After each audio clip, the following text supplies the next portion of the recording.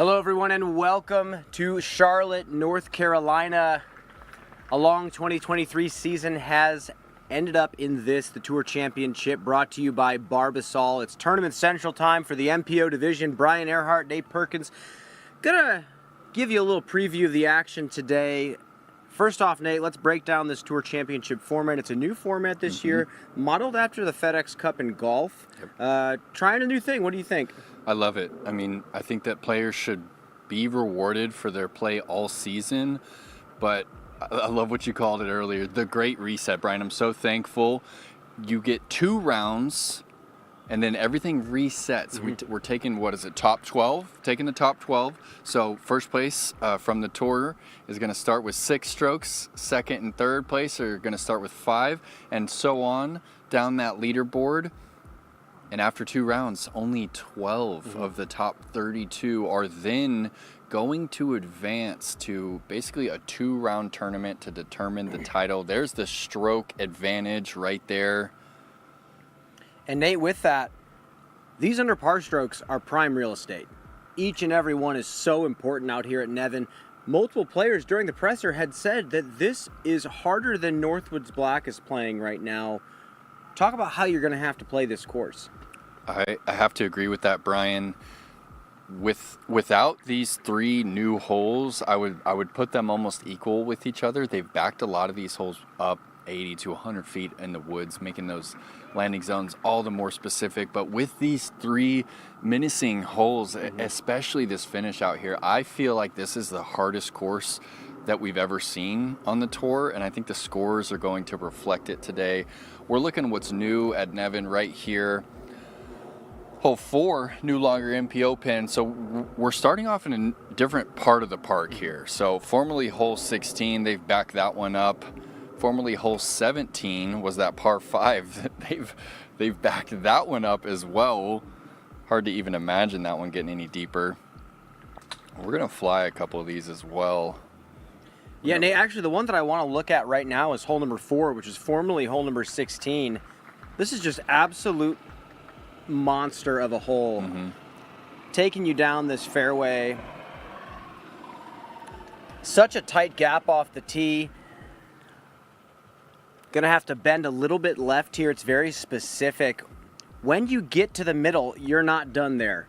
You have to then continue working down this really narrow fairway. And the change here, Brian, the reason why it makes it so much more difficult, you used to could just chip the backhand and not really get something to stand up. But because of where they've moved this pin back to, that's not really going to fly anymore, because that's going to leave you well over 400 foot of shape left. And most players are going to need more distance if they want to score on a regular basis here on number 4. So now it's putting players in that weird position. Like, do they want to flip something up right of that tree in the middle and kind of get risky on the right side? Because right there on hole 4, if you find the rough on the right side there, that's probably the most dense rough that you can find in the entire park. Well, off the tee, it's a really nice shape, because a stock hyzer doesn't necessarily put you in the best position. It seems like that's the shot, but really that long stretching sidearm that finishes forward at the end is what it begs you to do. And it actually happens quite a bit out here at Nevin, where backhand plays, but something more technical is usually going to get you in a better spot. Yep. With that said, we are going to take a quick commercial break. On the other side, we have feature card competitors that we want to talk about. We'll see you very soon.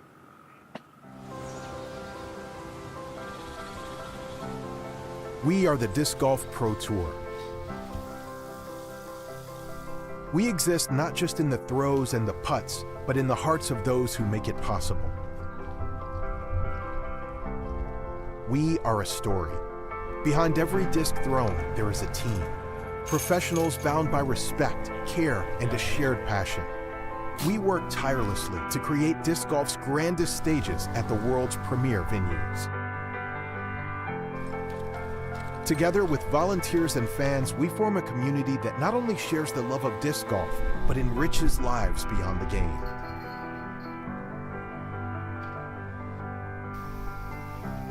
It's our goal to continually evolve professional rules, benchmarks, and experiences to ensure the highest level of play. Every competition and every throw is an invitation to a world-class experience. This is who we are. This is our story. Welcome to the Disc Golf Pro Tour.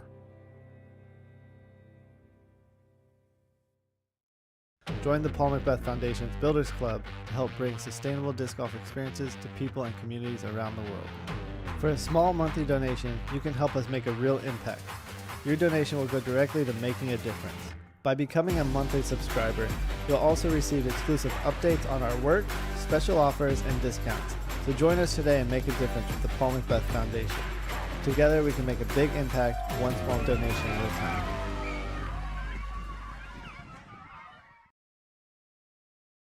I don't know what hot's going to be. I doubt you're going to see anything in double digits. I would say like the best round of the weekend might be somewhere around like a 7. And that's like really, really good. That person's probably going to be getting a few bogeys along the way too. They're just throwing the disc really well and getting, maybe 9 or 10 birdies. But I would say like a good round is just anything under par, honestly. I think you're going to see quite a bit of the field over par. We're back at Nevin, but it's definitely different. They moved some baskets back, and then there's probably a handful of new holes. I don't know exactly how many, but it's designed really well. You really do have to place your disc in the right spot in order to continue to advance down the fairway. And it's really, it's a longer wooded course, but it's landing zones. You really do have to put yourself in the landing zone to execute the next shot effectively. It's hard because if you try to get too aggressive, you're gonna kick into some woods. And out at USDGC, you can kind of get aggressive, and if you mess up the shot, you go to a drop zone or you play it where it goes out. Out here, you have to play where you lie. So the woods can be very punishing if you try to get too aggressive. With the changes they've made, this is harder than Northwoods. I think scores are going to be very similar to what we see at Northwoods, and extremely, extremely tight lines out here. You gotta just stay in control the whole time. You can't really let up on any tee shots. You can't lose your focus. I think at Northwoods you can get more birdies. Like, there's just not a ton of birdies out here, I feel like, in terms of like your ability to like really string them together. It kind of feels like if you're off by the tiniest bit, you're not going to have a chance at the birdie. I think I have a decent game plan for this course. If I get off the fairway, unless I have a pretty good line to get maybe further up in the middle of the fairway, I'm just going to be pitching out to the dead center middle, because we should be good enough to get up and down from 350 in the woods if we have a nice straight shot. So I've been doing that pretty good, I feel like, and hopefully you don't leave yourself in those positions, especially on the par 4s.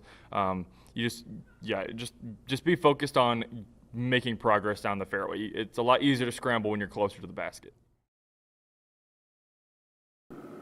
Well, Nate, we have to talk about our number 1 seed, who pretty much maintained the number 1 seed the entire Disc Golf Pro Tour season. Yep. Calvin Heimburg. He mentioned to me earlier in the week that he very easily could bogey every hole on this course, talking about how much respect you have to give this place. I think that's a bit of an exaggeration. I think we're going to see him shoot much better than that. But what do you make of a comment like that? Well, Brian, sometimes I feel like we here on TC build up the difficulty too much, but then listening to those interviews, it's hard to really do that at Nevin. I mean, they're just so solemn in those answers. Like, I think it's harder than Northwoods. And Ganon made a comment like, I think 10 over is going to be the hot round. Of course, that's just some comedy right there. But Calvin said anything under par is going to be a good round. That's just not something we hear from athletes like that at the top of their game. I mean, it just shows you how difficult it is. They're saying there's not a lot of birdies out here. I mean, I think Calvin's right in that any hole has the potential to be a bogey. And that's the one thing that I really picked up walking this track is there's not a safe play for par. You're forced to throw fast through these gaps. To really give yourself a chance for the par, you have to send it for the birdie. And when you do that, you're going to get those tree kicks that send you into oblivion, and the scrambling is so tough here. Well, let's talk about, Calvin versus the next player we want to talk about, Isaac Robinson. Two really different play styles when it comes to attacking long corridors. I mean, Calvin loves to throw the low bullet with the fairway driver. He loves throwing those eagles. But we've watched Isaac kind of grow into this idiosyncratic style where he loves to challenge the ceilings of every gap that he tries to hit. He loves to throw those nose down shots that kind of dive bomb through the tunnels. And they throw different speeds of disc. I mean, what do you think, if you were to pick an optimal style, what would you choose? I would go with Isaac Robinson's style out here with that FX4. I mean, hearing other players talk, I've heard a few players say, hey, Isaac Robinson's going to walk away with this one because that's the best gap hitter in the world right now. That's what netted him the dominant victory at the Champions Cup. Was just repeat. I mean, he didn't hit a tree for 36 holes out there at WR Jackson. And then, of course, the dominant performance and that putter shot that you're talking about, where he's burying it over into the ground to control the distance, that's going to play out here at Nevin big time. That's the shot that you need to kind of scramble from out of position. And Isaac's game sets up really well for Nevin, Brian. Well, you win a major championship at WR Jackson, you're going to be well suited for a course like Nevin. A little bit less elevation change than you're going to see at WR Jackson, which I think can play to his advantage. I think, number one, though, not having the forehand is a huge disadvantage. He has a scramble forehand. It's decent. Yeah. But you can find yourself in some terrible spots out here, and hopefully the coin toss is going his favor today. But really, Isaac has just been blowing us away all season long. Like you said, I think he's the best gap hitter by far right now. With that said, someone on the opposite side of the spectrum, Ganon Buhr, said, I am the worst player in the world when he stepped up to his press conference interview. I don't know if his confidence is low or he's just joking with himself, but Nate, he seems to say this every time that something good is about to happen to him. Yeah, he said similar things before USDGC. He's like, hey, my putt's trash. Like, I just don't have it right now. And he ended up being right. I think he's honest. I mean, I know the kid likes to joke and he likes to self-deprecate, but I think he's being honest. Like, he doesn't feel good about the gaps out here. And honestly, his game doesn't match up with it on paper as much. I mean, he likes a little bit more flex out of the hand. When he is throwing those mid-ranges nice and flat, it's beautiful shape, but it's just something that is kind of almost left him over the past few months of touring. So it's not really a course that you can kind of shy away from. Yeah. Like, when you're not confident and you show up to Nevin, like, there's nowhere to hide. Like, you have to hit those gaps. Well, early in the interview that he gave during the press conference, he actually mentioned that the hyzer flip angle right now is feeling good for him, which will suffice very well on multiple holes that kind of force you to throw that angle. I mean, Nevin is one of those wooded holes or wooded courses where you don't have too many options. You have to hit the gap with whatever is the most confident, and then you have to shape something very specifically. So it sounds like he's throwing the shot he needs to throw very well. It's historically one that he shies away from, but I think we'll be pleasantly surprised today by Ganon Buhr. Ricky Wysocki, widely regarded as one of the best scramble players in the history of disc golf, is playing on your feature card today. We've seen some ups and downs from Ricky this year. We've seen him humbled in some moments, and we've seen him more confident than ever in others. What do you think his chances are out here? Yeah, disappointing first couple of rounds last week at USDGC. He found himself 4 under par after 2 rounds and just way out of contention. Seeing him come back on that final day, like, it definitely has to be a confidence boost heading into this event. And I mean, he is the defending tour champion. Track's a little bit different, but we've seen that power forehand of his play out here. And Ricky is also able to go a little flippy on the driver and get some of those forehands to bend late in the flight, which is definitely going to play. And then, of course, the situational putting on some of these greens where you're just not going to have a normal putt. Well, if you are coming to spectate Ricky Wysocki at any point this week, pay attention to how he scrambles when he's off the fairway. He pulls off some of the most spectacular scramble shots that I've ever seen in my entire life, and that is his huge advantage out here, and that is why he won the Tour Championship last year in such a commanding way. With that, we're going to take a commercial break. We have a recent U.S. champion also in the mix this week. We'll talk Kyle Klein very soon.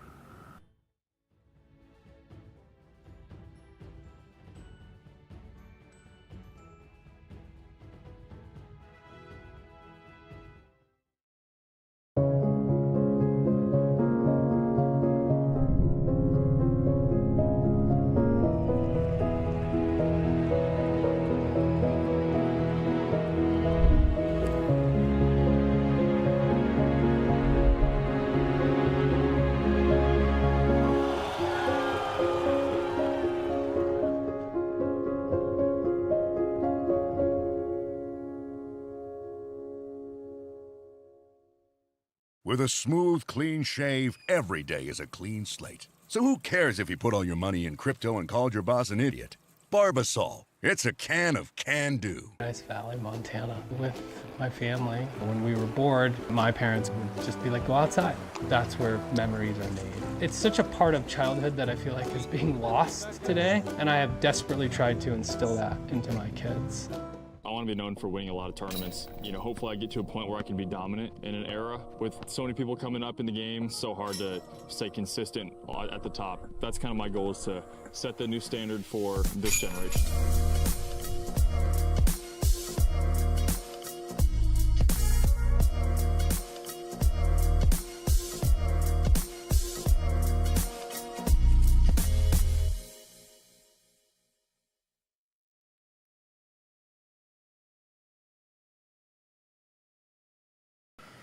You can watch the Disc Golf Pro Tour Championship and more live pro disc golf coverage here on the Disc Golf Network. Use the code TCLIVE at checkout for 20% off your first month subscription. Scan the QR code or hit the link in the description below to subscribe today and wrap up the 2023 disc golf season as we know it. And as we wrap up this season, talking to PDGA's Hayden Henry. Hayden, this is a new format, modeled after traditional golf, FedEx Cup. What are your thoughts on the new format, and do you have any extra comments? Yeah, I enjoyed it when I first heard about it when they announced it back in February. Nice little change. I think, the momentum was a big deal with the previous format with those couple buys. And, Jeff Spring mentioned it yesterday. The fans want to see the best players in the world play for 4 rounds. And, they get that advantage. You asked them earlier, were they feeling too comfortable with it? And not really. We saw this morning with the 3 ladies with that advantage. All 3 shot under par and just stayed at the top of the leaderboard. So solid change, a lot of action out here. You kind of needed it, Nevin. Well, with that said, a man gunning for the title this week, looking to take his 2nd win in a row, Kyle Klein, your U.S. champion. We talked to Kyle earlier in the week. Let's take a listen. I'm feeling good. It's taken some time to settle in, but I think I'm finally getting there, and it's just been great. I feel good. I think I like my chances. I spent around a month here over the off season practicing this, Hornet's Nest, and a couple other courses around the area. But I think I've gotten pretty familiar with this property and just how to play it and where to stay away from. So I think I have a good chance of making it to that finals and giving it a run. How do you play this course? Well, I've played here many times. There's a lot of players that have played here many times. It's never a walk in the park. What is it about Nevin? Slowing down your shots. I focus more on timing and the accuracy than the distance required for certain shots. Like, I'm not, if it's a 450 foot wood shot, I'm going to throw a slower disc with more glide and focus on the accuracy, and the distance will follow. I'm not trying to power down the fairways. I'm just trying to smooth it and stay controlled. Well, Nate, I remember Kyle Klein coming to Hornet's Nest for a tour championship and blowing us away with his IQ of shot shaping for such a young age to be throwing those intricate of lines with mids, fairways, distance drivers. I mean, he blew us away when he first came onto the scene. And now here he is, a recent U.S. champion. It was only a matter of time. I mean, last week at Winthrop, just the backhand timing and the control over the backhand on so many different shots was flawless. Do you think he's going to be able to carry that into today? Do you think it's going to be tough for him to have to defend and come back from last week? Oh, I certainly think he's carrying a lot of confidence into this week, Brian. And, he told us after his final round that he felt like he didn't even have to try to get it on the line. Like, he just said that he took a few steps, went into his swing, and it was just coming out exactly where he needed it.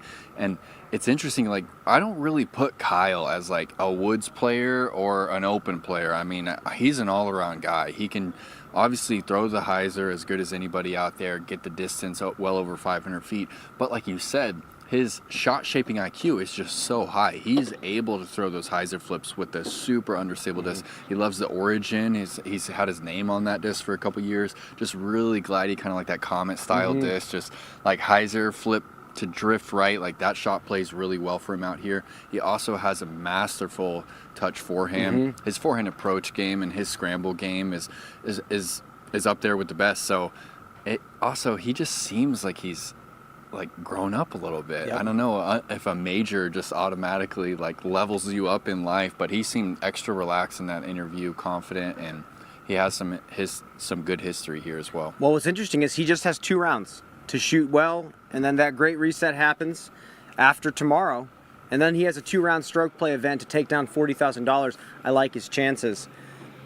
A man who is looking to increase his chances of winning week after week, Eagle McMahon, gave us some very interesting news during the presser. Let's take a listen right now.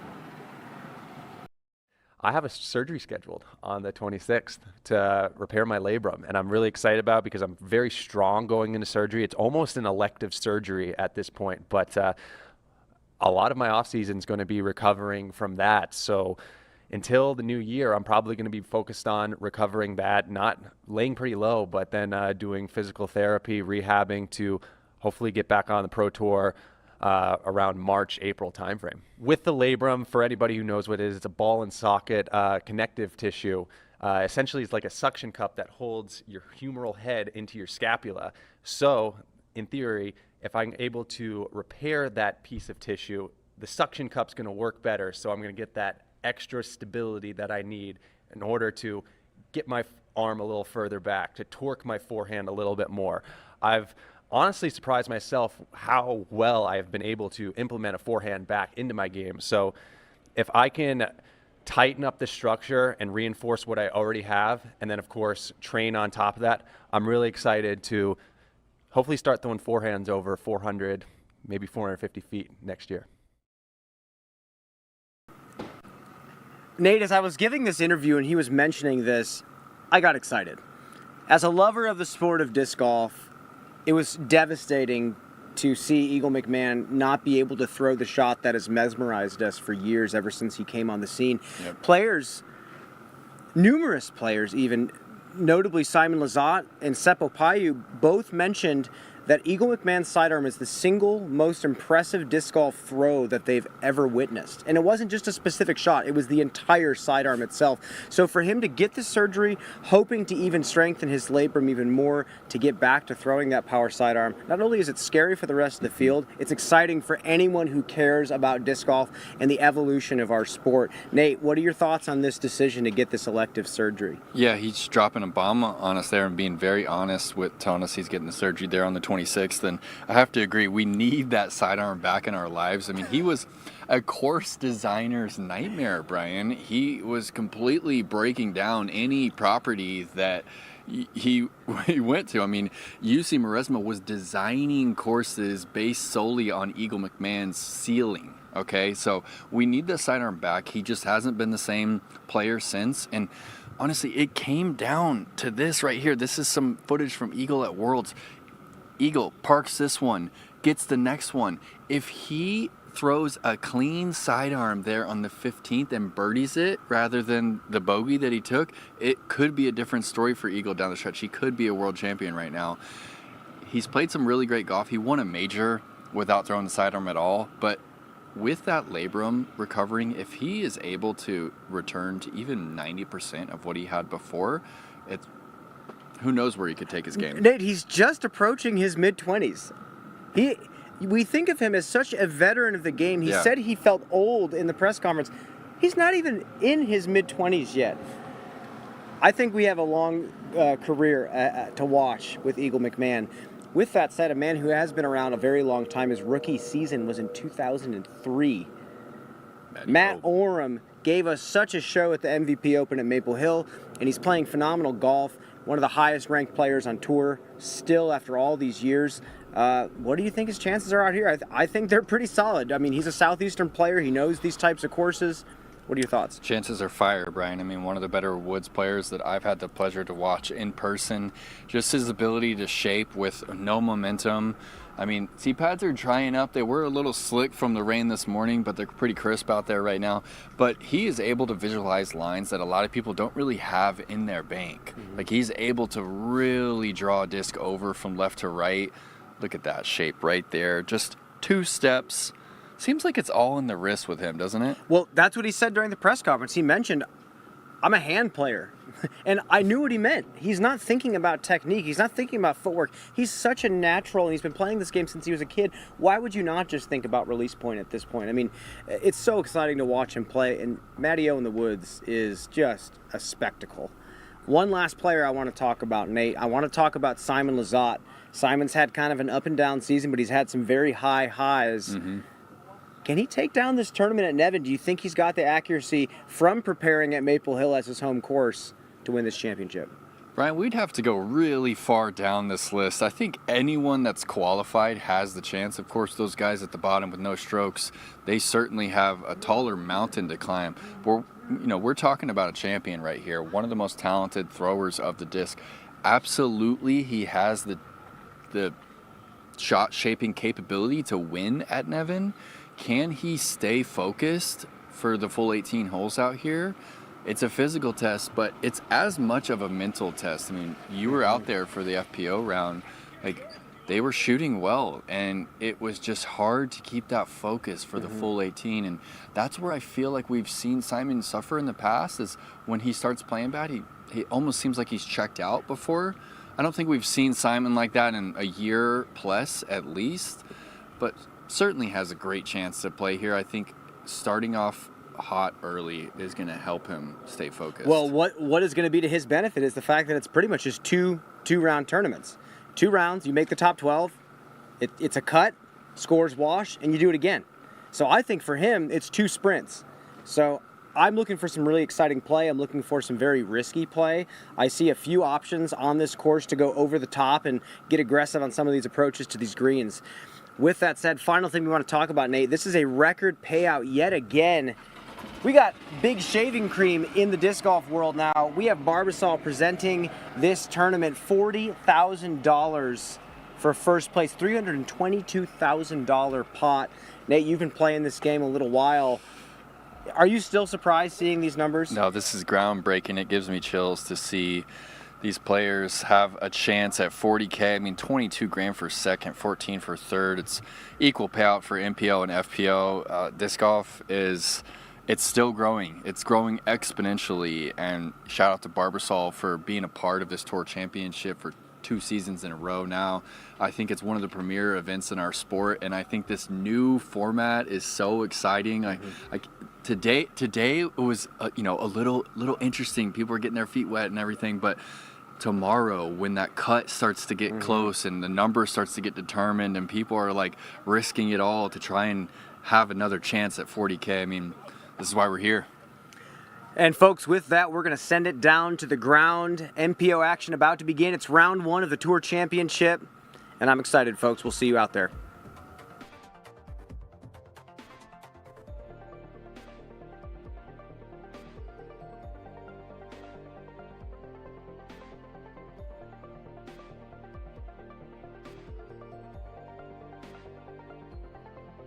Feeling great starts with a great shave.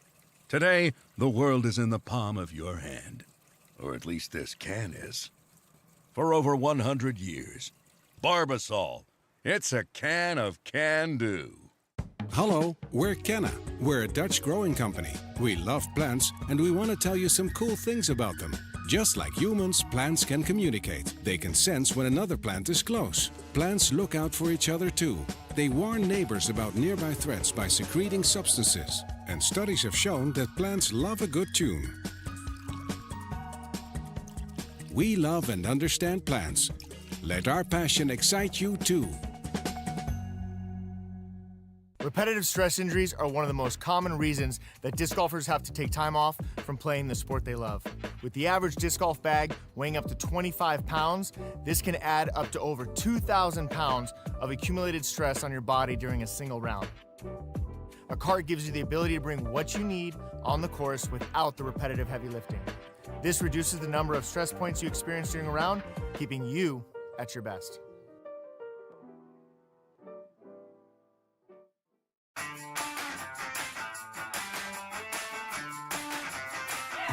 Just the way you like it. So good, so fresh. Down.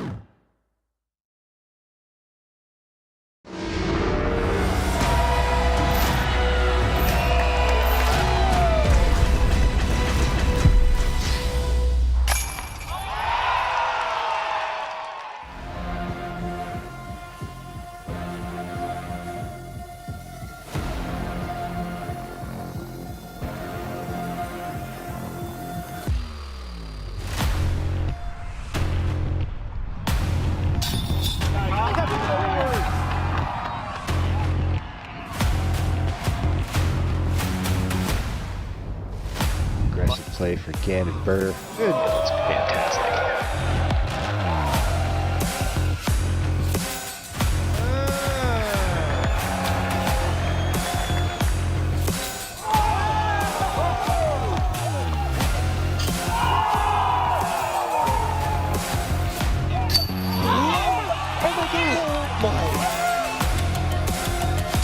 Way to go, Parker West. That was so cool.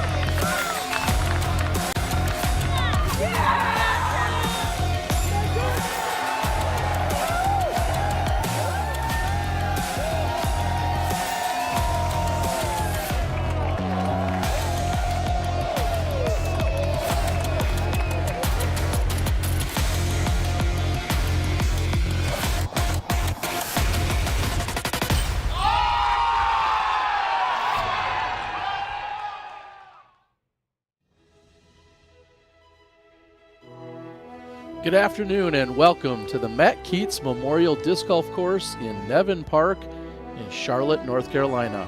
We're here for the semifinals of the 2023 Disc Golf Pro Tour Championship presented by Barbasol. Our Canna current conditions show us 69 degrees, humidity at 68%, winds at 10 miles per hour coming out of the east.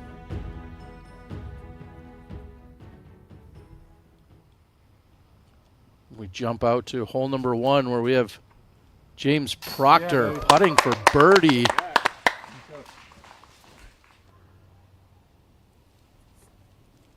And Cole Radalin on the second. No problems. Back-to-back birdies to get his round started. Cole Radalin 2 under through the first 2. And he's got bonus strokes. Can Proctor answer? Yes, he does from long range. James Proctor also opening with back-to-back birdies. Welcome in, everyone. I'm Terry Miller, joined alongside Nate Sexton and 3-time world champ Nate Doss. Gentlemen, it all comes down to this. We've been here all year long. 2023, we've got a new format. We've got a slightly changed up Nevin course to make it even more difficult. Sexton, what are they going to have to do out here? More of that putting we've already seen. We're not going to have to wait long for the action to get started out here. I think this is a really challenging course. A lot of long, accurate landing zones required. That lends itself to somebody who can make Circle 2 looks. And Nate, we're talking about a new format, which we're kind of borrowing from some of our friends over at Traditional Golf. Yeah, definitely brand new format. But let's put it this way. The longest, most physically and mentally demanding tour of all time in our young sport leads to what I think is the most demanding championship that we've ever had. This is one of those events that's going to be all 4 rounds are going to be like a final round. Every single strokes matter. You just got to get to the finals, but then once you get to the finals, you got to try to win. You can't give up strokes even in the first round. There's no easing into it.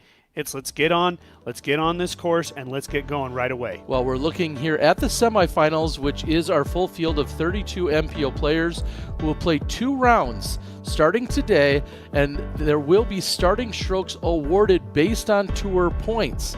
The top 12 players after the first 2 rounds will go into the finals. That's for Saturday and Sunday. The tour points still remain a tiebreaker to get into those top 12 spots, and then the finals, all scores completely reset at 0. And a few of the people that have some of those starting strokes, Calvin Heimburg, your tour champion point leader, is sitting with 6 starting strokes. Isaac Robinson has 5. The rest to round out our top card, Ganon Buhr and Ricky Wysocki have 4. And we see also in there our USDGC champion, Kyle Klein, has earned 3 additional starting strokes. We're going to take a look at Kyle Klein, and it was just a few days ago picking up his first PDGA major, the USDGC, closing it out in the final round as you see a park job there on hole number 7. A few holes later, he'd move over to hole number 9 and attack the pin with ease. I remember having this exact conversation last year about Ganon Buhr winning his first major at the USDGC. Ganon went on to make it to the final round and really push towards the very end, almost win the Tour Championship. But what an incredible moment for Kyle Klein, very well deserved, as he is now a USDGC champion. taking down the 25th USDGC. We're ready to go. 2:35 p.m. Dave George. tee time of the 2023 Disc Golf Pro Tour Championship, presented by Barbasol. At this time, please help me welcome Mr. Eagle McMahon.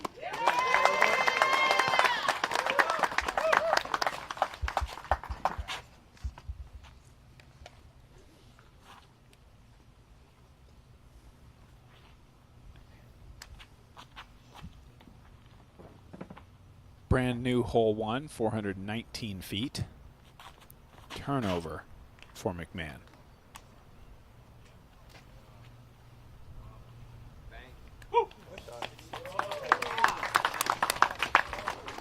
Pushing to Circle's Edge is where we'll find Eagle McMahon off the drive. Mr. Matthew Orum.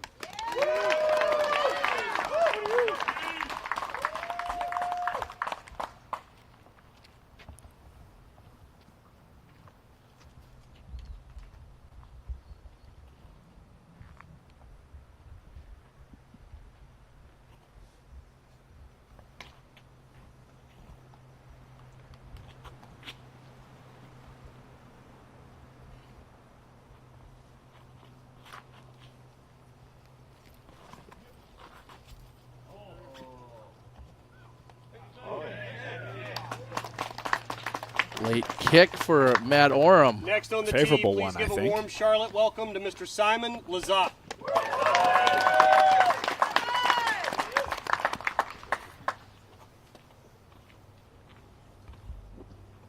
Simon coming off of his best ever finish at the USDGC just a few days ago.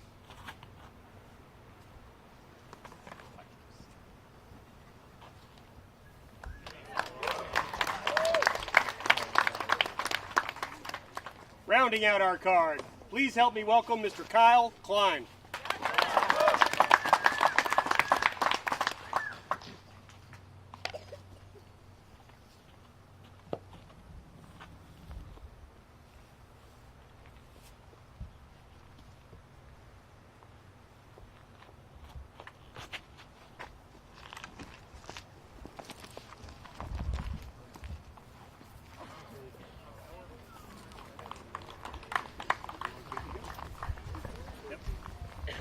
Klein is hung up early on that left side, not getting all the way into the wood line.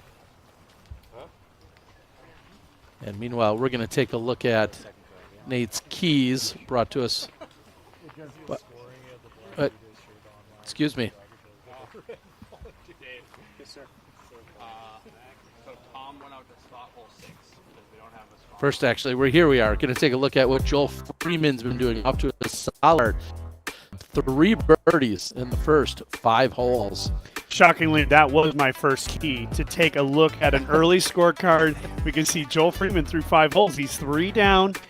You know, he started 1 under going into this round, so he is doing work. He's up in tie for, and this is exactly what I was talking about in the opening. Come out intense, make birdie good shots. All right. Well, these are the rest of these brought to us by Black Ink Disc the Golf Store. Well, they said positive mindset.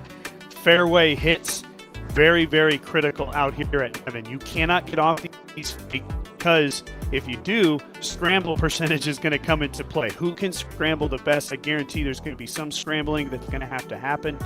And it might be that critical par that bridges you to the next birdie. They'll be super critical as the day goes on, weekend goes on.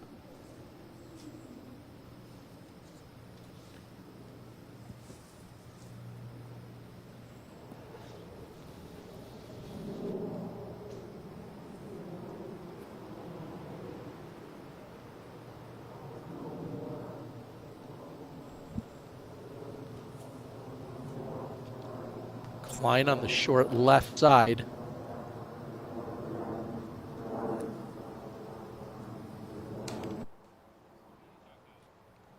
Favorable kick there.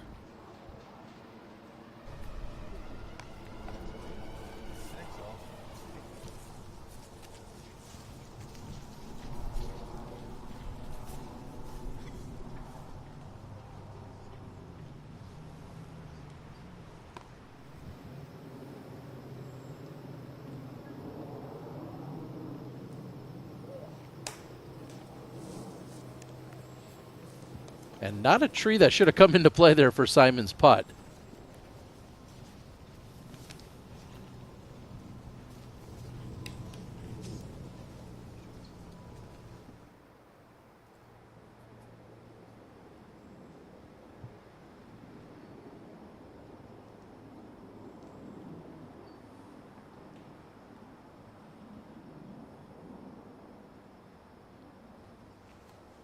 Orum, the jumper, and also connecting with a tree.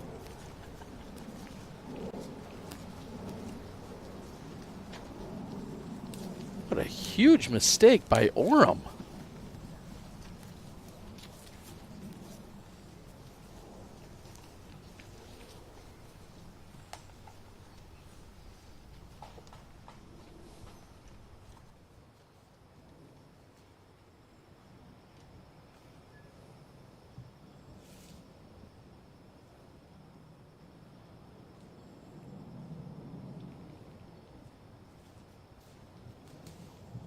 McMahon's going to collect his thoughts. He spoke openly yesterday that he said his putting was just not great a few of the rounds at the USDGC a few days ago. It wasn't entirely there. Let's see if he can get off to a good start today for birdie. Cashes that one into the bottom of the basket. Other big news, of course, coming from Eagle McMahon, saying in just a couple of weeks he's going to be having surgery, and his offseason is going to be quite focused on that recovery.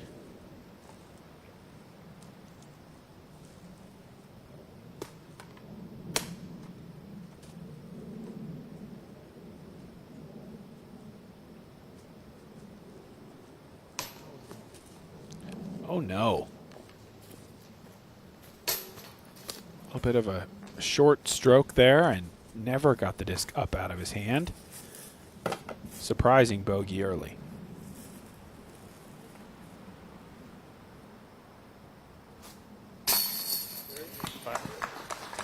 Orum is able to recover after the errant putt.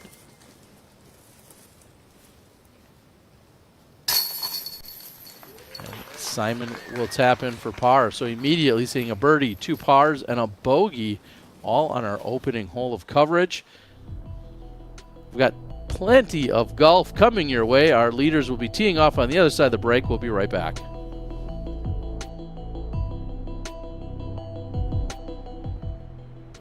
Feeling great starts with a great shave.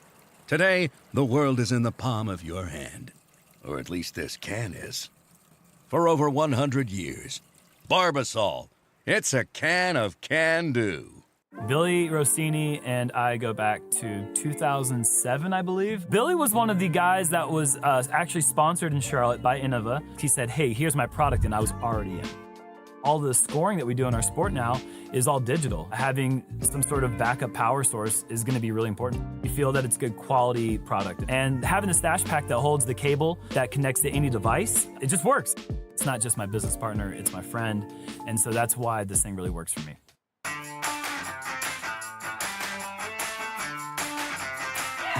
Just the way you like it. So good, so fresh. Down. Get ready for an electrifying fusion of disc golf and art. Disc Golf Strokes, a Uplay fundraiser that will creatively blow your mind, featuring some of the biggest names in professional disc golf. Each 6-foot canvas is up for auction along with the artist's smocks, disc brushes, and other exclusive disc golf items. Every dollar helps fund Uplay's educational events, and we're currently raising money for our trip to Uganda and Kenya, Africa this October. Disc Golf Strokes, where the thrill of the game meets the power of art to benefit the world.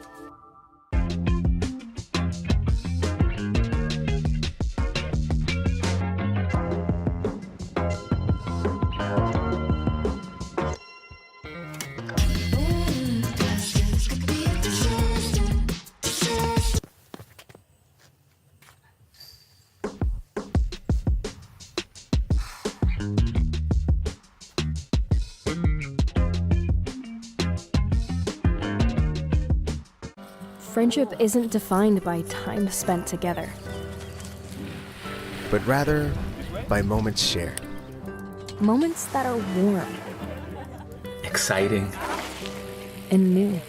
When you're outfitted for all that's out there. Even the ordinary becomes extraordinary. So here's to taking a moment to appreciate every moment. Made outside together.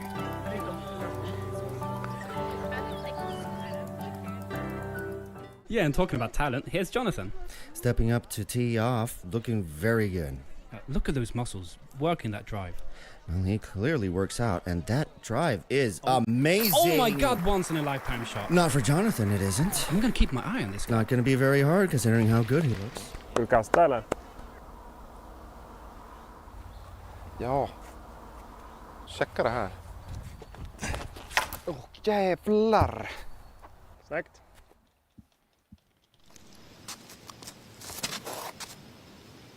McMahon on the tee of 2. Watch your back, watch your back.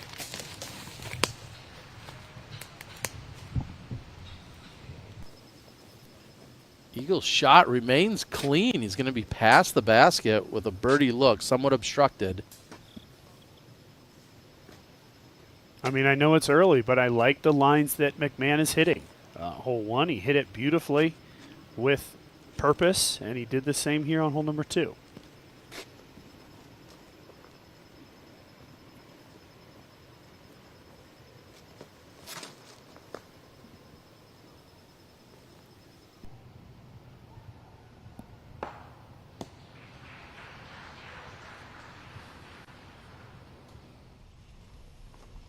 Orum will have a look for birdie. So he remains clean with that tee shot now. Proctor, approaching on 4. Yeah. You'll remember this as hole 16 from last year. I think the pin may even be pushed a little bit longer. A little more challenges. That was one of the easier holes on the layout last year. Hole 2 would have been hole 14 on last year's layout for those of you who followed last year's Tour Championship closely and trying to get yourselves oriented out here.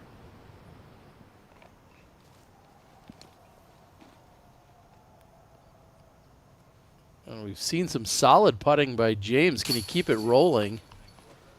Not a problem. 3 for 4 to get started. James Proctor doing some work. Effectively erasing somebody's entire season of gained strokes in a matter of minutes with a 3 out of 4 start. And Klein throws it in on hole 2. Kyle Klein immediately negating the bogey picked up on 1 with a throw in. That is crazy. On a tall basket of all places to just laser beam one home.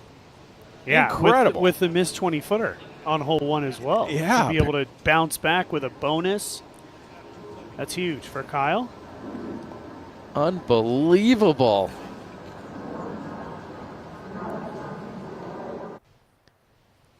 Kyle Klein from 160 feet. This is a Halal Guys spicy replay. And that could be challenged in terms of the 160-footer. If you went out and went to the Halal Guys in New York, the line is usually about 160 feet. It's that popular. You can find the original location in Manhattan or head on out to the halalguys.com, find a location closer to you.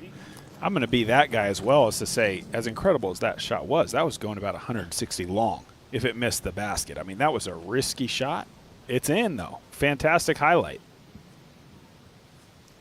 Lizotte has a birdie look from about a quarter of the distance, only about 40 feet for Lizotte.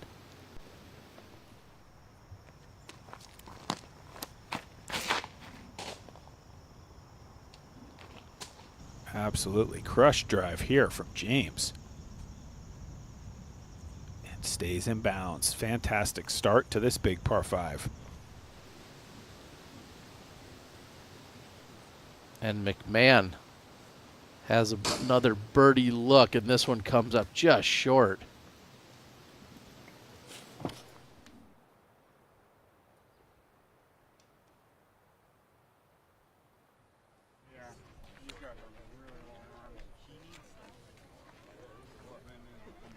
Heimburg, Robinson, and the rest of the card all to tee off on the other side of the break. We'll be right back.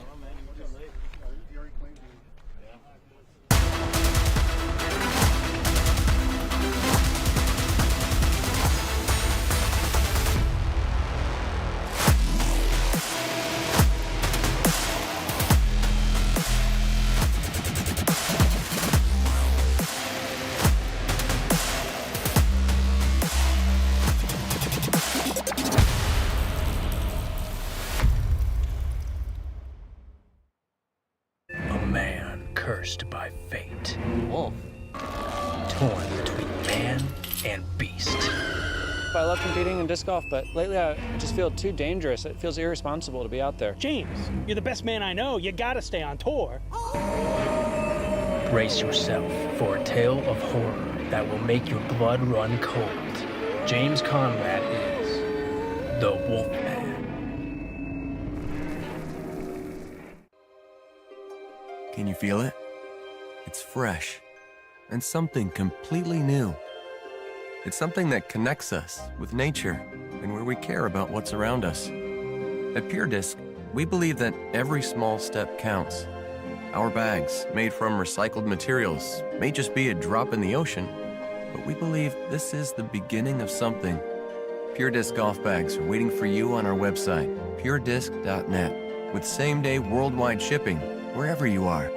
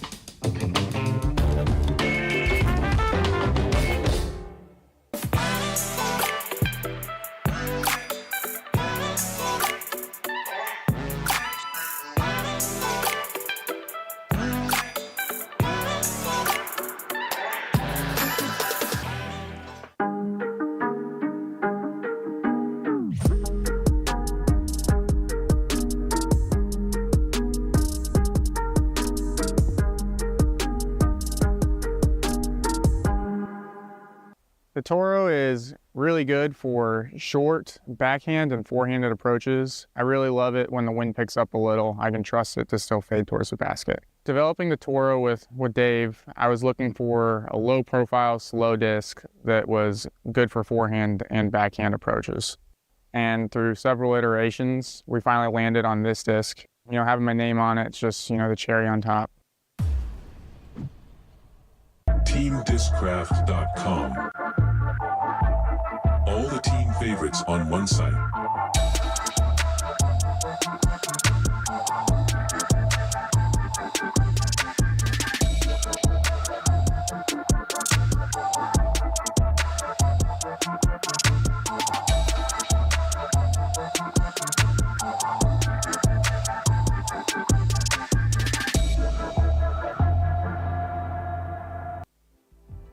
The Tour Championship is brought to you by Barbasol, the American original for over 100 years.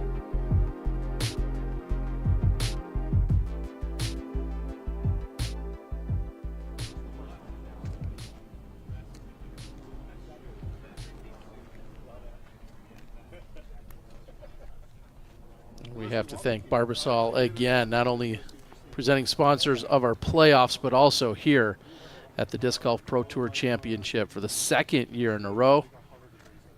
Close Shave America, Close Shave Barbasol.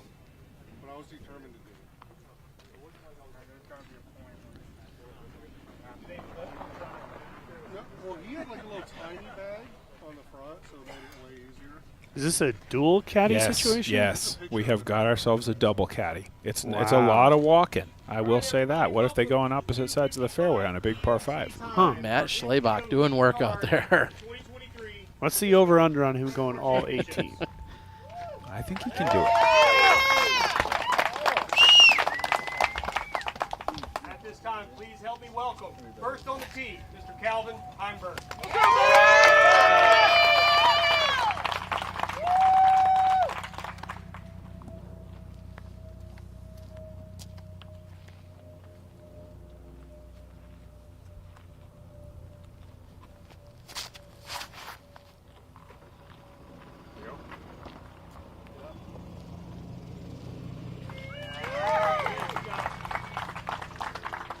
Great opening drive by Heimburg. Please give a warm welcome to Mr. Isaac Robinson.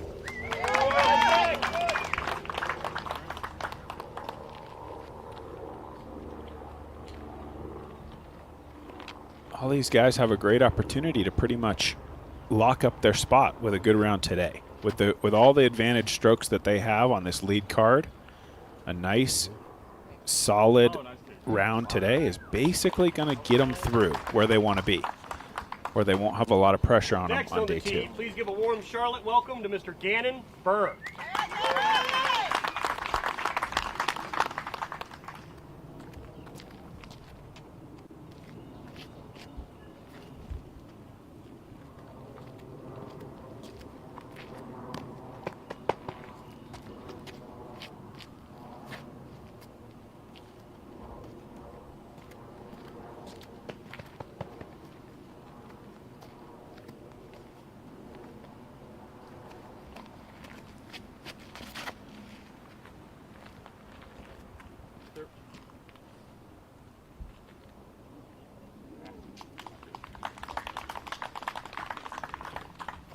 Rounding out our card, please put your hands together for Mr. Ricky Wysocki.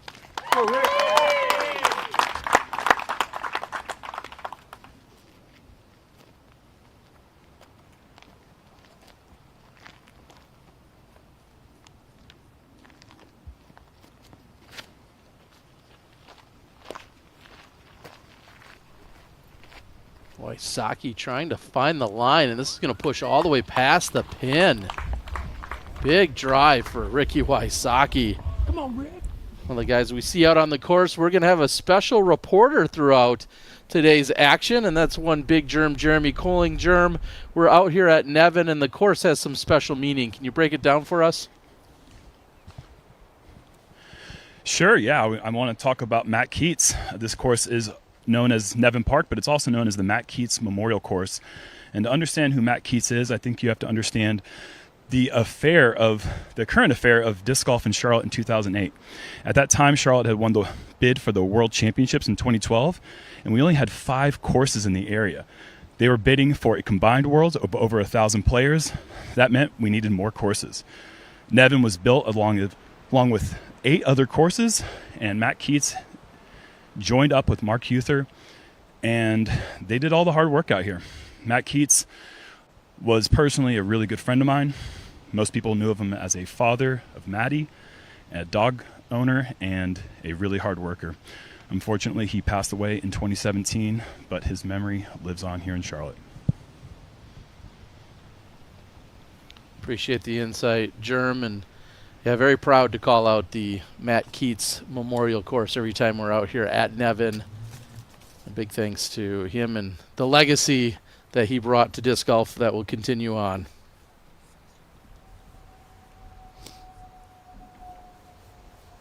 Proctor throwing his second shot on the par 5, hole 5.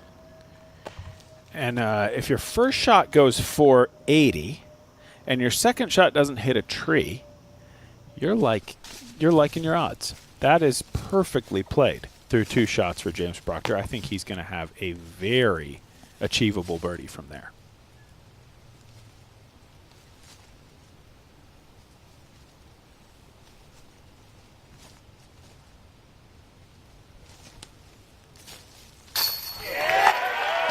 And if you wondered if Rick would come out firing, there's your answer.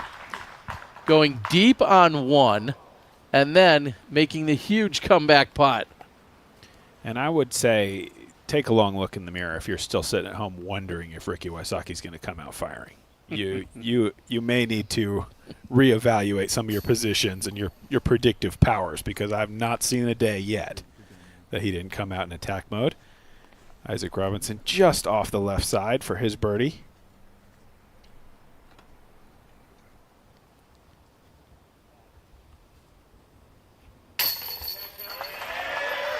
And great drive from Calvin Heimburg.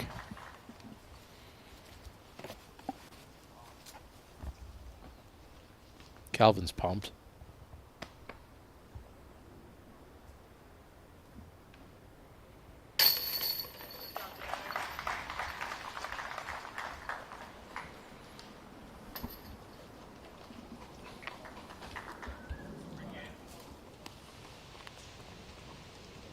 James Proctor has thrown 2 on hole number 5. This is his 3rd.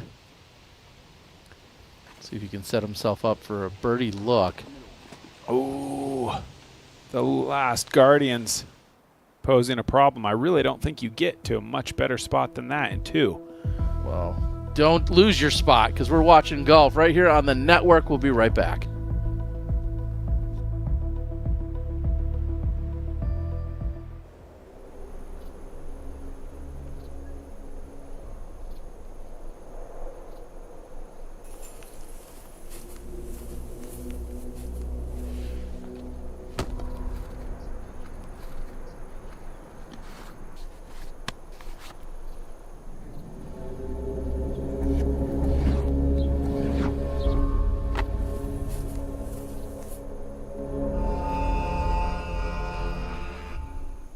Feeling great starts with a great shave. Today, the world is in the palm of your hand.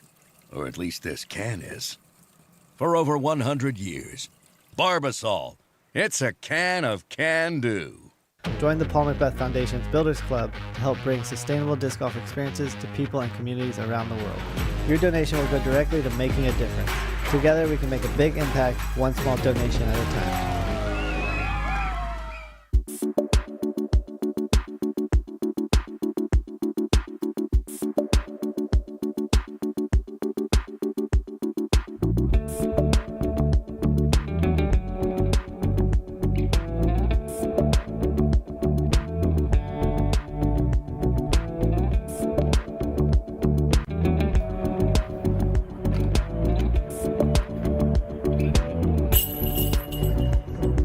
Hello, we're Kenna. We're a Dutch growing company. We love plants and we want to tell you some cool things about them. Just like humans, plants can communicate. They can sense when another plant is close. Plants look out for each other too. They warn neighbors about nearby threats by secreting substances. And studies have shown that plants love a good tune.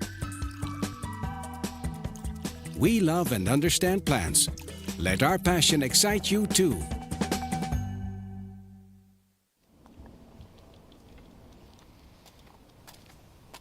Calvin Heimburg on the tee of 2.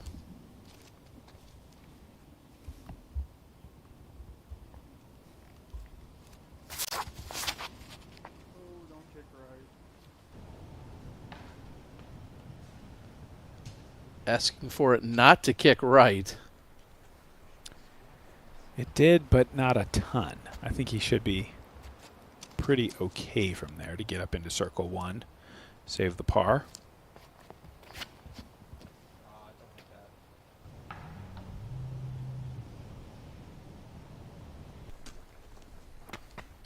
Yeah, really, the bogey comes into play here on hole number 2 when you hit early, because then you still have so much of the fairway to gain. Calvin got up far enough to where he's kind of in that kind of throw jump range. And this is coming in clean all the way past the basket for Robinson.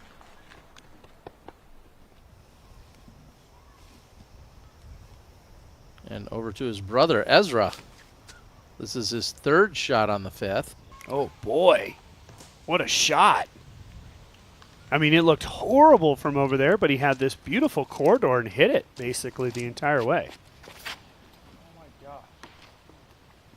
Ooh, that's potentially a problem. That inside right side. We'll see how far in there Ganon got, but he's going to be hoping for the freedom to swing his arm, and you see it now. It's not easy.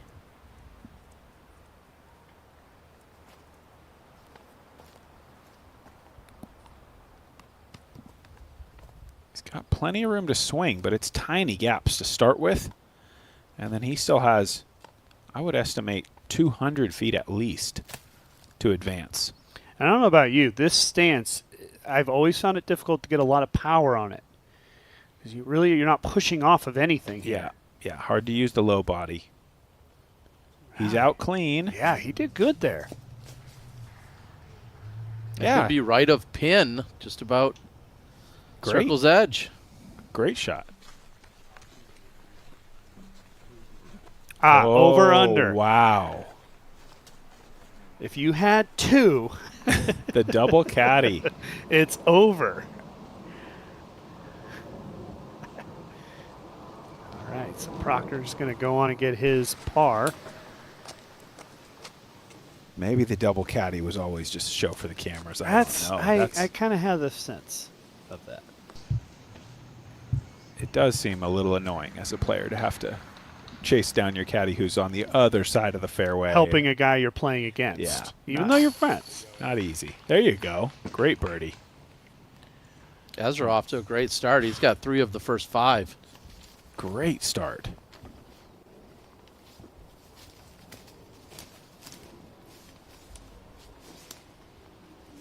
So Rick's going to have to go to a little Anheuser forehand here. Try to work this down to the left. Oh, boy.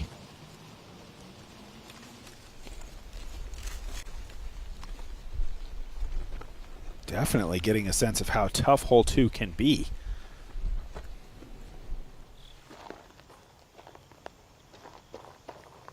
Now with Anthony Barella. Tee of 6. Going for a drive not many can even conceive of trying. Going with that kind of height, that kind of hyzer, biting off an incredible amount of distance. And the one thing about that hole is he's put himself in great position, but then we saw last year what it takes to get the birdie. How Ricky Wysocki twice in a row had to make those beautiful sidearms just to have to make a 30-footer. So. And remember, now it's on an island green. Exactly. Even deeper, though it is 5. And you see but that. I'm just saying, you know now Yes. that's kind of where the fairway is playing.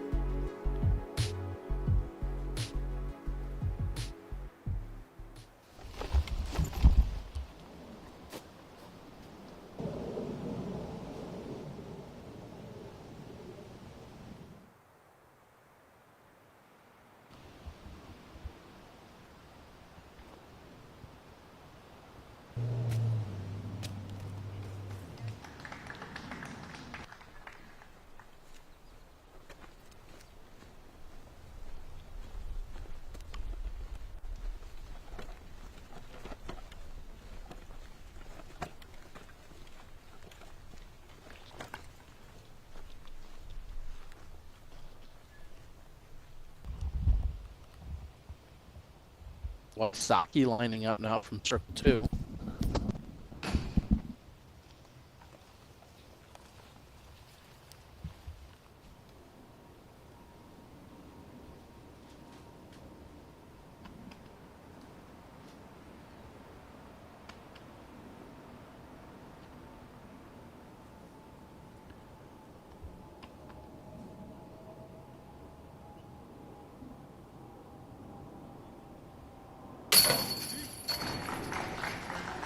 Great save from Ganon Buhr.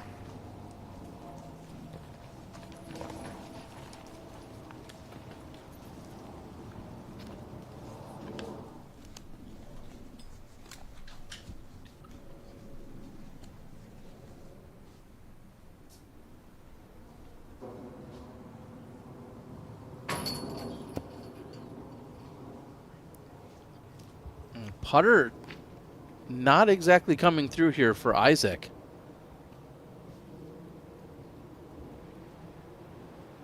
He is now 0 for 2 from inside the circle. Calvin saves his par, but Ricky runs into a bit of a roadblock here. Going to be a double bogey for him.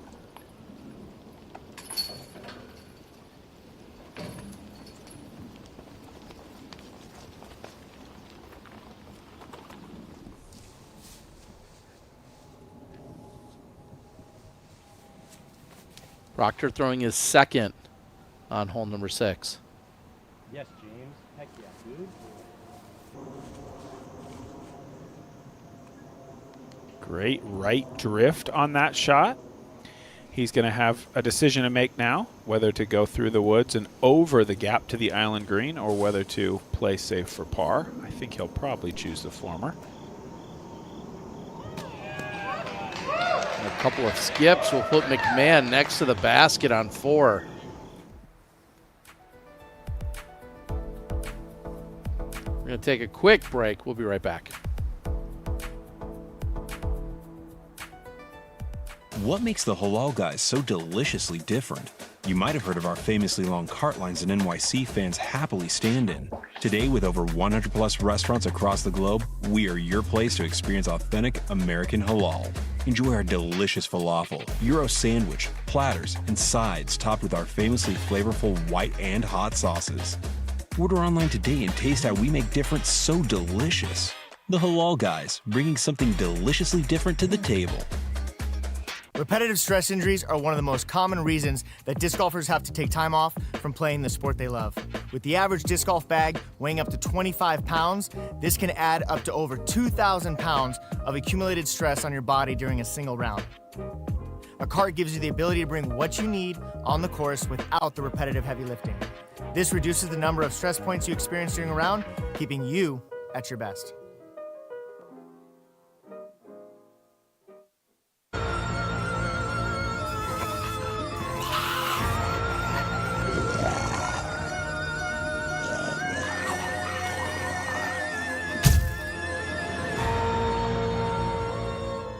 When Prodigy asked me if I wanted to do a collab series, the answer was of course yes. I knew I wanted it to be a mid-range with a lot of glide and overstability. This mid-range is unlike any other Prodigy mid. I'm super excited, cannot wait for it to be out and available for the public to try as well. On this championship weekend, we want to thank the true champions. All the disc golfers that back the Mojo Riser. With their support, we're able to make the Riser a reality. To celebrate, we brought the little ones out to the pumpkin patch. Whee! We start shipping risers next week. We'll have a limited quantity until early 2024. So order yours today at mojogear.com. Hello! Heimburg teeing off on 3.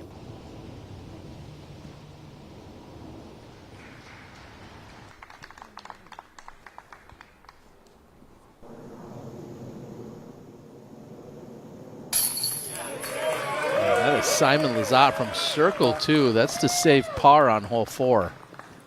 And I know it's early, guys, but just to give you a quick perspective, that double bogey from Ricky, and with the way that everybody else is playing, he's already dropped into a tie for 13th. That's why I say this is final round intensity from the jump. And again, it's still, obviously, we've only played 2 holes, but those stroke advantages mean nothing if you don't play well. And there's so few players on the course as well. It's not like, oh, Ricky's 2 holes in and these guys are finished and he's got the whole round to bring it back. These guys are only a couple holes ahead. Every group on the course still on that front 9.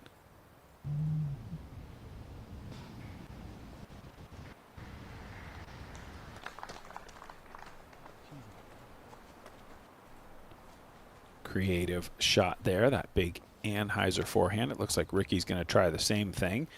Work the disc left and then flatten it out late. Really matches this fairway if you can do it like this. Yeah, and Rick's even better than what we saw from Buhr.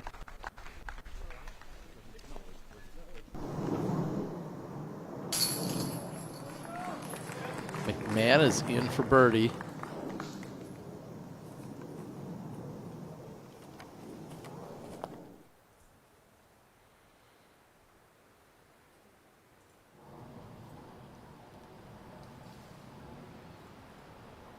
Back with Isaac.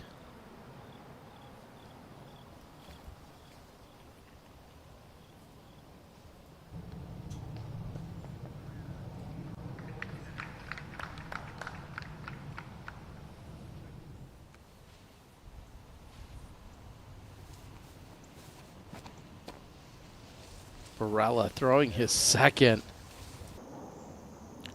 And as you said, Sexton, not a lot of people can even get to where he did in the first place. So we'll see if he can take advantage of it.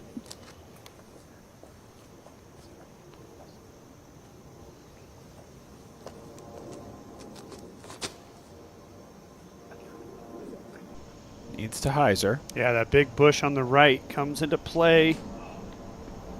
He's going to be back in it.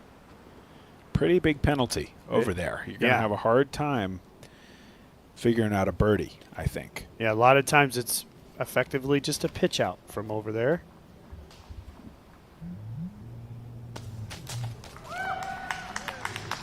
Nice effort there from Calvin to get up to the top of the hill, not in the perfect position off the tee.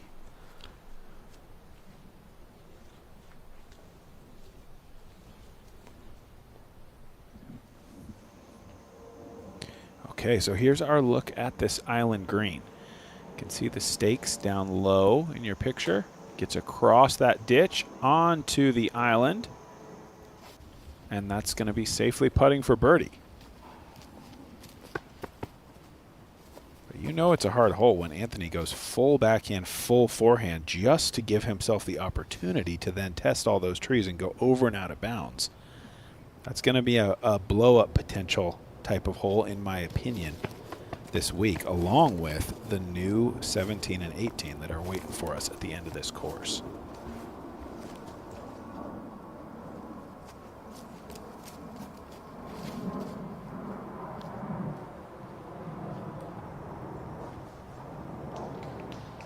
He couldn't have thrown that much better with the angle and everything that he had in front of him. A nearly perfect shot coming out of Ganon Buhr. Yeah. That's what you've always been. Yeah, always, man.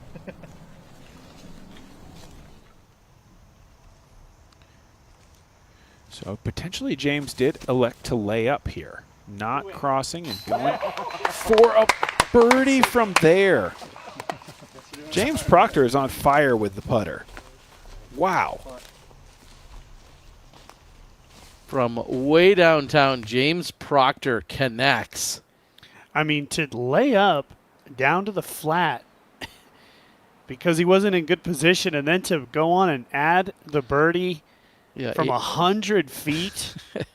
So James Proctor is listed on UDisc with a 99-footer there, but a 49-footer on 2 and a 38-footer on hole number 1. And I'm going to go ahead and call into question the 38 on 1. We saw that putt. He put that thing out wide and crashed it. That's more like 48, perhaps even longer. Incredible start. And Rick, who we all know has sometimes a hard time picking up his mini, well, then he seems to have it get it camouflaged, the wooden mini here out on the course. Good thing we got Big Germ out there with the assist. More importantly, a nice bounce back shot there from Ricky. Great opportunity to pick up a birdie after that double bogey.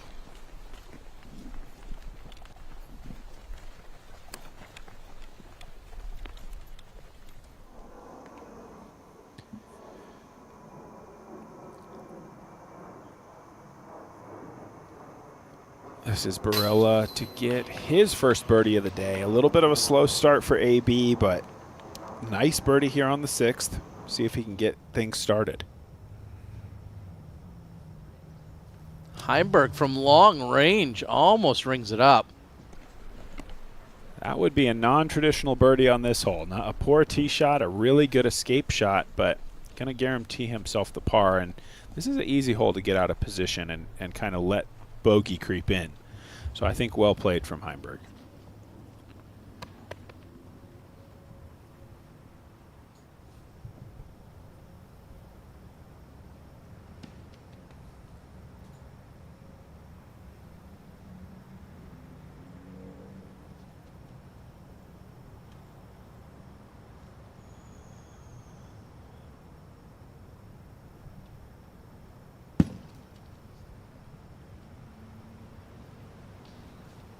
Here on hole number 3 today, just one birdie by Adam Hammis earlier from 67 feet. I think it shows you how good the shot was from Ricky, who is well inside circle 1. And then obviously you see all these guys struggling to try to make par. It's a good birdie here on 3. And Robinson makes his first one of any significant distance.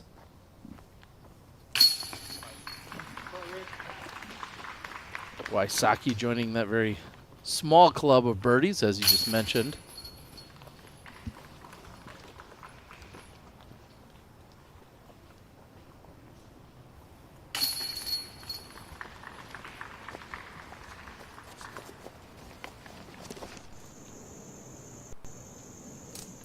I would expect this is Eagle McMahon we're looking at. And he's done actually pretty well pitching out of those bushes up near the mandatory sign. And we're taking a look at the scores as to how our competitors are coming out here and getting their advantage stroke, so to speak. Proctor had 2 strokes coming in, but is also just shooting lights out. 4 under through 6 holes so far today. Corey Ellis, 4 under through 8. Joel Freeman has gone 3 under for today's round, and he's through 8 holes. And then you see the top 12 are going to move on to our finals come Saturday, where the scores will reset. So now I think Eagle is pretty pinched here. Expect to see this come out on extreme hyzer, and it's not going to be able to fight up to the green. I would expect that kicked left, and he is in a bit of trouble, just like we expected he probably would be after that drive found the bushes.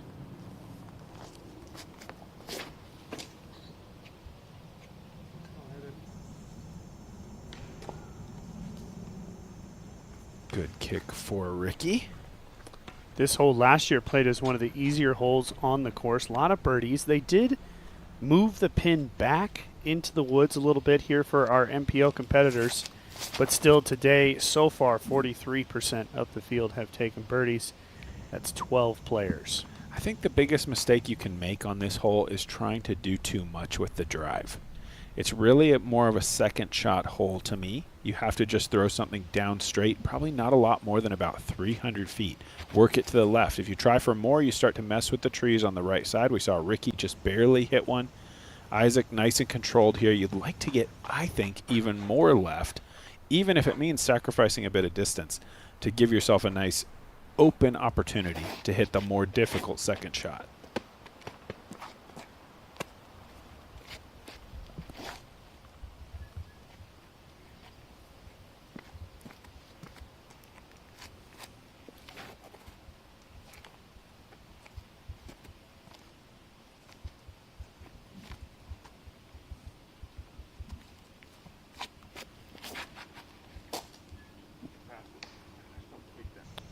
Ooh, that was a surprise. Didn't seem to come out of his hand with the flatness you would expect. Very early movement to the left, and then the big kick to the right. He's going to be in scramble mode for sure.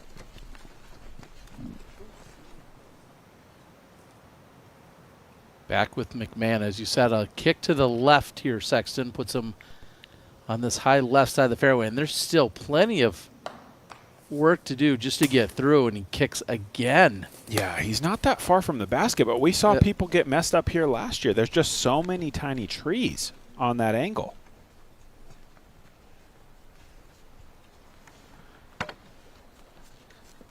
And here for our Tour Championships, we've seen a number of renovations and hole renumbering and other things. Germ, what's your biggest takeaway for what we're seeing of this configuration? Well, we have a very similar course to what we had last year, minus 3 brand new holes, hole 1, 17, and 18. On top of that, they have lengthened some of these par 4s, including the hole that we are currently on right now with our lead group. The course is obviously playing very difficult, but apparently it's attackable as well, as we see James Proctor out there shooting some pretty good numbers. But the course is definitely not made any easier with wet tee pads. But for the most part, I think these guys are pretty familiar that played in this event last year to how this course plays. Just got to avoid being in these tough spots, kicking off the fairway early like we see here with Ganon. I appreciate it, Germ.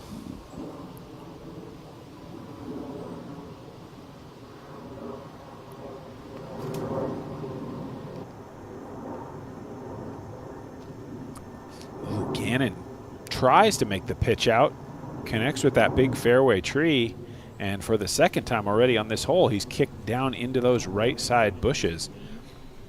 I'm tempted to say bogey at best now, but he's proven me wrong before. They all have, haven't they? Yeah, they're kind of in the business of doing that. That's partly their job, is to prove us wrong when we speculate. This amazing position for Matt. This is his third shot. absolutely parked for the birdie.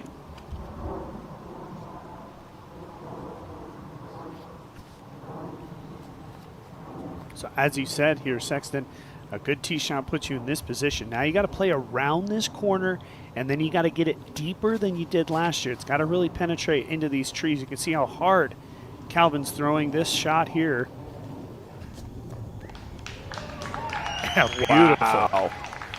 Yeah, last year that would have been like a straight mid-range from Yes. there, but now it's around the corner. You'd like to use that driver skip.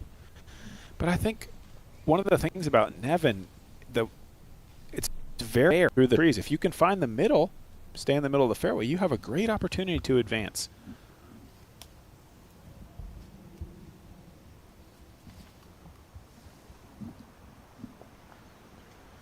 Yeah, and it's just going to be a pitch-out putt for Ganon Buhr. Not even as far. I mean, he's only just barely past the landing zone for drives. You can see his disc just up there. He's still going to have to throw a significant shot skipping around the corner to try to secure that bogey.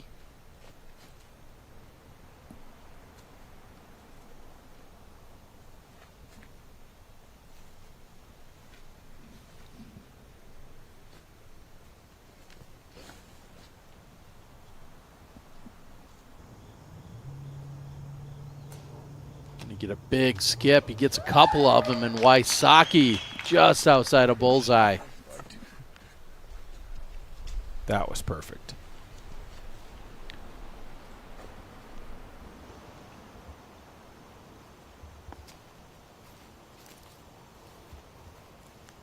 As you said, this is a little bit more of a difficult angle, a little straighter.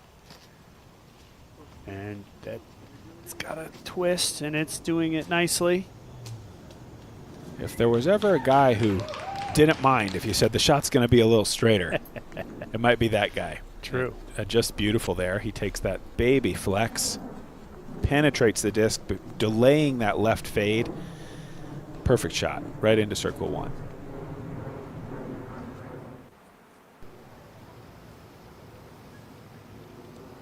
Kyle Klein has a birdie look on 5. Inside the circle. And he capitalizes. Yeah. I got to do a little respect Kyle Klein speech if you'll give me time.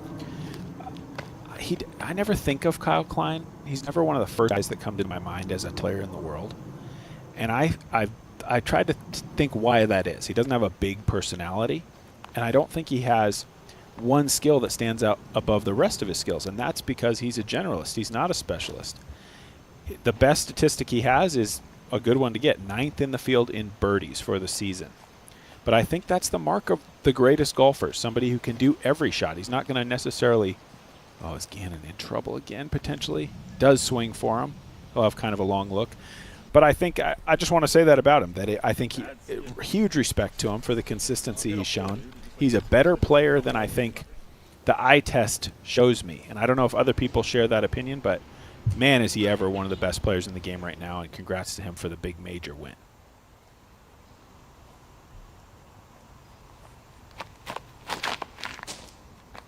There's Proctor, tee shot of 7.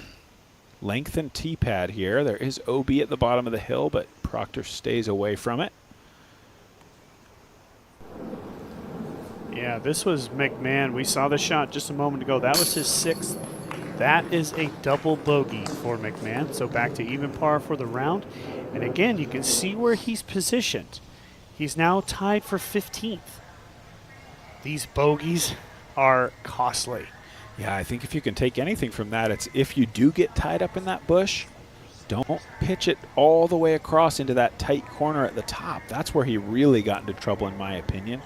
Being pinched off up there, trying to get through, so difficult. Maybe he would be better served to come out just 20 or 30 feet and be in the middle of the fairway and have more of a gap to hit. Who knows? It's a difficult hole. Buhr staring down the barrel of a double bogey if he can't make this putt here. Wow, just not the hole you'd expect to bite you.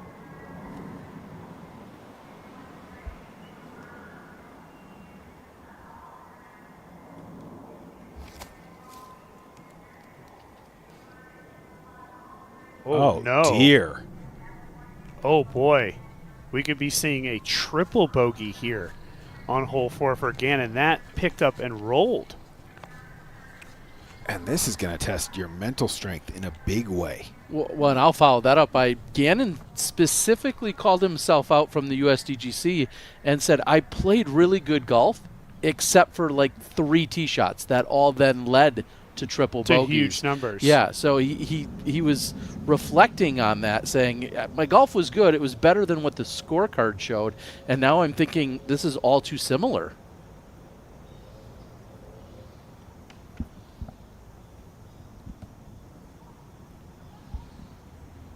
Buhr for double bogey.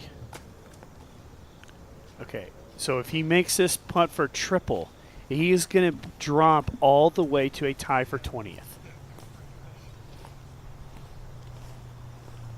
Wow. This is shocking, especially on a hole like we talked about. It's one of the easier holes when you put a good tee shot in the fairway. Obviously, we're seeing that with the other 3 guys. They're all in position to make birdie, and only one other player has bogeyed here on hole 4 today, and that was a single bogey by Mason Ford. Buhr needs to make a putt for triple.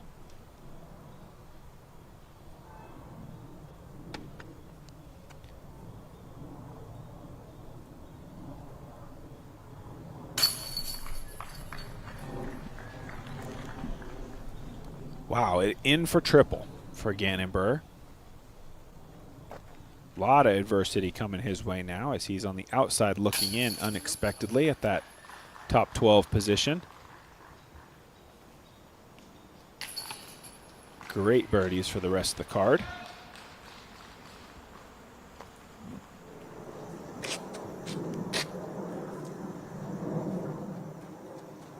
Orum on the tee of hole number 6. After just making a birdie moments ago. Needs distance. I would expect a red flag there. Yeah. When you take that really aggressive line, it's a big shot.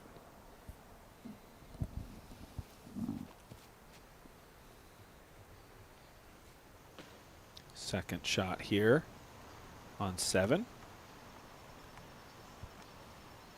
Well, yeah, we'll see if he's got another long one that he can possibly dial up.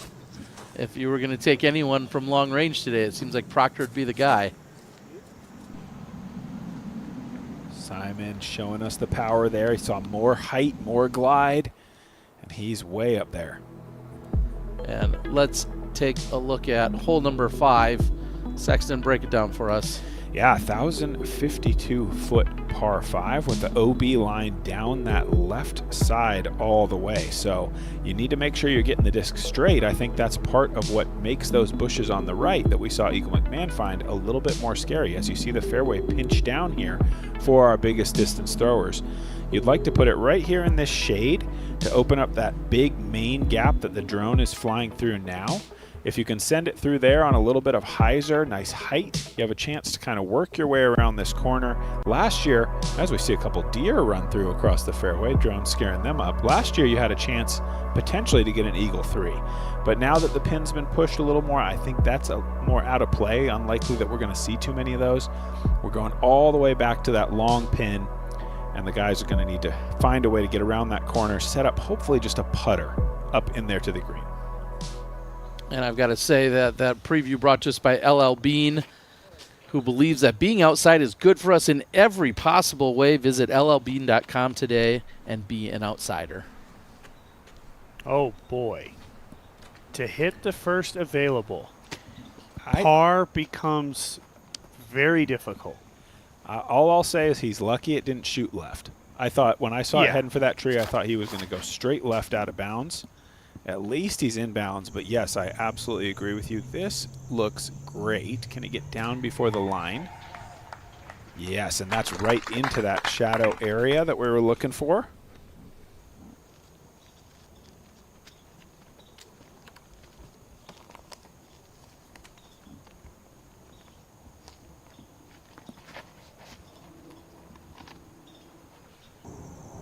Potentially too much turn here, but it is stable. Okay, solid shot. He'll trick you sometimes, thinking Oh boy, it's going to go right, and it actually hooks up. Here is Simon, and that's going to be way back. He's going to have to play his third into a layup position here on the par 5.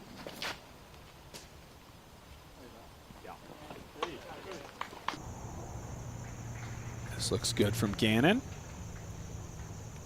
Looking for a little boost of confidence to fight back after that triple bogey.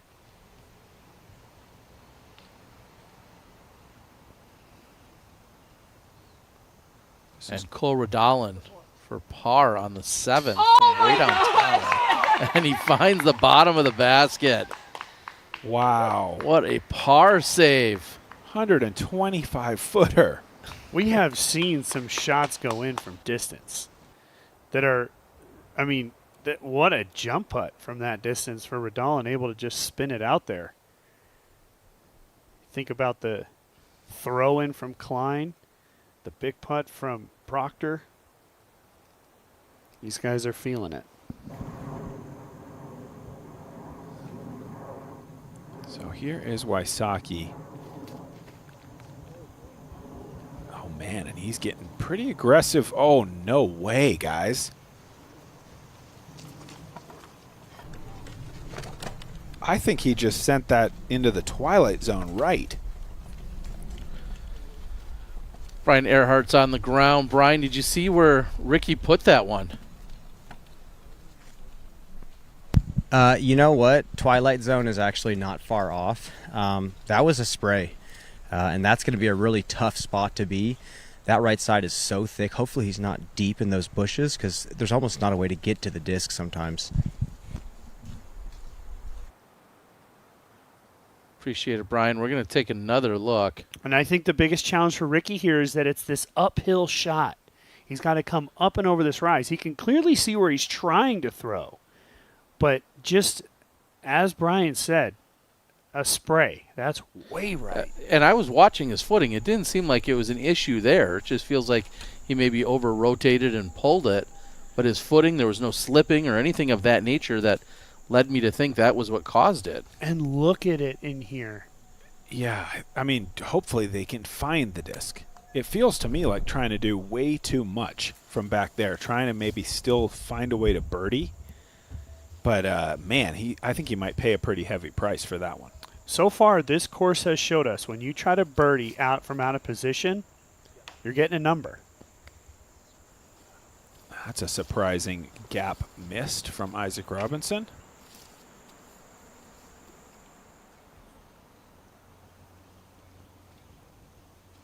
Oh, this looks like a tap-in. Yeah. On 7. Come on. Wow, Oh. good effort.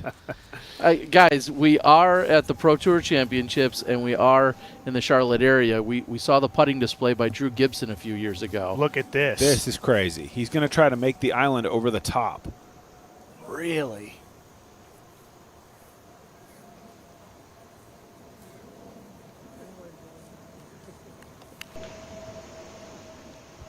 No idea. What's the flag say? The spotter is perplexed. Well, that's hard as a spotter. Yeah, he's like, wait, what? Wait, nobody told me that was allowed. It's coming down from above me?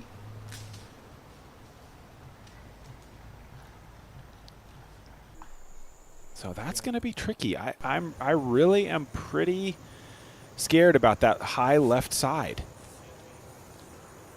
It's a standstill from Klein. What a fortunate break to stay in bounds.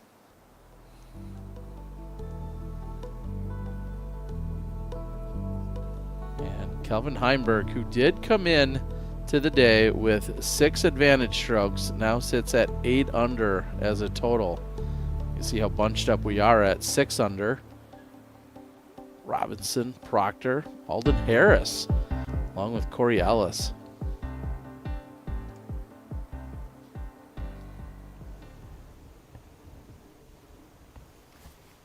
What a tee shot from Calvin. And that looked like a footing issue. It looked like a complete slip. The way he just yanked that way high right.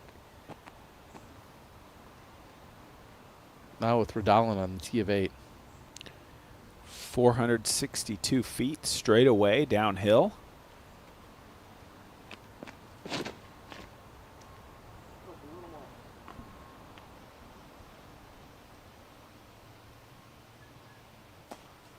There is that OB creek to worry about late, but no problem for Cole. He clears it.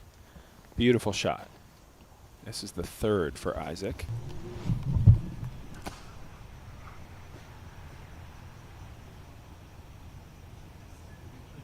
About as good as he could have asked for.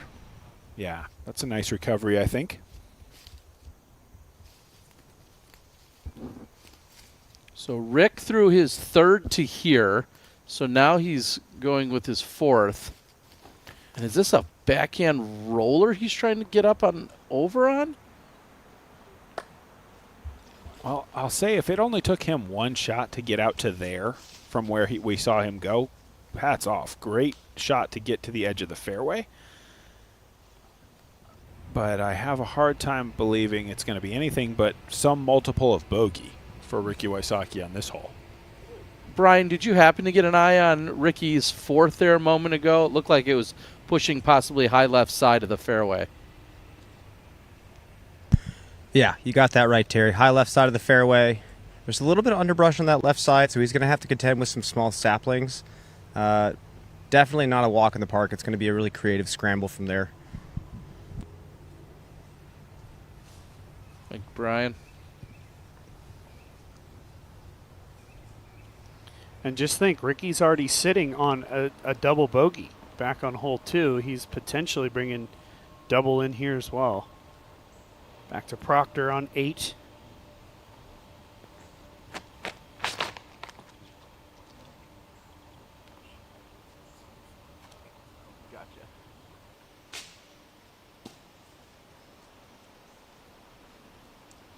And that cross is for James, so that's going to give him a look.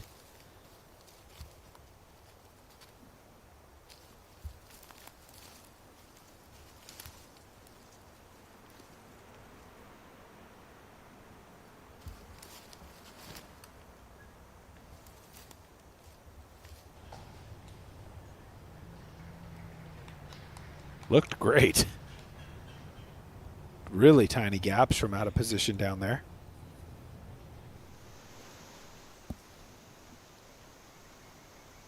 Klein trying to pick up another birdie. He's got them on 5 and 6, so that's going to bring him to 2 under for today's round, plus his 3 advantage strokes. So he's sitting at 5 down. Barella trying to ring up 3 in a row, and he's going to do just that. Just what he needed after an even par start on the first 5. Got himself up into a tie for 6th at the moment.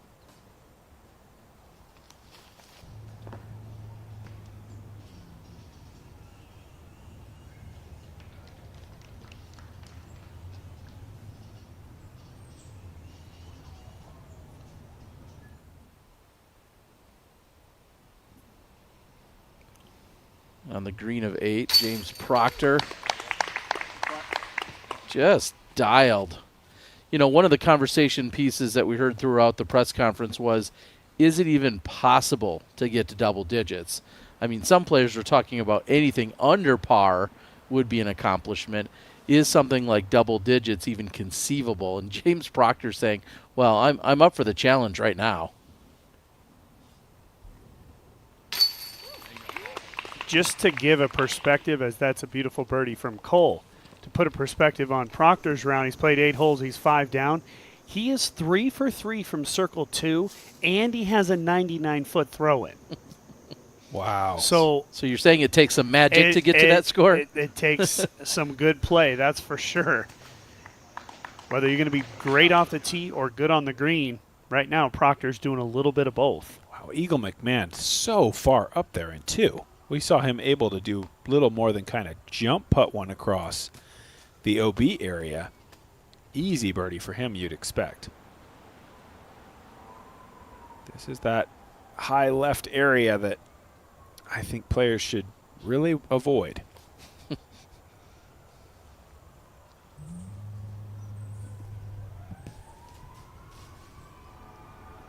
I mean, that was really well done. He gets through, but still going to have a lot of distance left. At least he's out of the trees.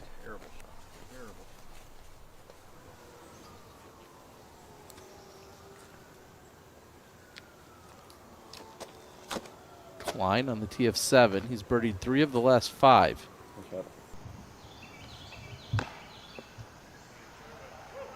I don't think that kick hurts him much. No, you're not really mad at that, are you?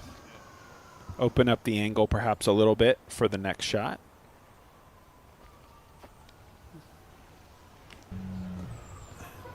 Isaac's going to have that putt for par, I believe.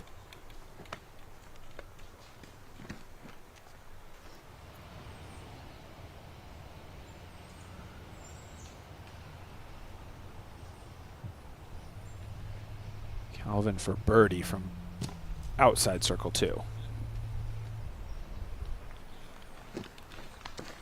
And I really do think that ultimately Calvin will be disappointed with the par there. He was in great position. That slip, what looked like a slip on his second shot.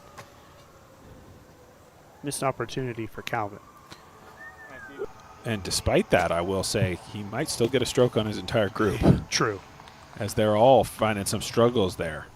That is a huge drive by McMahon. Now, Wysocki, that's not going to go in. And Wysocki looking at a double bogey. Ricky's yet to par. He's either birdied or double bogeyed every hole today so far.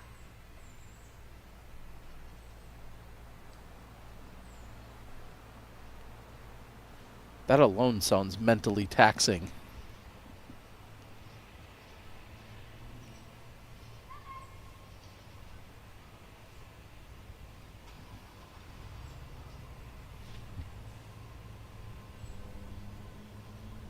Ganon Buhr, 3 over so far today without a birdie. See if he can make this and get things going back in the right direction.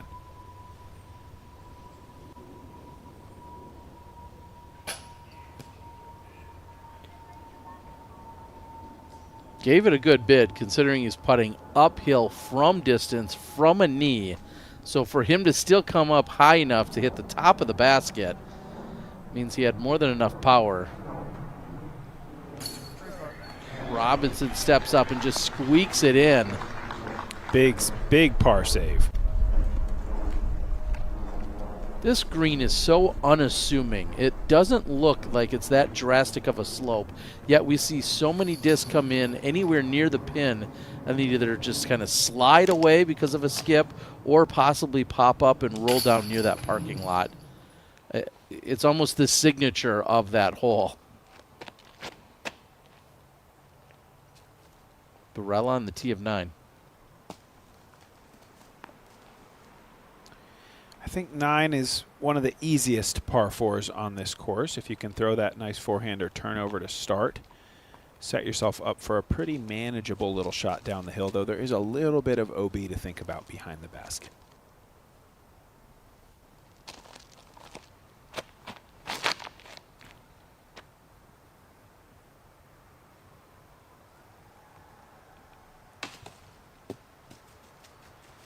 At the end of the day, though, it is just 580 feet. So if you see these guys get clean, you know it's going over 300. Going to give them a little easier shot down. And, Jerm, we were also noticing some more clearing for spectators, but just overall, the course seems to utilize more open spaces out here this year. What's your take on that? Yeah, they with the addition of 1, 17, and 18, those are all in the open. This course is pretty well known for being heavily wooded throughout. 1 through 18 on the traditional layout is extremely wooded. But they want to be able to offer some more opportunities for spectators to see open shots fly in the air, like the hole that the league group is on right now. A lot of open space up here. But of course, we do go back into the woods.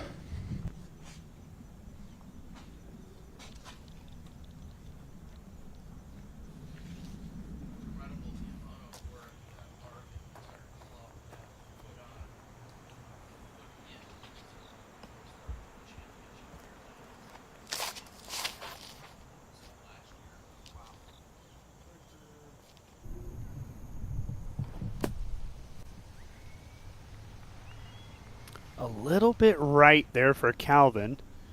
He is obviously well in bounds, but a tricky angle from that right side. Over the past year, or last year, excuse me, we saw players throwing rollers from that side of the fairway. We saw big sidearms. So opportunities to get a little tricky. That's inbounds there for Isaac as well. I want to add a few numbers to what both Jerm and I were talking about. I've been shown over 375 hours and counting with over 31 volunteers to get us to where we are, cleared more than 3.5 acres of paths and viewing areas, over 5,000 linear feet of added viewing space, and 6 added bridges for spectators and player transition. So unbelievable what they've been doing out there.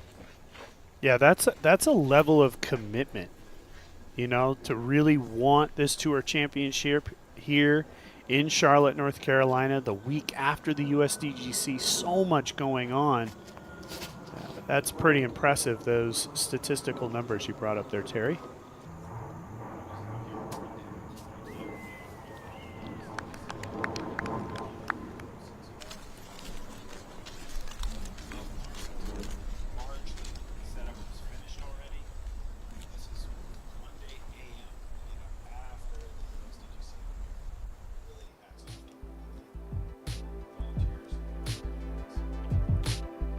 And taking a look at our birdie zone that we find out here. Of course, Birdie Pro is in stock. Now you can build your player, use your skills at the right time, get a little karma and hit the winning putt. Get your copy of the best-selling disc golf board game in the world. And so far, it looks like these guys have put themselves in pretty good position here in the birdie zone.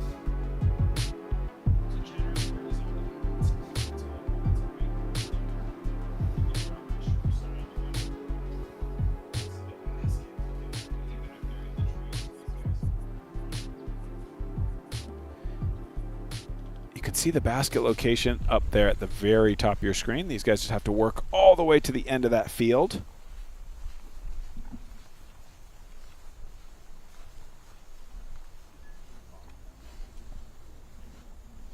You know, it's an interesting changeup, really. You know, to bring the woods back into play on the what would be the third shot for most players.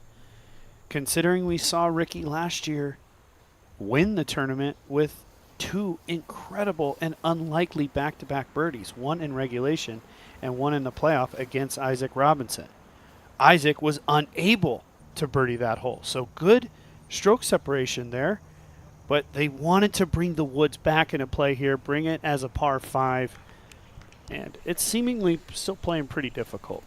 I think I like the change. I think last year's hole was maybe a little bit too advantageous for a distance thrower. There's still plenty of advantage here, but now it isn't quite requiring you to throw just 2 hammered shots in a row to just barely reach the green. We really just didn't see very many birdies on the hole last year. So I think this change might bring more players into the opportunity to be aggressive. Speaking of aggressive play, Barella right down the hill to the base of the basket. But I think it just brings in more strategy. It takes it away from being just the requirement of back-to-back crushes to get any kind of chance at birdie.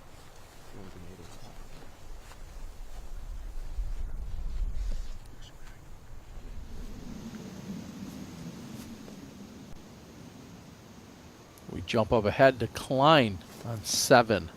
We saw him take that little tree kick, move him a little left, which I think certainly opened up his angle a bit, looking at it again from behind the thrower. He's going to have a long uphill look from there.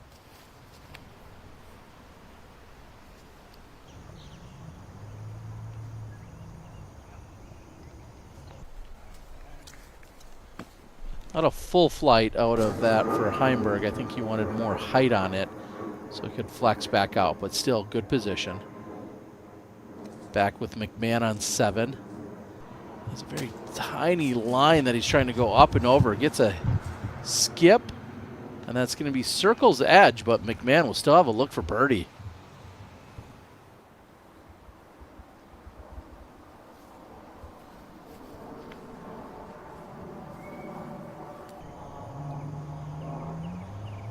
This looks huge. Let's Tracking. Might Yeah, right. even make it to the trees. Oh, you can't do it any better. Wow. You can see Ricky giving that a long stab possibly for eagle. Yeah, with the downhill putt and the upslope behind it. I mean, I think it's a chance to get pretty aggressive. Well, we're taking a look at a patented shot here by Ricky Wysocki. Certainly the aggression you spoke of. And if you need any help with copyrights, patent, trademark, any intellectual property, reach out to your friends, our friends at Sunstein Law. You can find them at sunsteinlaw.com.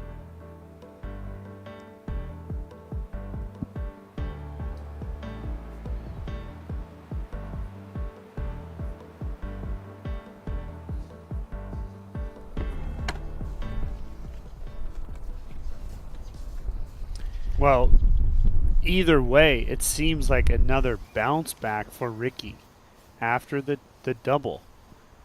He's in great position, should make birdie at worst.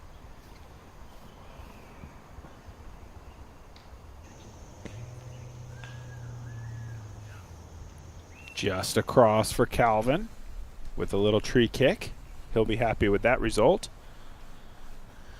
Yeah, it's not just the distance with the shot from Wysocki. He's absolutely perfectly lined up with that gap. He's got almost no trees that could even bother his shot. Is this enough distance? Sure is.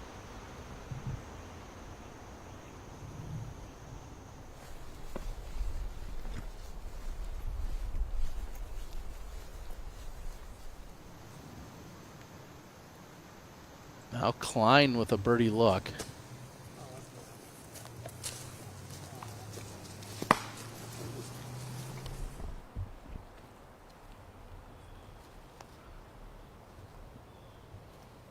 Proctor second on hole 9. You can see the basket right there in the middle of the screen. Not a whole lot to beat here, except maybe that right at the end. He catches a little bit of a tree, so he'll set up another one of those circle 2 looks that he likes so much. Where's that not going? Here's some frustration from McMahon as he doesn't convert.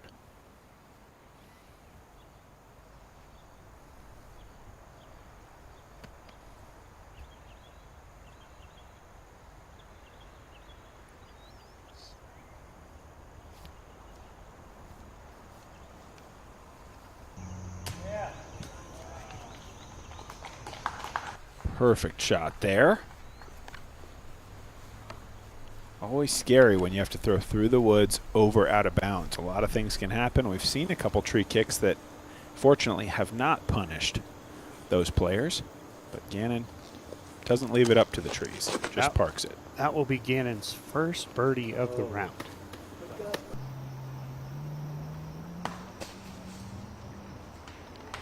And another favorable tree kick. So far, so good down there. Wysocki's going to give it a long run. And just a few inches short. Wow, I was believing. That looked like such a good line. What an insane eagle. Heimburg has a birdie look. About 42 feet.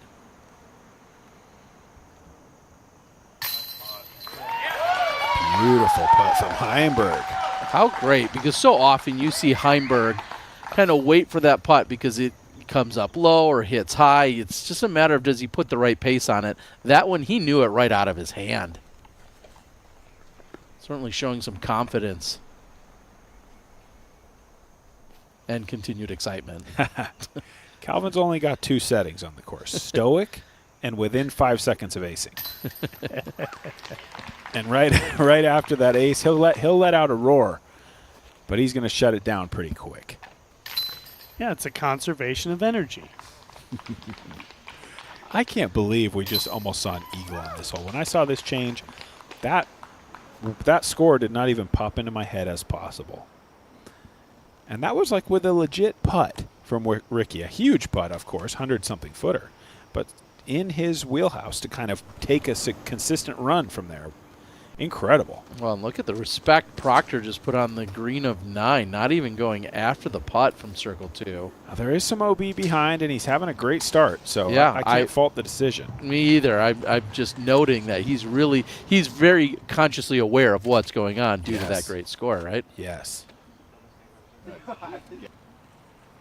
Here's Barella on 10. AB is on fire, is what he is. Yes, he is. That's going to be 5 in a row for Barella.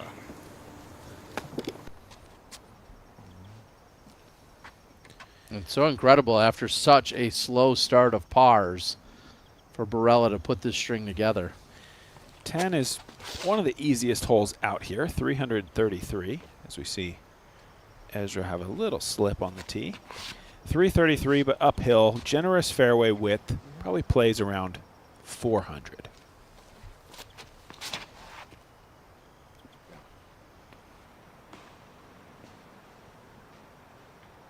And after the restart, Ezra still not quite on the mark with the release.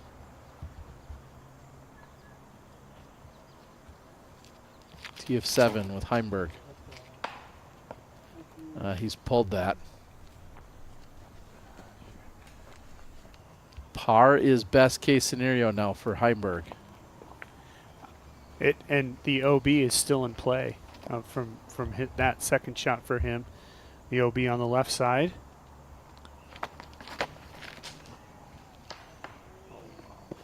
Oh. Wow. Good second kick to keep him in the middle of the fairway. But same thing for Robinson back there. Dealing with the OB still. This is Proctor. Looks good. Great shot. I'm not 100% sure, but I think I might have heard Calvin say thank you when he hit that tree. I was a little worried about it. He seemed like, wow, that tree again. I was worried he had a little Anheuser on it out of his hand, which to me brings the OB says into OB play. is coming for you. So I think he may not be that frustrated by that tree kick given the fact that his drive wasn't pinpoint. And I think par is super likely from where those guys landed. Well, Wysocki is going to have the only opportunity at birdie compared to the other 3 who all were trying to punish the same tree.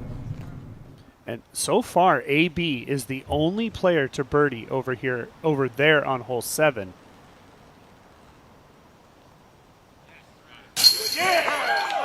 Oh, and Ezra, one of the easier holes, says, hey, I'll just do it from long range after we see a couple of park jobs.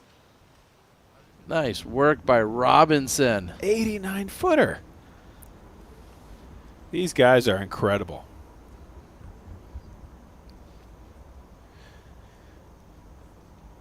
So this cannot be on much Anheuser at all. He needs to make sure that this goes out flat and then moves right. And hurry avoids up, a you hear kick. him say. There's a tree kick. I think he stayed safe. UDisc is marking him that way. I'm not sure if our crew has moved down that far. Do you have any indication, Brian?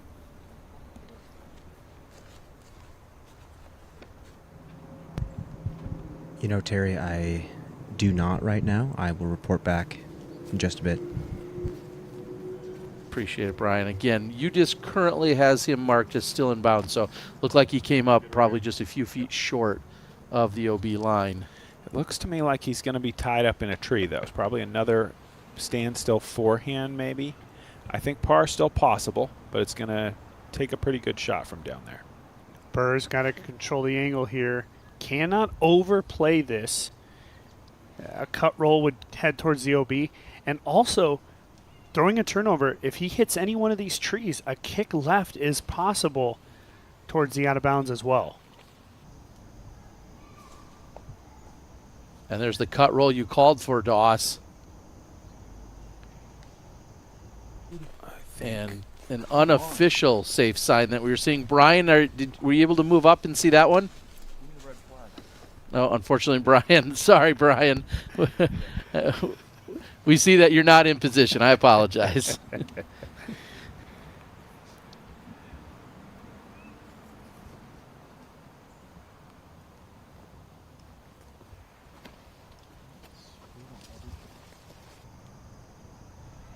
This looks like a more gentle angle.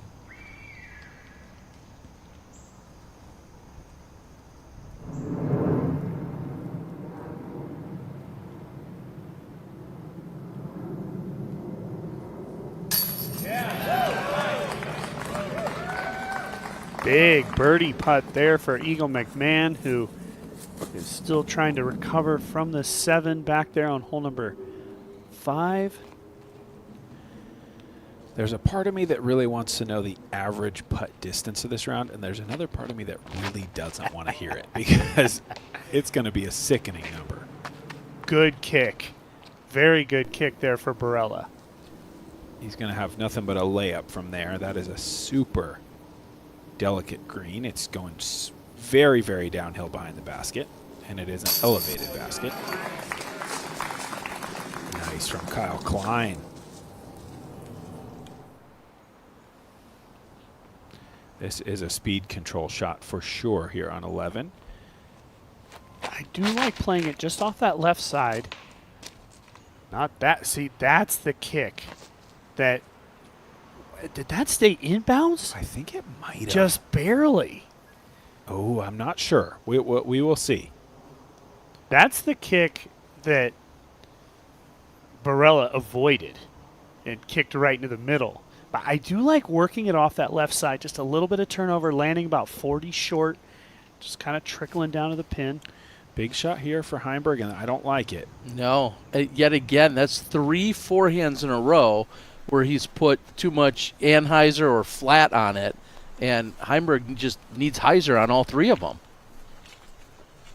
Because even if that was dead flat and then just caught edge, it would at least skip forward or to the pin, and it did neither. Yeah, you need the skip on that shot. Mm-hmm.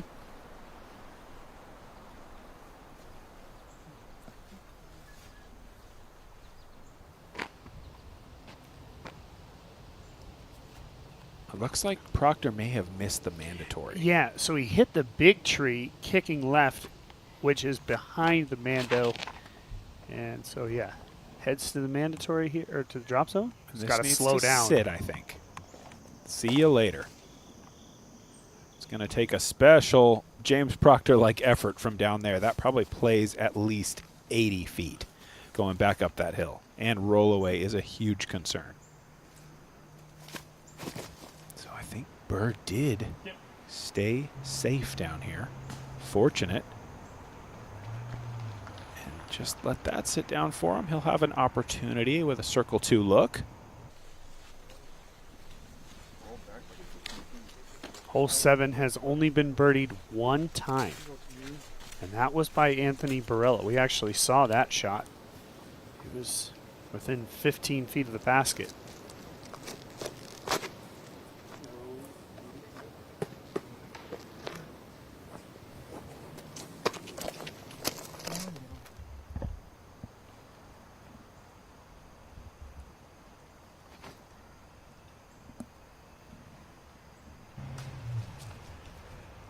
Pretty smooth shot from Wysocki. Setting himself up. Short range.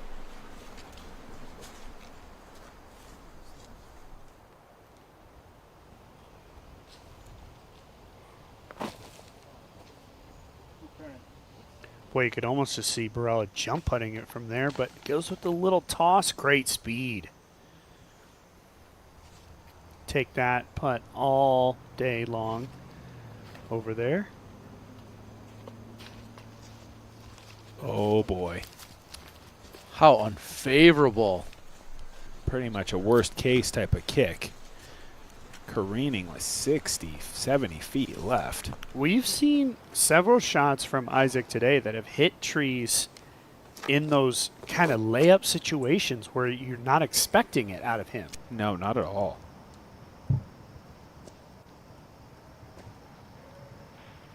Wow. Great Yeah, shot. that's big. To get all the way around the corner and to be able to not have to deal with as much slope. So looks like single bogey for Calvin. Yeah, before this group teed off on 7, 10 players had taken bogey or worse. Now with Proctor on the uphill bogey look on 11. On one of the hottest rounds of the day. This is going to be his first real trouble, but can he stick this? Oh, so does close. It roll for him? It sits. What an effort. That looked in the whole way.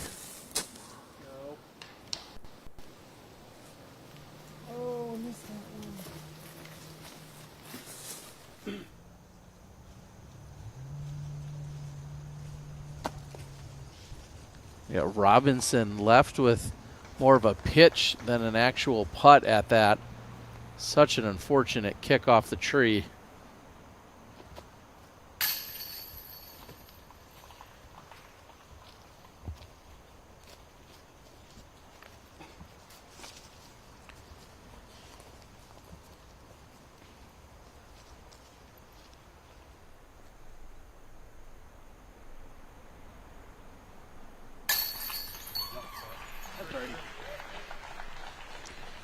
As they say, good birdie for Wysocki.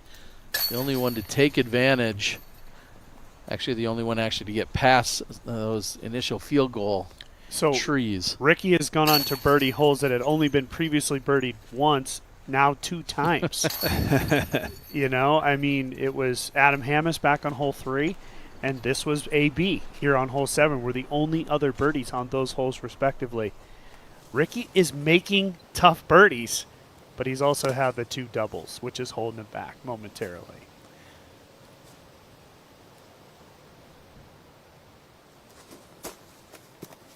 Orum throwing his second on 9. Standstill forehand. That's going to carry all the way deep. And it does. Stays in bounds. There's a good look at that out of bounds right behind the basket.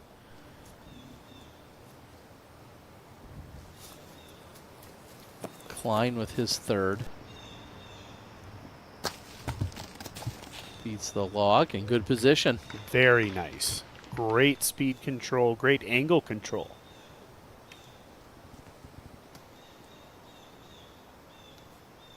It's the best one we've seen so far here.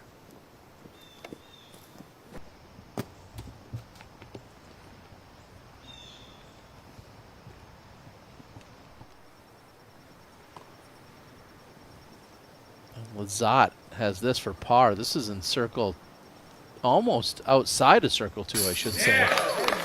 Doesn't matter. Simon Lizotte from the back edge of circle 2. And all these guys that are hanging around even par for the round that were starting in our later groups who had these stroke advantages have all slowly fallen out of the top 12. Great birdie there from McMahon. Minus that one hole, he is playing pretty darn good today.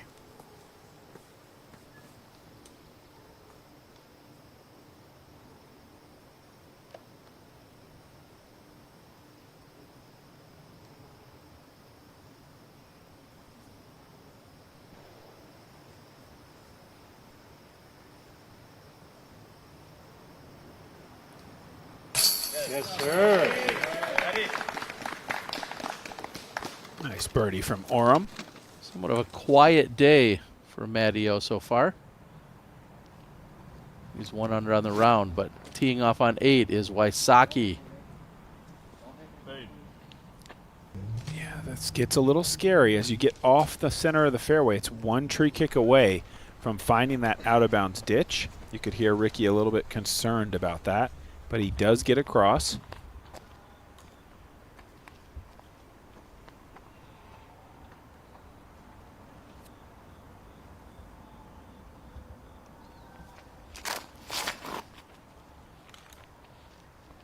Off that pole. Wow. Doesn't get much more direct than that.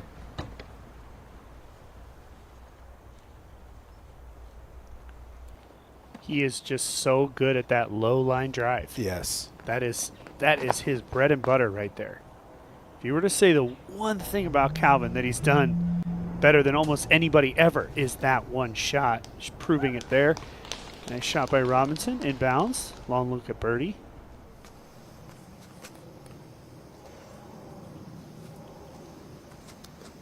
Hole 10 with McMahon. Ooh, wow. And potentially a terrible kick. On one of the easiest holes. No bogey so far here on 10. It's been 11 birdies, first 13 pars.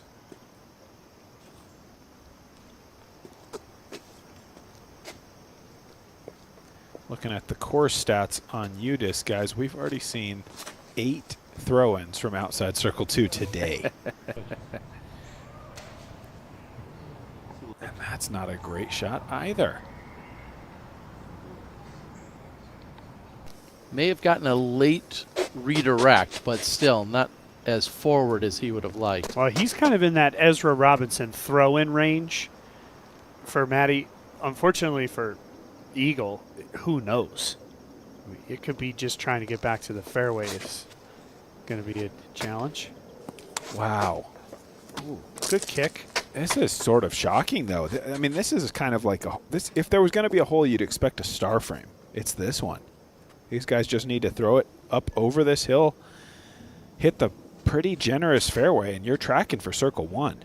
Yeah, it is the 3rd easiest hole on the course, so the numbers back up that philosophy. Let's go! Yeah! And the bar was set pretty low, but they understandably are excited. Well, and I'll actually say it's probably the easiest hole in the course because not all players have played, like, the cards that teed off first haven't even got to 17, 18 yet. Sure. So I'm willing to bet money that 10 is actually the easiest hole at effectively a 50-50 birdie to par rate.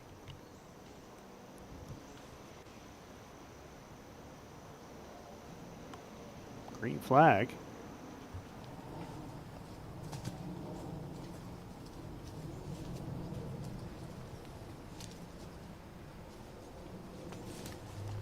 Ricky just inside the circle.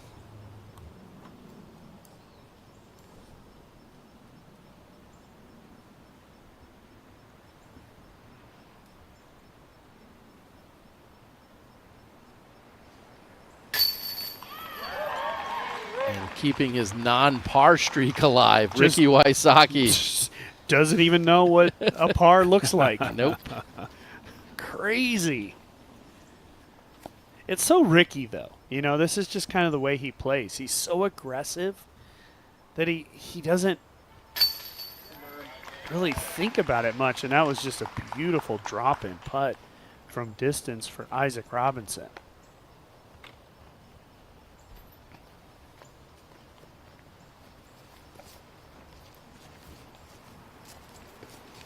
To be 2 down through 8 with no pars and no single bogeys.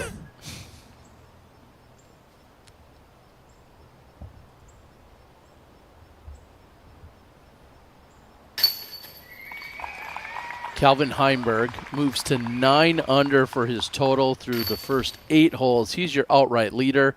We'll be right back.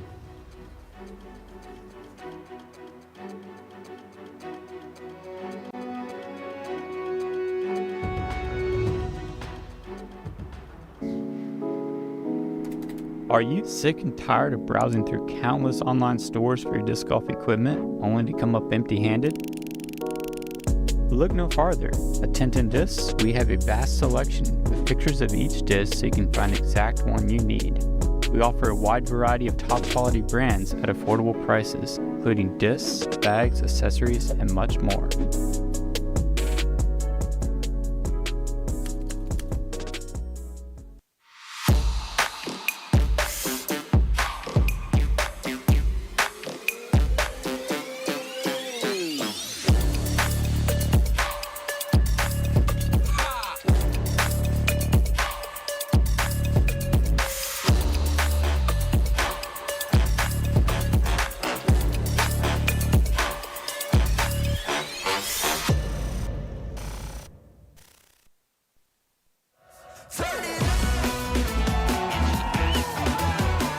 purchased 60 acres of land in Tuscaloosa, Alabama. I am designing a disc golf course for the one and only Dylan Cease.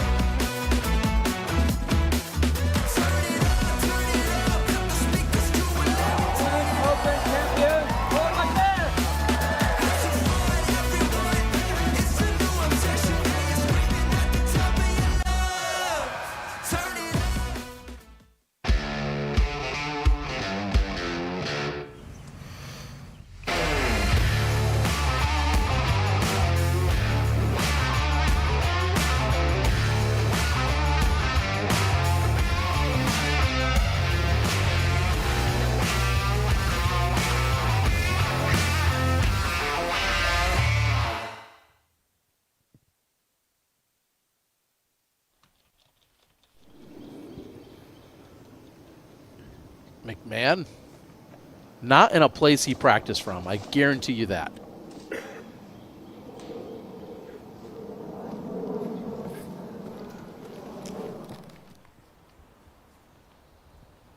Trouble. Back with Wysocki, tee of 9.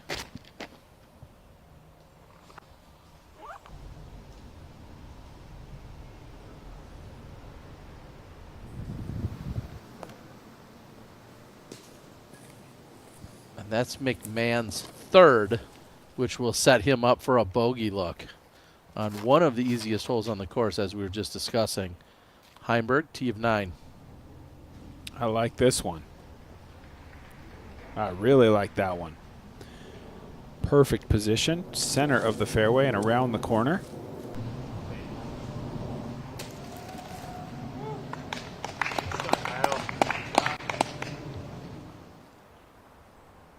So Klein should escape with a par there. Now Robinson, tee of 9.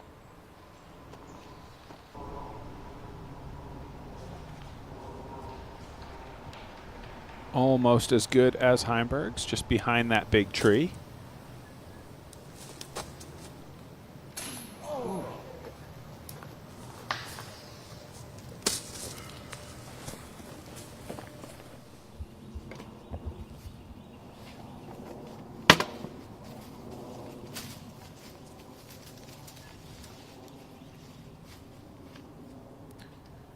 Ricky's out of position here. That forehand tee shot was very low and flat. I don't think he made the corner. And he's staying aggressive.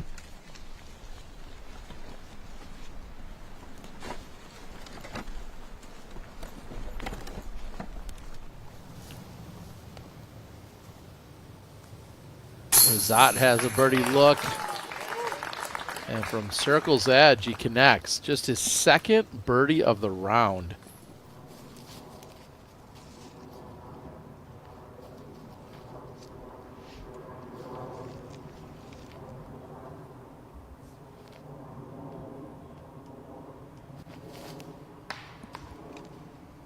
Oh, my goodness. So it's still not going to be a par for Ricky. This is crazy.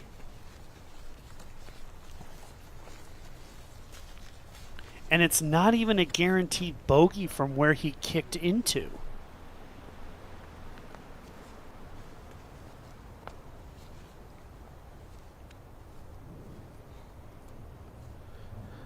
And Ricky Wysocki struggling now, and we see him out there with his caddy.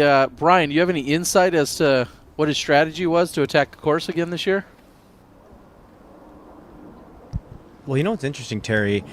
I have only heard this concept one other time, and it was last week with Nicholas Antila, but I heard from Fern, Ricky's caddy, that after he won the Tour Championship here last year, he took some discs out of his bag and saved them to make sure they didn't break in until this year's Tour Championship. So he's throwing 3 or 4 drivers in his bag for the very first time since he won the tournament here. He just wanted to make sure they were in good condition so he could attack the course the exact same way.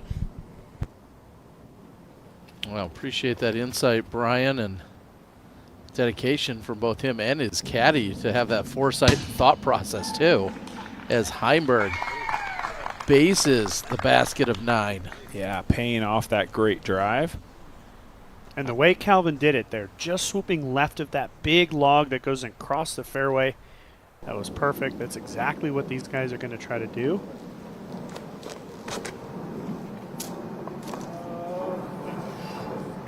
A little bit too much flip here. That's going to get caught up on the right side.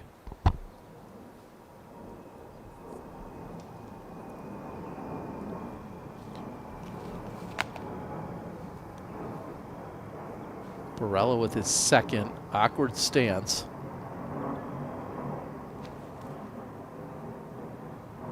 It doesn't matter. Look at the line he put on that. Oh, that was a great shot. Stays right in the middle, chews up a ton of distance.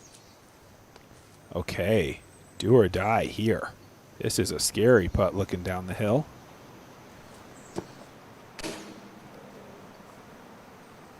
And how much does that roll?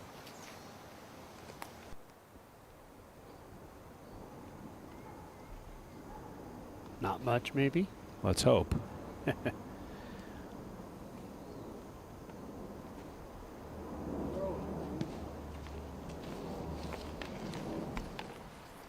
To the long birdie look.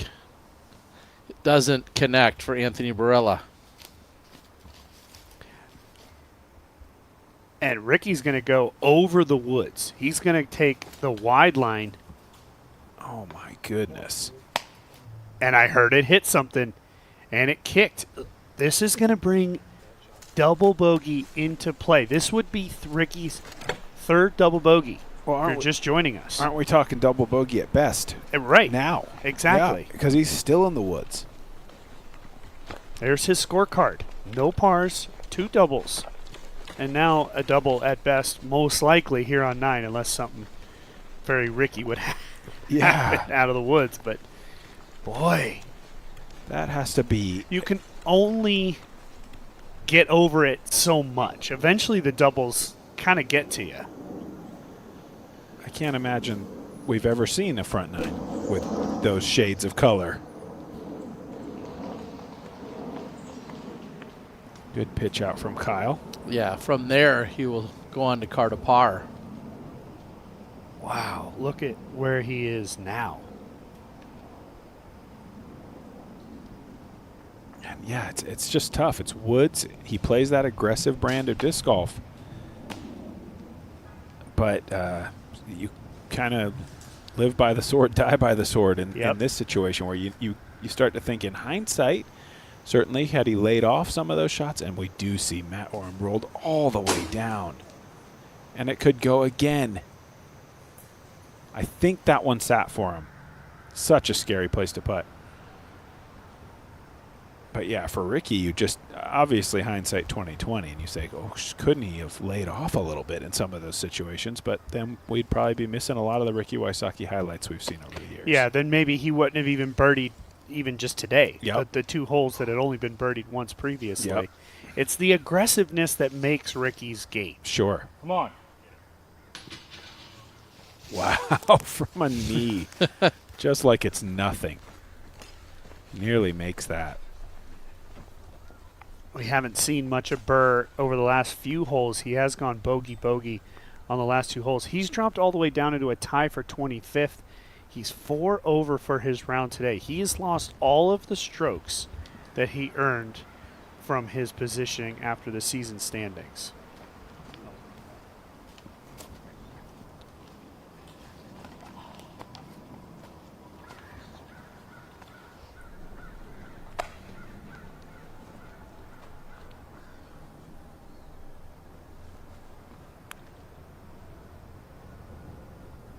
Wysocki for another double bogey, and he's going to jam that one in. So still without a par, but 3 double bogeys in the front 9. Yeah, he shot even for the front 9. The weirdest even in history. I personally have never seen it from any player, whether we're doing coverage or just as a competitor. I can't imagine it ever happening before. 6 birdies, some of the nastiest birdies we've seen all day, and 3 doubles. That's probably a Statmando question. I was just going to say, I mean, just the sheer numbers alone would tell you that it is very unlikely for that to be conceivable. And he is perfect from inside C1X. He's 50% from C2, and he's just even par for the round. He's currently sitting in a tie for 11th. And, you know, the 4-unders are in for the moment, but, you know, only time will tell. Now, luckily, he heads to the 10th, which, as we've been talking, one of the easiest holes on the course. Yeah, very simple hole. 333 going uphill pretty significantly, so it is blind to the players, but you can see the gap. You know it's right there in the middle. Hard thrown mid-range or fairway driver, I think, is going to be the likely play for these guys. The thing I think with Ricky, though, is it's this format. There's nothing to be won today or tomorrow. The top 12 go on even footing to the next day, then bring the aggression at level 10. But right now, you know, I'm going to officially question a couple of those things, because it just doesn't seem like you really need to be a hero to get in this top 12 when you already have strokes in your pocket. And finally, a relatively clean shot here on 10. And I agree with what you just said, but just to play devil's advocate, I also think there's setting a tone for Ricky and for all of these guys. And being who you are. And being who you are and saying, see that you know, if you do look at it from the wider view, as we see the nice kick for Robinson, it is a 4-round tournament for the guys that make it to the finals. And so setting that tone early sometimes leads to a big win come Sunday afternoon. I can certainly see that side of it. And maybe Ricky will show me. Maybe he's going to just go on fire here and put all doubt to rest about whether he's going to advance. That's how you do it right there.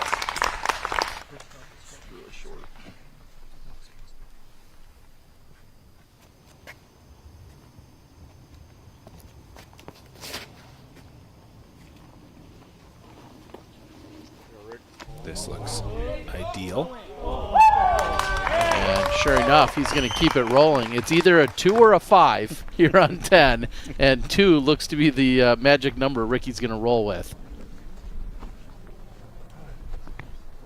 Trying to bounce back yet again. Now, Barella, TF13.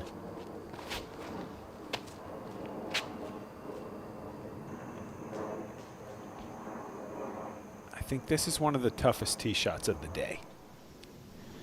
Really demanding late gaps to hit. Need to be working the disc right.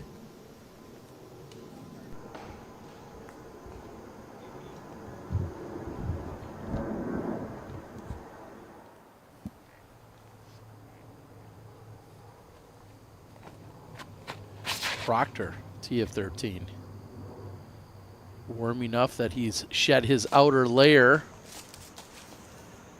and managed to miss almost all the trees. But you don't love it back there.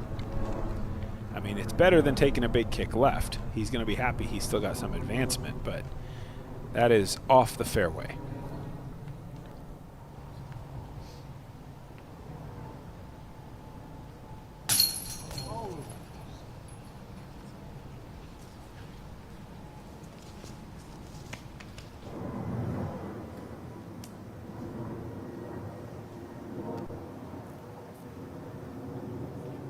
Haven't seen many forehands from Eagle McMahon. He's going to lean into one here.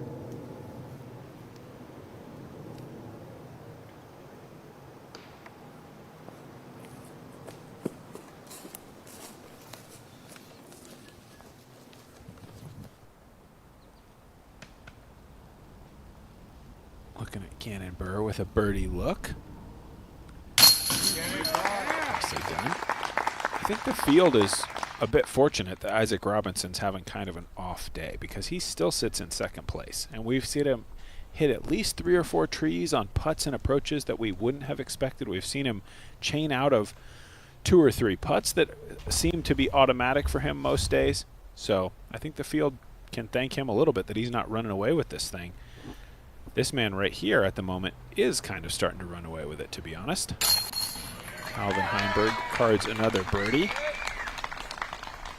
He is at 11, which for the moment is 4 shots clear. Yeah, and what I like about what Calvin's done is what I want to continue to reiterate. He's setting a tone for himself, right? He's putting a pace out there. He knows now, getting the feel for the course. Because remember, no matter if you make the semis or the finals by 1 shot or 100, you go back to even par and we play the final 2 rounds from scratch. So I think setting that tone early is critical. Now Klein, left side fairway of 12. I like that. That was a nice little shot there from Klein. Great angle control. Barella on 13. Had a pretty big drive. A late kick kind of stopped it from being really special.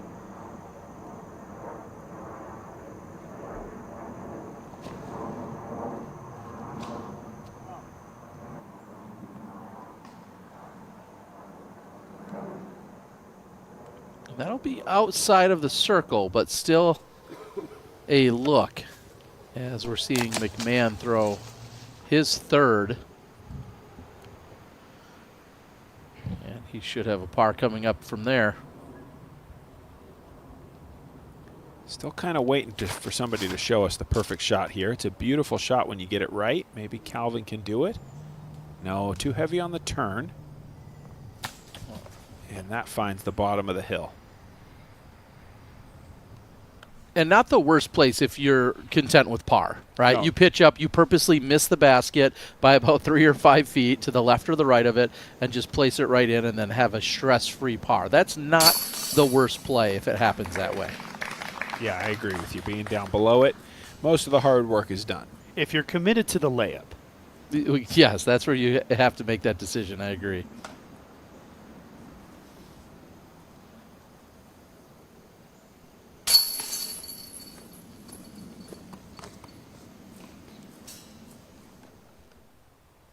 Nice scramble par there from Klein. This also looks to be a little heavy on turnover, but it kind of fights back. Be a scary putt for Ricky if he feels fear on putts. I'm not really sure he does. I just like keeping it a little bit lower, working it off that left side, just letting it drift. 375, slightly downhill. This could be the guy to show us. Does it slow down? Oh, no. Oh, it gets the kick, though. And I feel like that's the one advantage here is if you're going to gun it hard, you hope that maybe you hit a tree like he just did. He's going to have a very short putt. And if you go all the way to the bottom, not too bad either. So this is our Barbasol close shave replay. Just when we thought it was going to get past everything and go to the bottom of the hill, trims or shaves a little bark, we'll say, off of that tree. Checks up in time. Robinson has a look for birdie.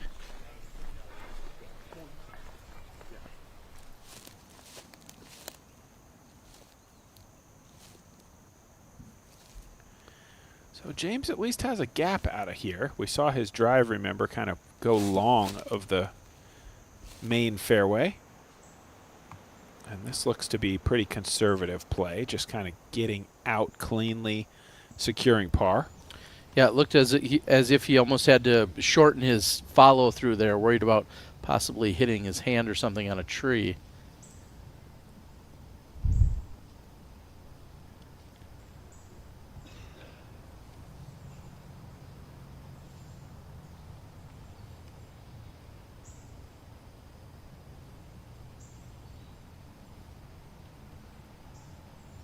And speaking of Barbasol, I once saw a full beard grown in the time that it took for Ganon to throw a shot.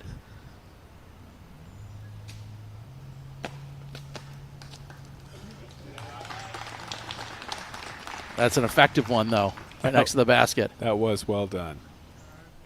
I think Ricky has no idea how far down he got. Rick's been looking on this right side this whole way. And now I think he's got eyes on it. So He'll be happy. Kind of a bonus for Ricky, at least in his mind. Yeah, he should be happily surprised if he was thinking he was.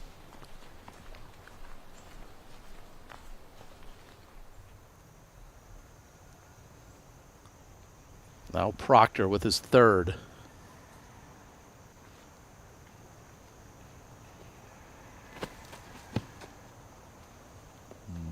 No way. Wow.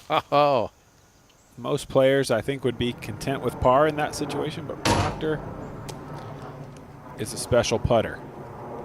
Ricky Wysocki looks like he will get his first par finally here on the 11th hole of the day.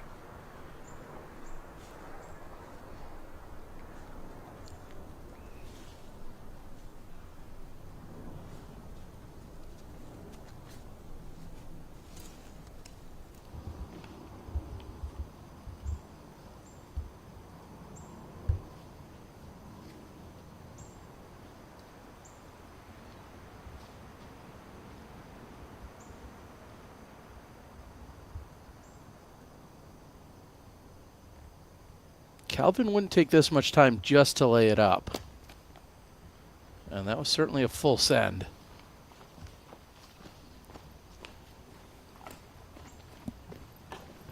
Yeah. And in today's game, with the on a lead card like this, it's almost hard to imagine a layup inside circle 2 in a round 1 situation, almost regardless of danger. Everybody is just so dialed in with the long putt. Robinson takes advantage of the tree backstop. Short range putt for birdie.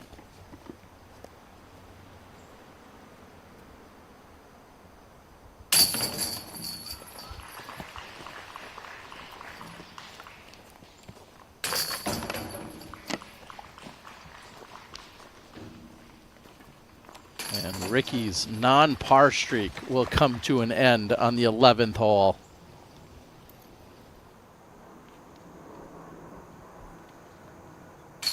Oh, great birdie. Good bird save. Ezra making it look easy on 13. Deep in circle 2. Ezra 3 down on his round with that birdie. Plus the 2 strokes he already had. It's currently sitting at 5 under, tied for 8th place.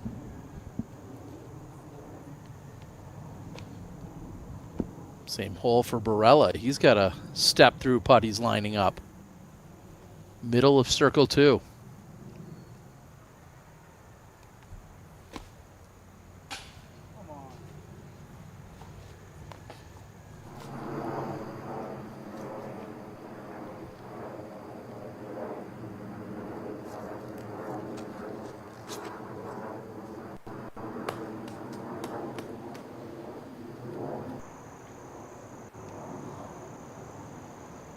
That looked pretty good to me. You really want that drive to move right?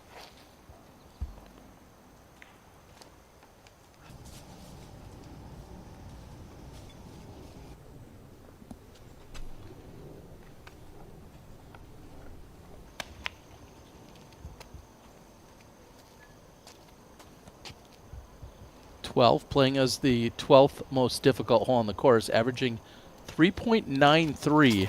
64% of our field have taken par.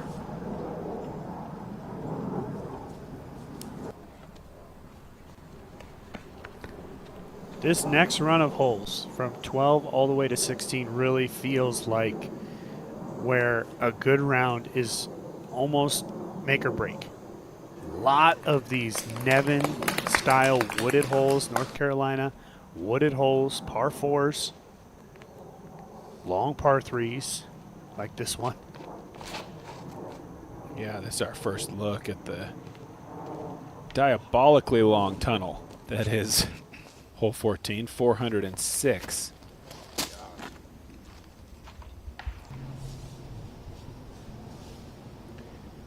Well, 12 to me feels like another one where you just can't really get it done off the tee. You got to set up your angle and trust your second shot. You try to get too aggressive off the tee, start missing fairways, and your life becomes a lot more difficult. And that's a lot of that style of course design here in North Carolina, where they put a lot of emphasis on hitting a zone off the tee that might not just be way up there. Yeah, wooded par 4, you know, because you can't really play a wooded par 4 900 feet. There has to be some nuance and some strategy. Yeah. And I think they do a good job of that here. Sometimes 320 off the tee is a lot better than 400 on some of these holes. Radalin will be in circle 1 with a birdie look. Now Proctor.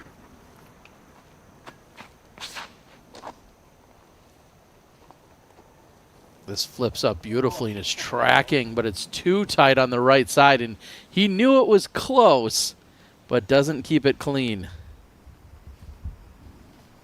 Yeah, it's so tough on 14 because it plays slightly back uphill too. It's hard to get the disc to stay that straight for that long. Here's Robinson way on the left side.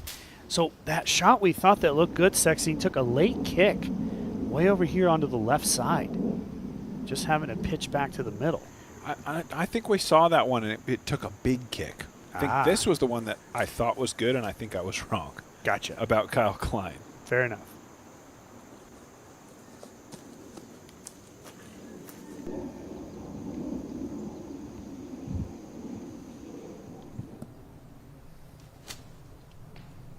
So Ricky hit early, and it looks like he's hit another tree with that one. Disappointment, maybe a little disgust as well, or bewilderment. A lot of things going through Ricky Wysocki's head right now. He's got to be so frustrated with the way things have been going for him. So close to potentially being a pretty special round, and yet so far with all those double bogeys. This is getting away from Calvin Heimburg. But it's not hitting much. Does hit a late one at the very end of its flight, so Calvin will be out in circle 2.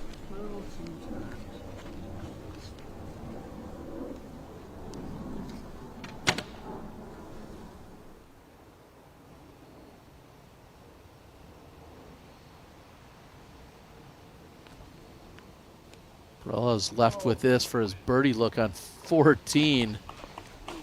Almost brings it up. Just short.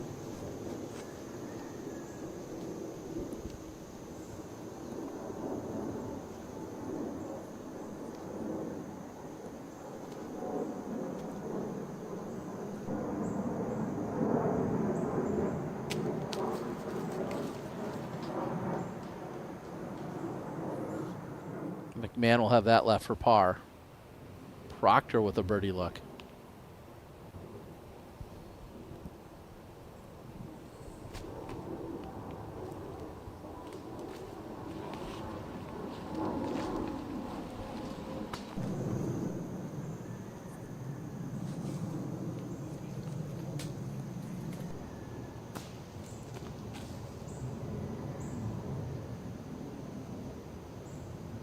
A lot of scrambling going on right now. Yes. So we're just kind of meandering throughout the entire course. Everybody yeah, off of a fairway somewhere. It's kind of the name of the game here at Nevin. It's hard to imagine playing an 18-hole round where everything's in the middle.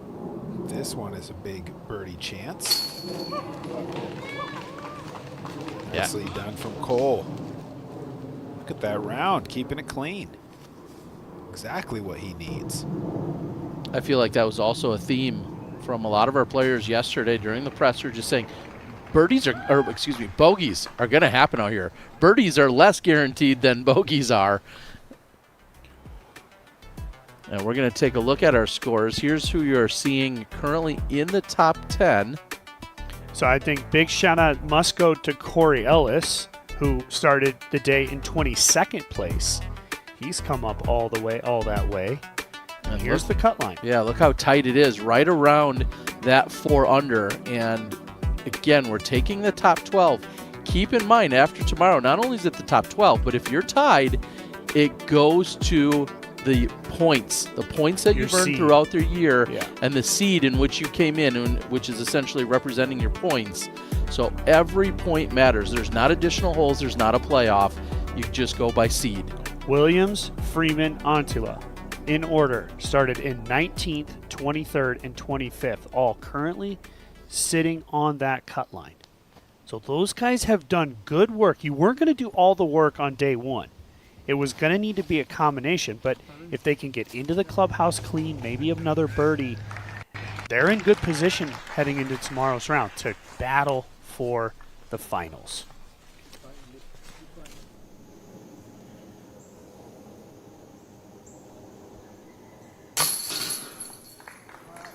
And McMahon does save the par on 13.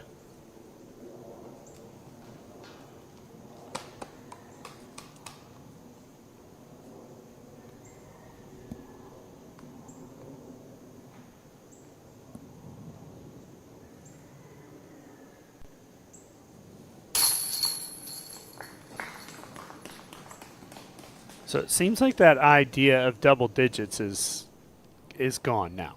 They were saying it would be, an insane round if it got there, and it might be safe, at least for today. Yeah. Oh, I like Cole taking the straight line here. Beautiful, but a little bit of a power skip past the pin. He'll have a look for birdie.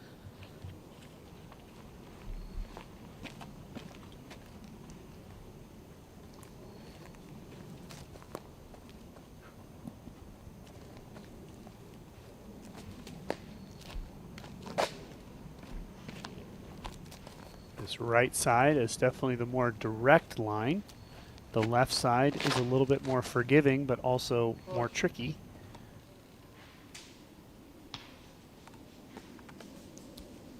A favorable kick for Barella.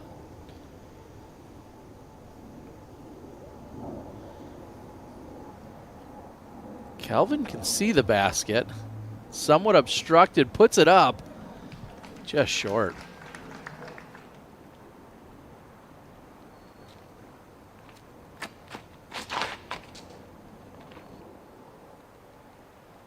That's not a line we often see. Well, like I said, it's easier to hit off the tee shot, but it's trickier towards the end of the flight.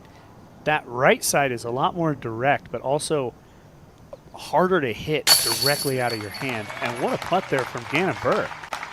So a couple of birdies. He's bouncing back a little bit. You can see now he's up into a tie for 16th.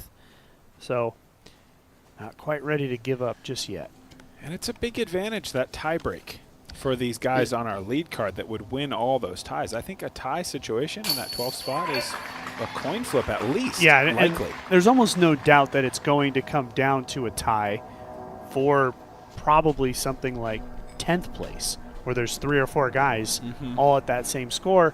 And as you said, for Buhr, he just has to creep in there because he started at the 3 seed.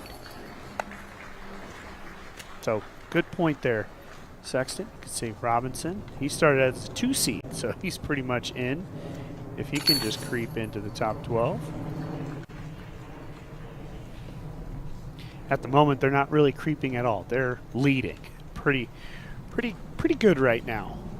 Certainly for Heimburg at 11 under.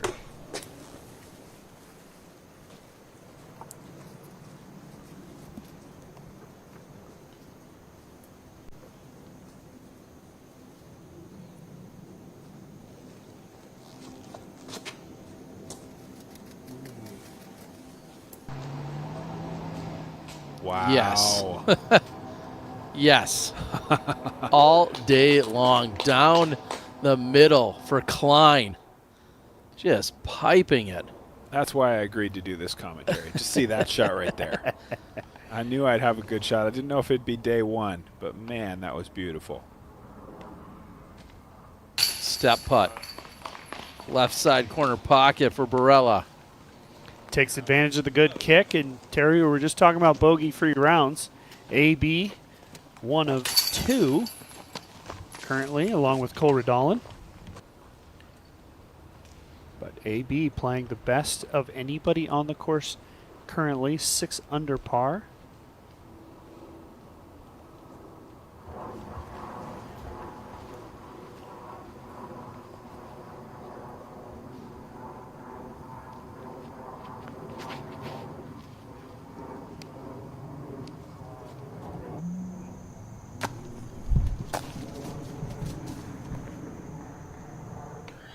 That was trash. 13 feels similar off the tee to 12, but it does require more bend to the right.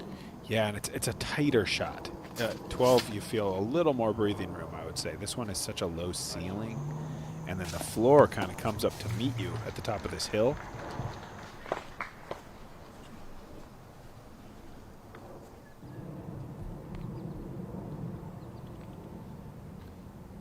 Proctor, another long birdie bid. This one just off the front of the cage, though. Proctor cooling off just a little bit. 1 over for the last 5 holes. Ricky takes that left side kick. That's going to be tricky on that left side. A lot of little trees to get back to the fairway.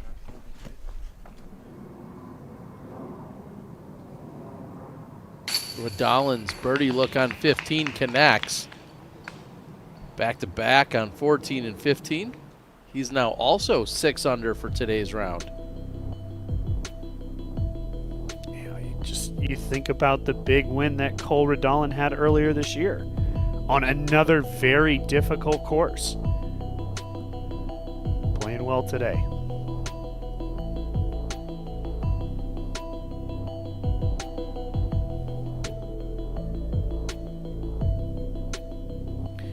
Shout out Alden Harris. He's 5 under for his round. He's played 15 holes. 1 bogey on his card today. He started the day at 13th, so just outside, and now is solidly inside in 5th place.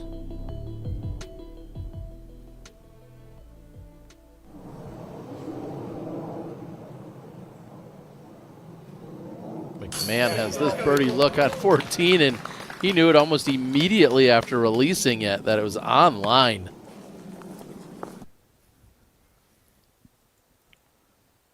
Take another look.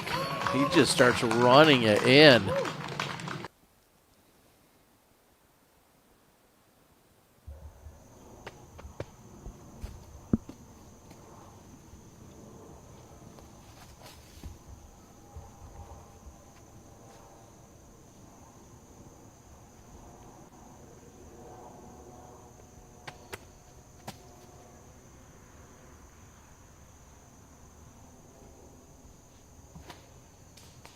Come on, stand up.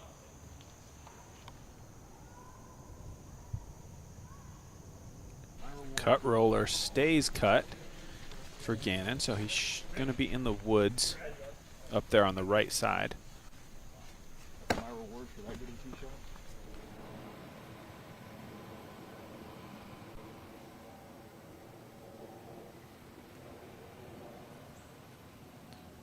We saw that incredible drive from Kyle Klein. What a birdie. After that jittery first hole bogey, Klein has really started to play well.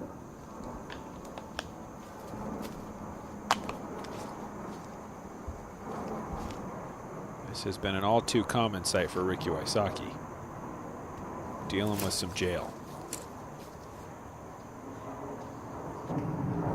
Luckily for Ricky, he did find an open gap to get back to the fairway. Hit it nicely.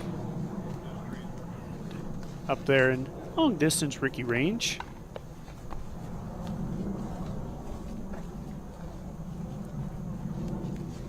I just think staying positive is so critical out here. Because as you start to get frustrated, you start to get into the woods. Things can go from bad to worse very quickly. Seems like Ricky overall has stayed relatively positive, continuing to play aggressive. Yeah, and that perspective is so great, and that's one thing that Calvin kind of attributed his entire season to this year. He said, at no point did I give up on myself. I continued to push forward.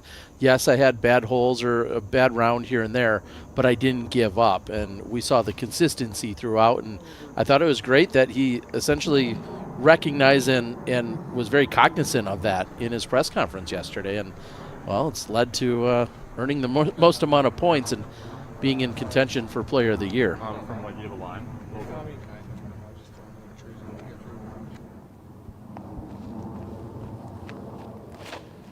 AB on 16. Another super difficult tunnel shot.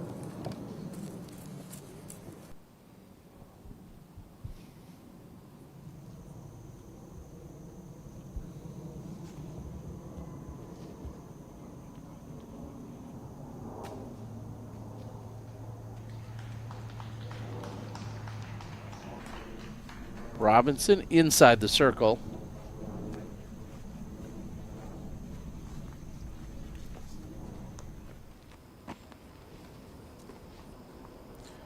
Sixteen is also over 400 feet, but this one even more uphill than 14. Huge bogey potential if you can't hit your line and take a big kick early.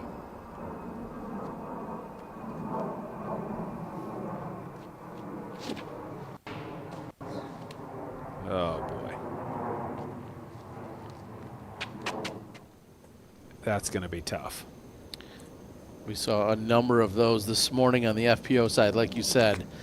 Big numbers can come into play when that happens, and Klein now does something similar. And that's exactly what I was talking about, that right side, more direct to the pin, but you have to play this early angle getting through. Klein unable to do so. Oh no. 16, similar to 14, it just takes so much hyzer, and you want to flip it up and throw it hard. And either you early release, late release, that's what we just saw in both of those tries there. Just a barrage of tree kicks.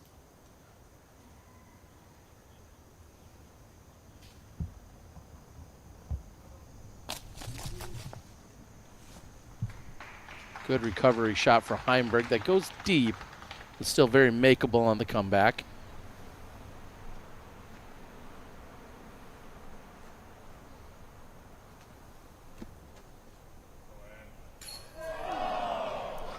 Oh, and wow. Tickling right side chain. Wysocki doesn't get it to fall.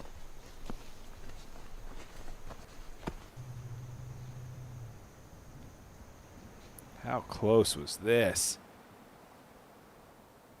2-3 inches from maybe hanging on.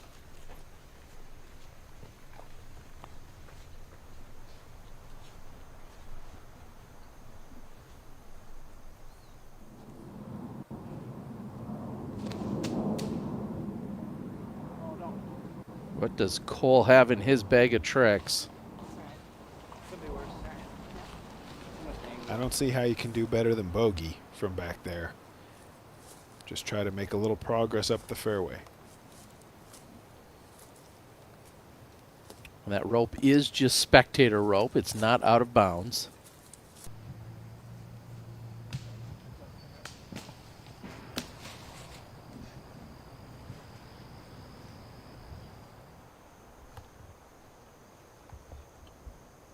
Isaac. Starting to get the putt figured out today. We saw a few miscues, but really starting to clean it up. Closing the gap a little on Calvin as well. Yeah, at the moment he's currently picked up 2 strokes over past 3 holes. Assuming a par here for Calvin. Could be 3 strokes if this is unable to drop.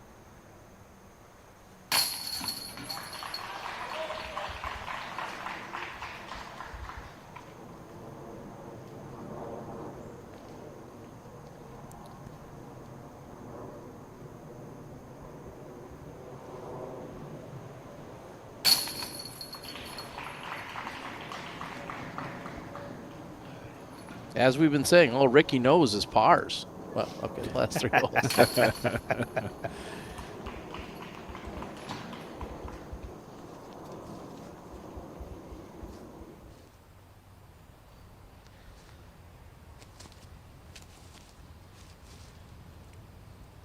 think I've been in jails that look more pleasant than this.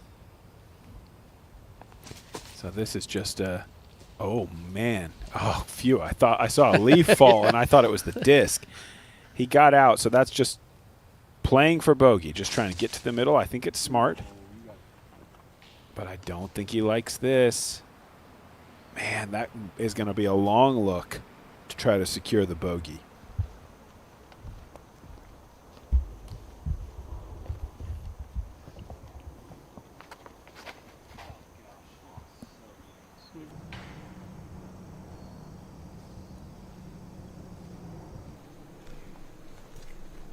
Right side for Isaac.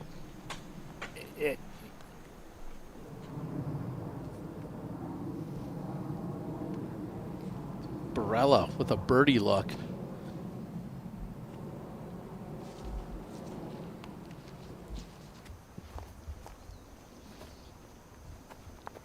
So even for the best players in the world, it's so difficult to try to put a ton of hyzer and get it to flip up flat. That is a great shot from Ganon Buhr.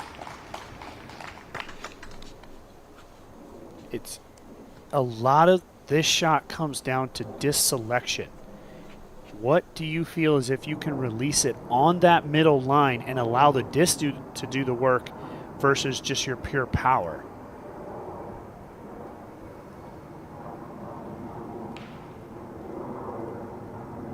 Didn't look like a big kick, which I think is good for Calvin's chances of recovering. 4 players today have birdied here on 14. Ricky looking to add to it. Oh, that is so good. Needs to slow down. That is so good. Wow. To work that left side, very committed by Ricky Wysocki, and he's going to get the payoff with a circle 1 birdie look. And just how difficult it is, regardless of the trees, to throw a driver and have it land that flat at the end of its flight. No left energy on the right-hand backhand. That's not an easy thing to do, especially over 400 feet away. Klein trying to save par on 15. This is almost 50 feet, it looks like, and not a problem for Klein. Man, what a putt. Great save. Yeah, that was after we saw him hit first available.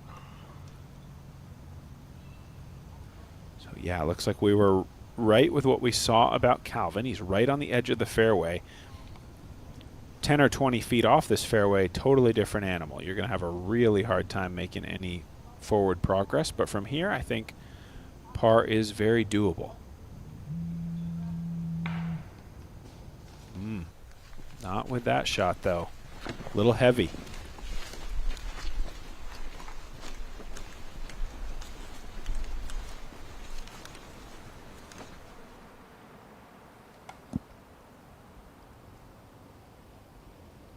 Now Barella with a par look. And just like that, the 2 bogey-free rounds are bogey-free no longer. Both Radalin and AB taking bogeys. Back to the tee. Klein.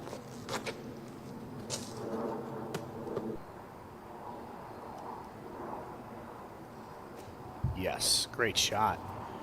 Kyle Klein. He'd like to work it a little flatter, but still up on the green. Robinson from way off to the right. Going back to now the left side.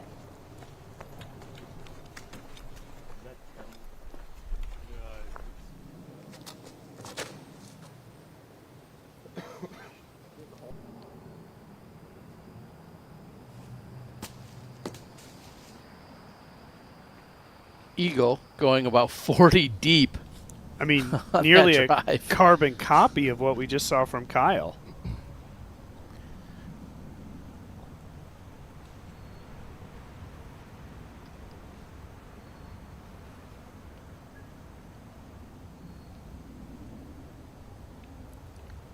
Calvin just going to try to use the jump putt here to try to get it close.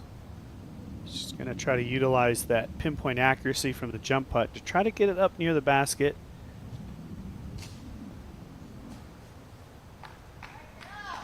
And that late little branch is going to leave him short. Tough lie back there.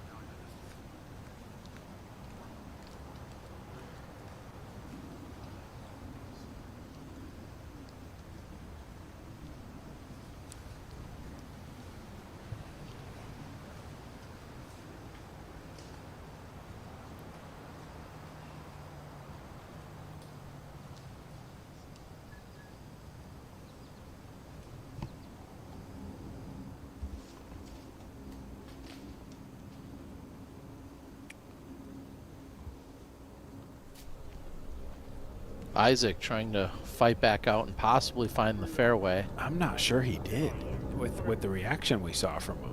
He didn't seem happy with that effort.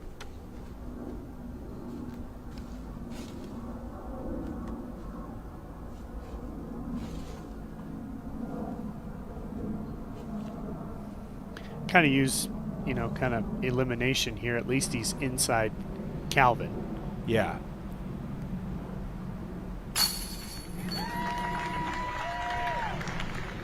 So although he had to work for it, Calvin will escape with a bogey.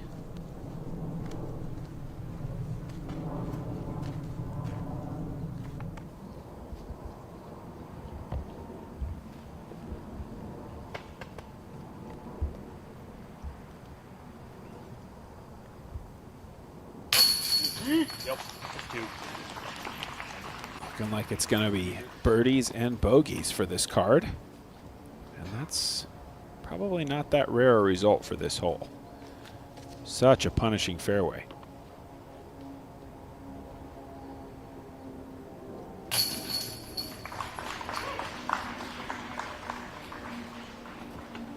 Gotta hand it to Ganon. Battling back nicely. At one point he was 4 over for his round. Now back to 1 over. And currently just sitting 1 shot out of the top 12. Was your top 10. We've got more action on the other side. We'll be right back.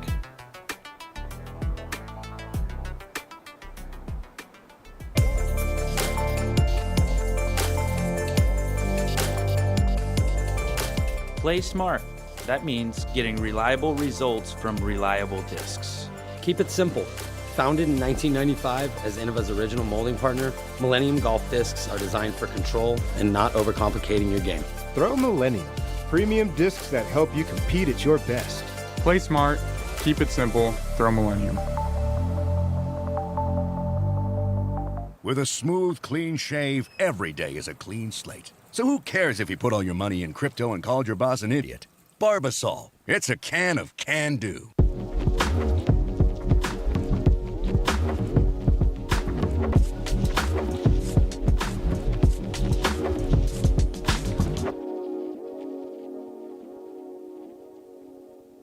I just think the plastic is very premium. It's a high quality material. The way the disc feels in my hand. I think it's the quality of plastic. It's unlike any other plastic that you'll find in the industry. The quality is better than any other company out there. Again, just consistent plastic. It's something I can consistently trust on every single throw. There's so many discs to choose from, and I guarantee if you tried every disc in the lineup, you're gonna wanna put multiple discs in your bag. It's extremely high quality. You can only say so much that they have to eventually just try it themselves and see.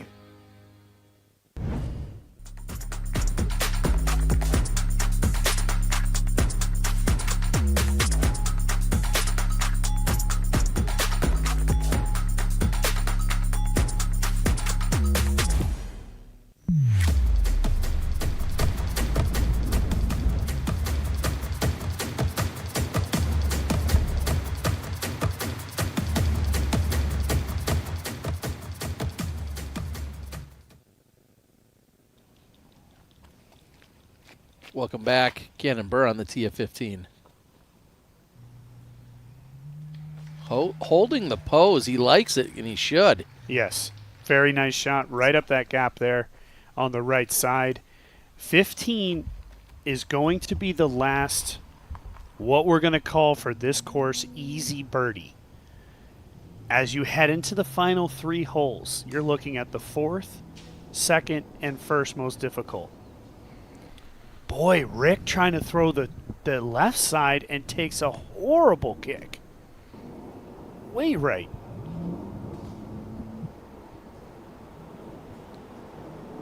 Can can just be so difficult after a tough hole, and wait with tough holes on the other side of this one. You can almost catch yourself looking past it and go, well, of course I'll get some kind of birdie look there.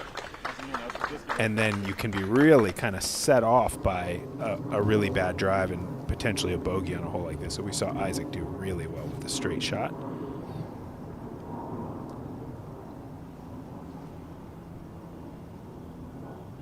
This is looking really good as well. Yeah, I love the speed it's coming in. It's going to check up just barely past the pin. Birdie look coming for Heimburg.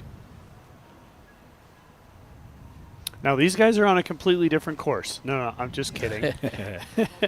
This is hole 17. Aggressive shot. Oh. It got over the wall, but he gets the red flag, stays short of the line. I don't think cross back and bounds. No, he's probably going to be back there. Back by the FPO yes, basket. I think he's going to be well back outside circle 2.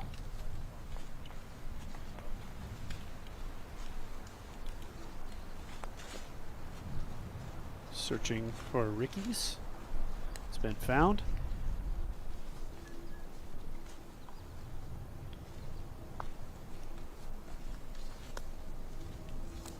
Today, hole 15, the third easiest hole.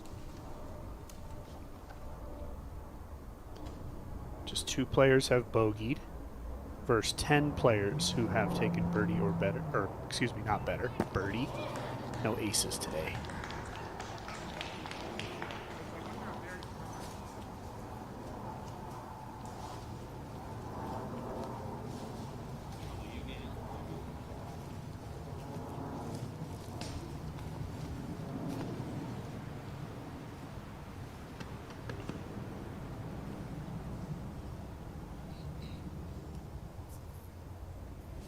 Buhr continues to battle back. Let's see if he can convert here.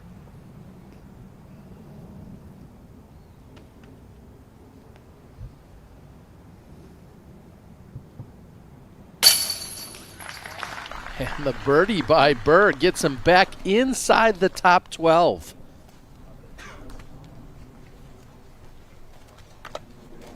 I feel like we had all but written him off for a little while. I mean, you did?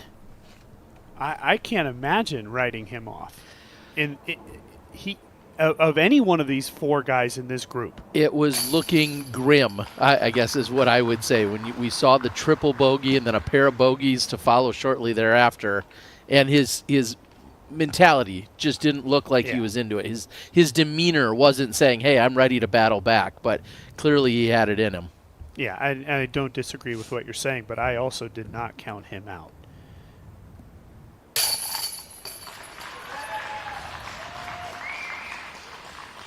Nice birdie from Calvin.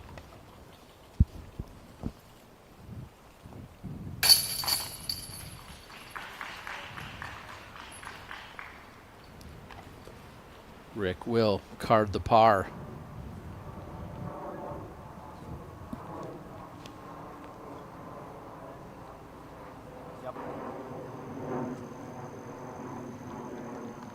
Ezra, who is on the line, just inside of the cut line, so to speak, as you're looking at UDisc, right around 9th place. Was that his tee shot? He was literally sitting 6 inches behind that out-of-bounds line. I mean, if that was his tee shot, as we're seeing a live look at what the tee shot looks like on 17. That looks really good. Good enough to get the cameraman to pan completely around. It's such a diabolical hole design. Super tough. It's tight gap and extremely narrow OB in the early section. So to hit it with conviction like that, doing yourself a big favor.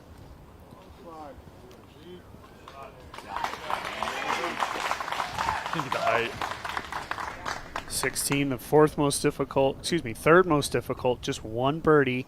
Ben Callaway, the only birdie today, plays back uphill about 12 feet total at 410 feet of distance. So all you got to do is throw 450 power through a tiny tunnel. Yeah. I mean, what's the big deal? And try to get it to finish straight at the end. Yeah, no movement. Just need 450 on a rope and then just hit a big putt on a tall basket. It's not rocket science.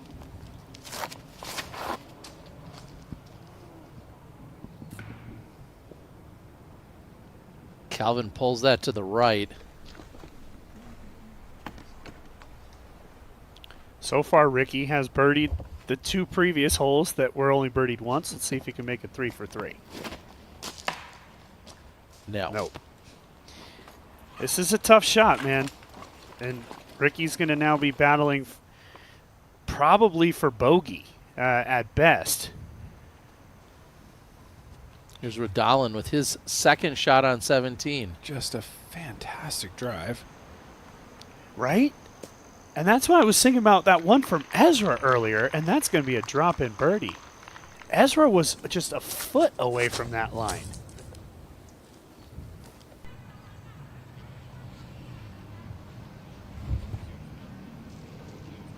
And McMahon also with a huge drive that checks up just shy of the OB line.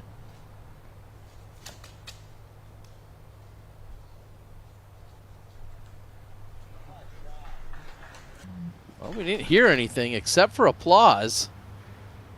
So it must be good. Wysocki will be probably deep in circle 2, it appears.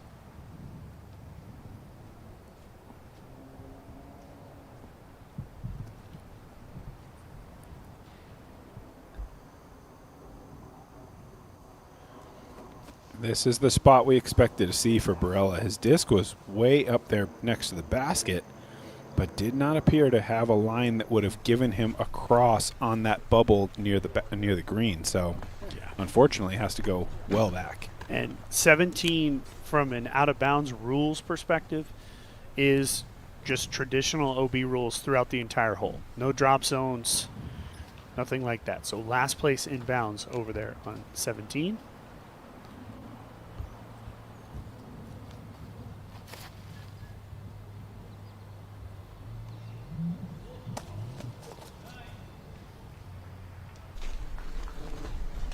Calvin must have gotten a very favorable late kick. I was expecting to see him harder off the fairway onto that right side.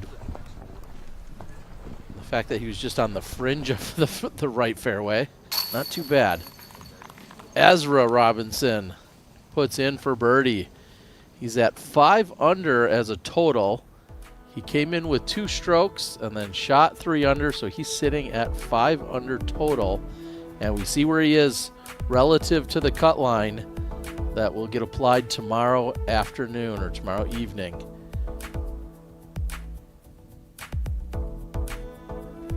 Antala, Ezra Aderhold, Bradley Williams, Joel Freeman, all outside of the cut at the moment.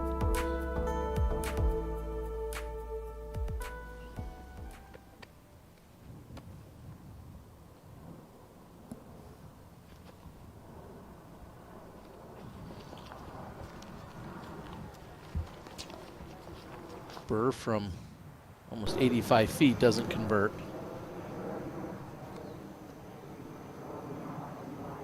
This looks way right. Yeah, a Yeah, little a little short. tight.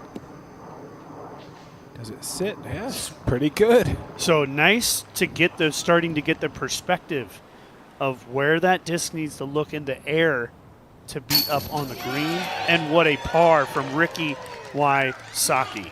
Wow. I want to promise you this. That's the only par from hitting one of the first few trees. And really just never even a doubt as Wysocki drains it. It's just so Ricky. There's nobody better at that. Probably never been a better scrambler. No. Not a guy who just will not concede a stroke ever and just finds a way.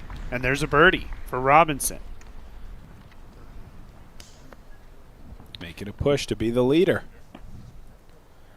Steve Rico used to be an incredible scrambler. Yeah. And it comes down to the putter, right? Get me inside 60. Yep. Get me inside 70. I'm going to make it.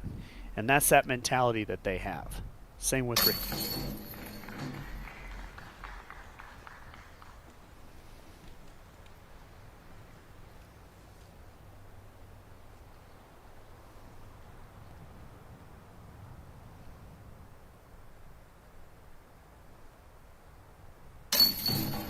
And so Wysocki will only lose a stroke to Robinson on this one.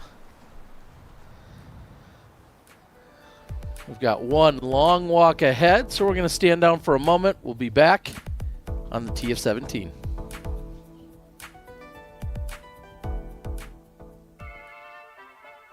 What's up, guys? Welcome to Grow Generation. Today we're in Redding, California at one of our flagship stores. Let's go check it out. We are the largest hydroponics retailer in the country with over 60 locations nationwide. At Grow Generation, we carry thousands of products, from personal home gardens all the way up to large-scale cultivation facilities. So head over to growgeneration.com where you can find the store closest to you, or order online. Use the code DGPT for 10% off your next order.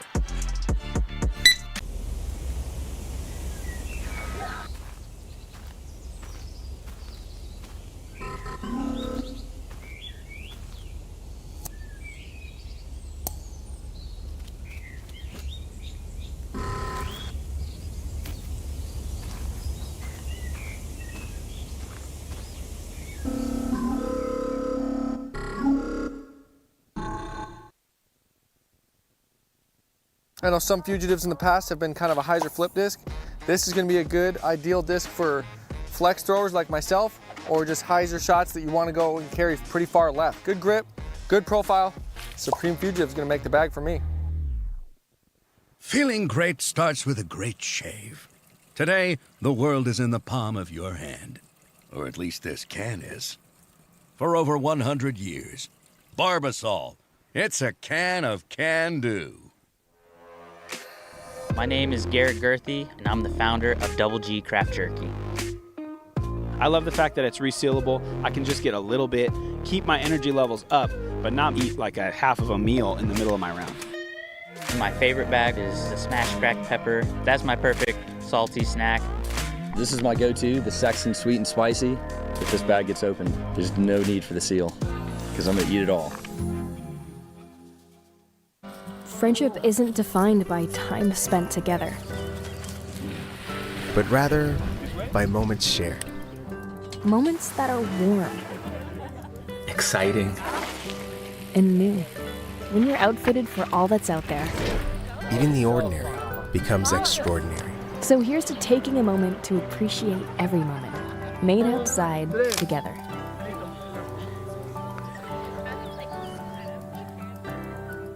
When you first sign up for a PDGA membership, you're given a PDGA number. Your PDGA number is a stamp for when you got involved in the sport. It's a badge of pride for players and a part of your disc golf identity. Get your number today. Visit pdga.com/join. At Discraft, we don't wait to see what the future holds. We build it.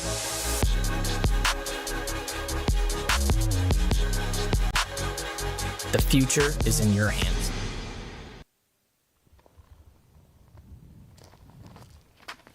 TF17, Isaac Robinson.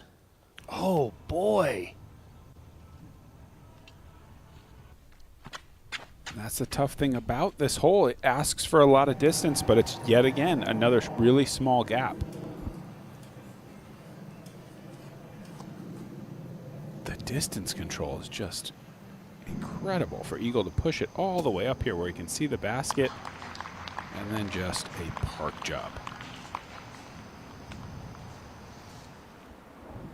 It's so great to finally be seeing this be played live here on our coverage because, wow, and now we've got two that have not gotten out the gap. But what I was about to say is that McMahon's looked way left, and he actually had a fantastic angle. Yeah, more left I think is a better chance you can see the basket, that's for sure. But you got to get out this gap, and it is not that easy. And you can see that spotter out there. That's kind of the right side OB line. Yeah. Straight out, and then you need to swing a little left. This is doing it. Does it put the brakes on? Yes, that looks great.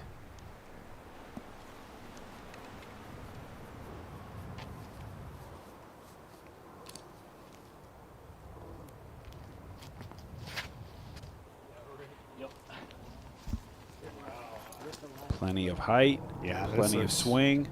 This looks good. This looks just like that McMahon shot. That's basically, you can see he's still what looks like to be about 50 feet to the left side out of bounds. So still a lot of space to utilize over there on the left side. Here's a look at 18. Similar feel, really a tight gap out into the open. That looks OB right. And it is.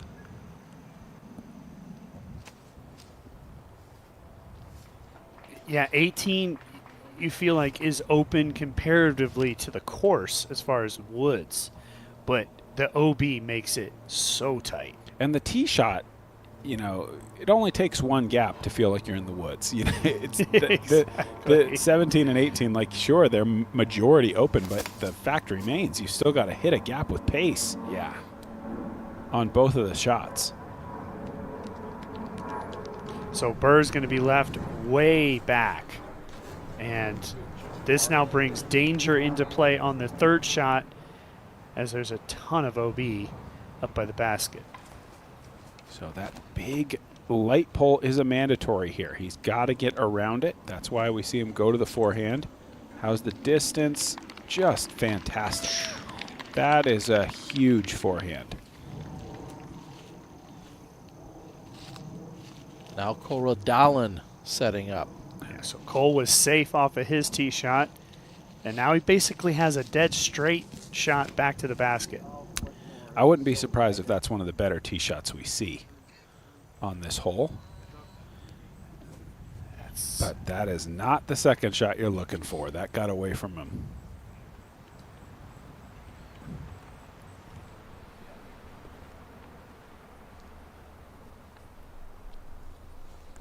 And this is after the pitch out of Isaac Robinson. So he was not able to get much done with his second shot. Now just going to try to find the landing zone.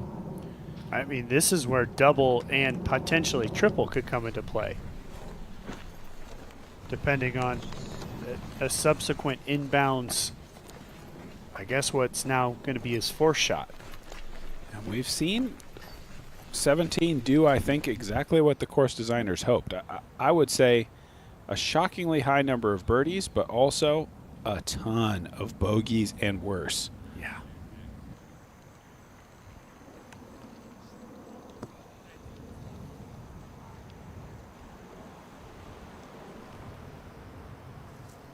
Tee of 18 with Klein.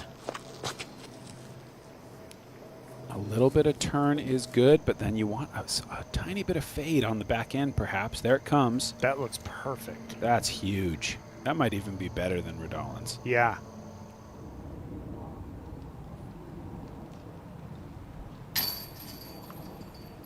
Oh, that would have been such a great par save. After an OB drive, he's going to have to settle for bogey after the missed putt.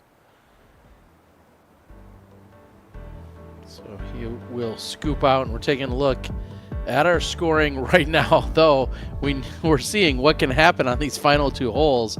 Calvin sitting at 11 under as a total, Isaac at 10, Klein in great position as he sits at 8 under after the tee shot of hole number 18. Eagle, Cole, and Alden Harris all 7 under. That missed putt by Barella is going to put him at a bogey finish. And after a great start, he's been one of the names we've been highlighting all day, had kept the scorecard clean to that point. But it's not that surprising, honestly, with the last 3 holes here are really tough.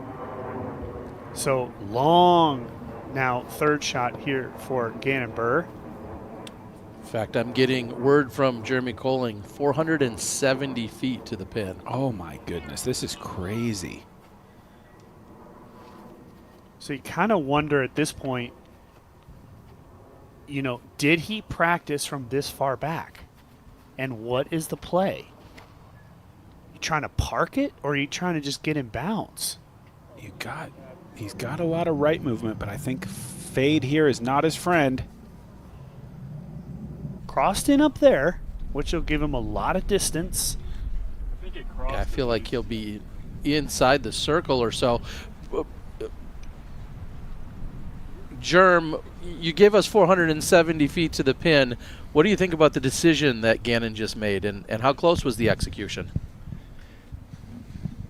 I mean, he had the eye of the tiger. He definitely was going for it the whole way. He was going out there to the left, lining it up. I don't think there's any submission for his game plan. But I think the play is really tough for the backhand turnover. I think that you'd like to be somewhere in the 440 range and go with a forehand that has that right fade at the end. Appreciate it, Germ, as we're watching Robinson. And that's going to come inbounds, no problem. So again, for the backhand, it seems like you really need to overturn it, and you have that space out to the right of the basket. For the sidearm, similar kind of, as long as you get it around that corner, finishing right at the pin is definitely the softer part of the green.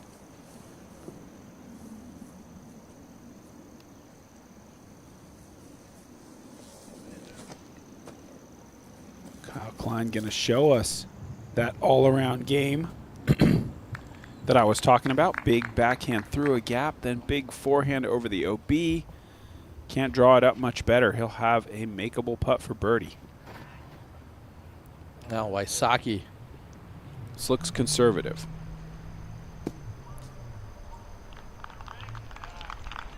Not too bad. It just, again, what it keeps telling me is that even though they look way right, they're kind of on that edge of circle on that side of the pin. Yeah.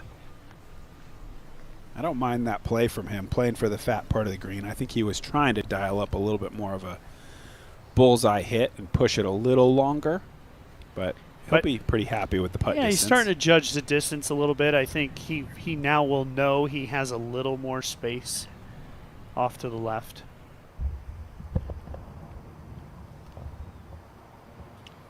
And while we're watching Calvin line up, I'll throw it out to you again, Germ. What should we expect if there's wind in the next 3 days? It seems calm now, but if there's wind on these last couple of holes, how is that going to change up what their game plan is? Where do you expect it to come from? Oh, these holes are incredibly challenging. 18, probably one of the hardest holes I've ever played in Charlotte. I think if the wind's up, I think par is going to be gaining a lot of strokes on the field. But these guys throw a lot farther than I do. So when I practice this course, I've got to expect that the field's going to be doing about half to 3/4 of a stroke better than anything I can do. But they're not going to want the wind blowing too hard on these last two, that's for sure. We'll take a look at our Canna current conditions, where it is 71 degrees, near perfect. 62% humidity. The wind is down right now at 7 miles per hour, coming out of the east to southeast. That's the most common that we've seen, is an easterly wind, at least this morning and this afternoon. That's been the common theme. And we got to thank our friends over at Flight Factory for drone coverage and previews. FlightFactoryDisc.com. Check them out. You can use the code DGPT2023 at checkout for some incredible deals and discounts. Again, DGPT2023. That was a great look at both the greens of 17 and 18 to give you an idea of the shape. Perhaps we can go back to that at some point and get the lay of the land, as you can kind of understand the shape of those holes. This is turning more than you would like. Oh, no. And you said it perfectly, Sexton. It'd be great to see that view again at some point, because when you get to 18, and what a par. Wow. Oh, my goodness. That is insane. Pitch.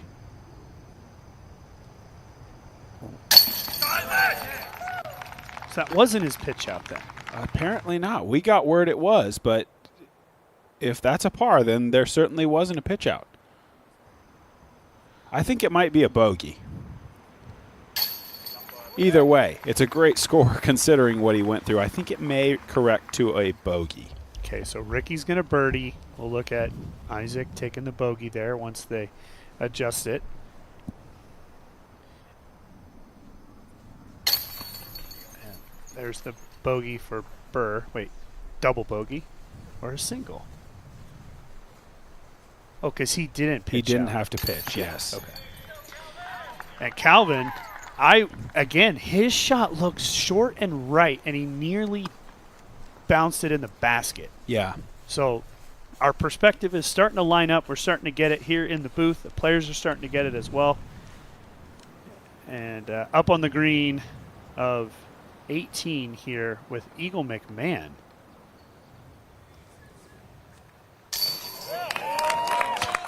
What a save for bogey for Eagle McMahon. What?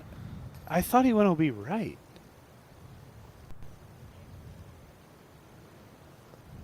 That is listed at 49 feet for him. Here's Klein.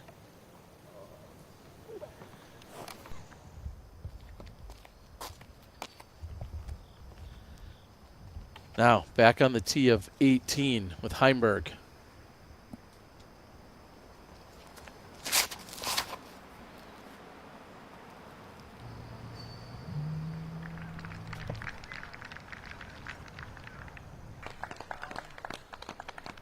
The OB is set up in such a way on the second shot that you basically can't lay up. You kind of have to go for the green if you put yourself in position here. That's why I think if any wind picks up, then yeah, the numbers are going to get huge. We're currently playing this, and this is big from Ricky. It's got to get down.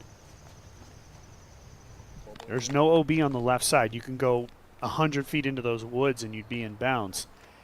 Today, 50% of the field have taken bogey or worse, versus just 2 players taking birdie. Wow. This is in some danger. OB on that right side. And he's going to be pretty far back. And after we see the tee shot of Buhr, we're going to go ahead and fly this hole, Sexton. Prepare yourself, because I think our fans at home really want to see what these guys are actually dealing with from an out-of-bounds perspective. It's a lot, I'll tell you that.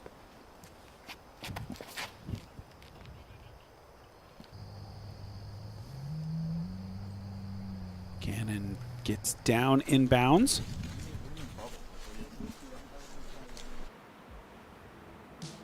Now let's have a look at 18. It's a par 4, 830 feet. You've got an early mandatory on, or actually it's not a mandatory, it's just a free relief area on the left side. That if you do go into that big stick pile, you do get a drop zone into the center. We're seeing these guys try to push up forward with that little bit of left fade, and that's to avoid this little pinch in. You see how the OB kind of jogs in left and gets very narrow right at the range where our big distance throwers can possibly access. So you do want a little bit of left swing. Look how far they left it off the wall. You're not getting lucky in any way on this hole. They're leaving you 4 meters probably of space. So there's going to be no bouncing off the wall and rolling back safe. And then you're firing across here. That giant light pole is a mandatory, so you can't cut the corner entirely. You've got to swing in with the forehand or push far enough forward off the drive to allow you a turnover or a straight shot backhand. This is a good look at the shape. Players teeing at the bottom left of your screen, trying to push up out into the sun on the left side of that field, then around the big light pole to the green. Great birdie if you can get it. And Nate, what are your keys to success, brought to us by blackinkdisc.com, the premium disc golf store? Well, you need to bring final round intensity from the jump here in the Tour Championship. You need to also be aggressive. Clearly, Sexton just broke it down. You can't lay back and still get birdies here on these finishing holes, and you need to trust your routine, especially once we get into those final couple of rounds. It's going to start, the pressure is going to ramp up. We're talking about the biggest purse in the history of our sport, and that pressure is going to be through the roof. And taking a look at our cut line as of right now, remember the top 12 make it. Ganon Buhr, due to his overall standings, would have any tiebreaker over Bradley Williams and Joel Freeman, so that's why you see him on the top of that cut line or inside of it, even though he's tied with those 2 other gentlemen. No playoffs will happen. It goes strictly to tour points as a tiebreaker.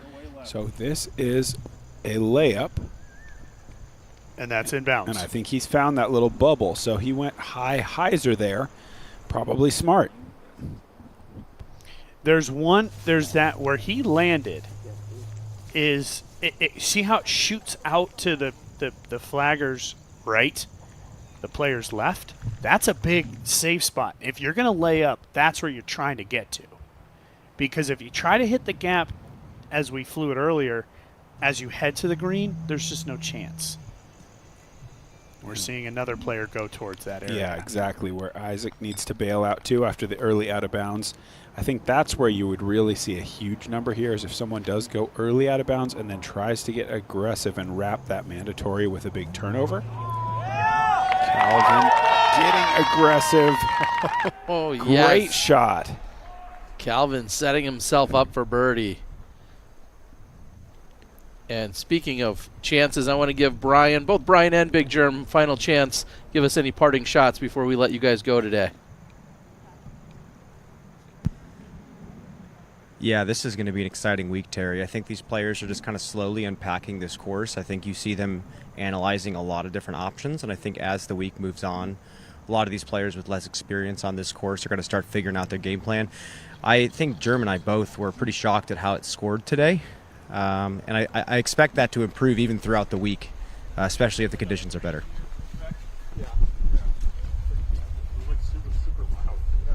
So Ricky, with the short run up, trying to go all upper body, just completely overplayed that one to the left. But fortunately for Ricky, did stay in bounds.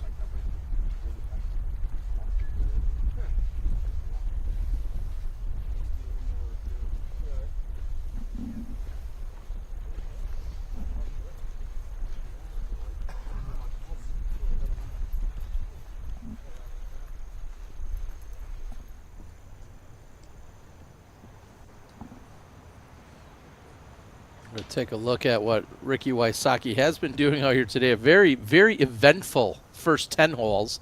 And then a number of pars. Put 3 of them together in a row, one of which was also pretty exciting. And then calm down with a few more birdies to start to close it out. And some bright spots throughout the day out here for Rick. I mean, when you really do analyze that scorecard, you start to look at the fact that Ricky, with his aggressive play, gave himself more chances at birdies. Absolutely. In that front 9-10 holes versus the rest of the field. And then the back was clean. He needs to make a putt to stay clean. But, you know, again, you like his aggressive play if he can avoid the bigger numbers. And he usually does. You know, we'd expect him to clean that up. And if he can maintain some of that, some of the good, because he's, you know, probably leading the field in birdie percentage. He's picking up a lot of birdies today, for sure.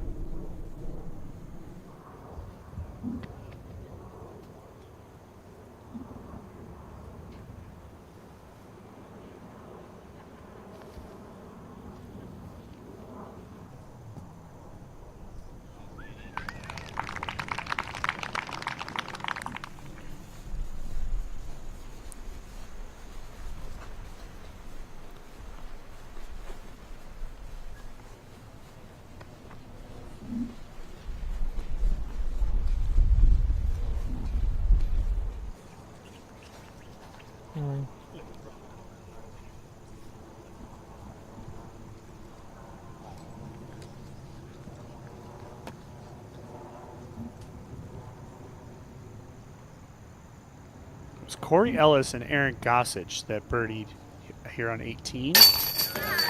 Ricky gets the par. Calvin looking to join them.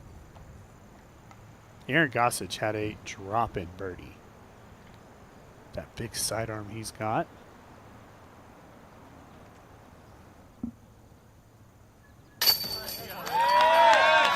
A solid day out here for Calvin Heimburg. He, of course, came in with the biggest advantage in terms of being 6 under before he threw his first shot, but then added to it 7 more strokes. So he is ultimately at 13 under par. I mean, Calvin Heimburg effectively shot the course record and bested anybody else on the course by 2.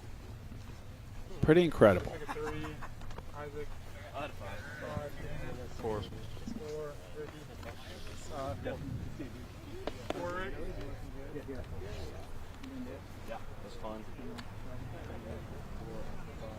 As we just said, Kelvin, a 7-under effort today, shooting the hot score by 2. Kyle Klein and a few others shooting 5-under out there today.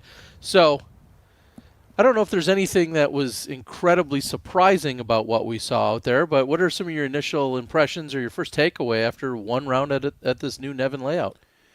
Well, I'd say the course is playing tough, and I'd say Calvin took care of business. Maybe the one guy who really didn't need to have a great day today, but he might as well, right? I mean, setting a tone, like Nate said, I think he played really well, 7-under, a fantastic score. I'm eager to see if he can keep it going tomorrow, and then obviously into the big championship round. We can pretty much assume he'll be there in that top 12. And I think from an intensity standpoint, tomorrow probably will be about the most intense day that we've seen so far on this entire season, minus some of the major finishing rounds. You're going to have a whole set of guys. There's about 12 of them right now that are on the bubble. Whether they're below or above, there's going to be a battle to make the finals. It's going to be fun. We said it all year long. Every point matters out here on the tour. That's going to come into play tomorrow afternoon. We're going to take one final break, and then we'll be back with our OTB after show and the OTB shot of the day. We'll see you there.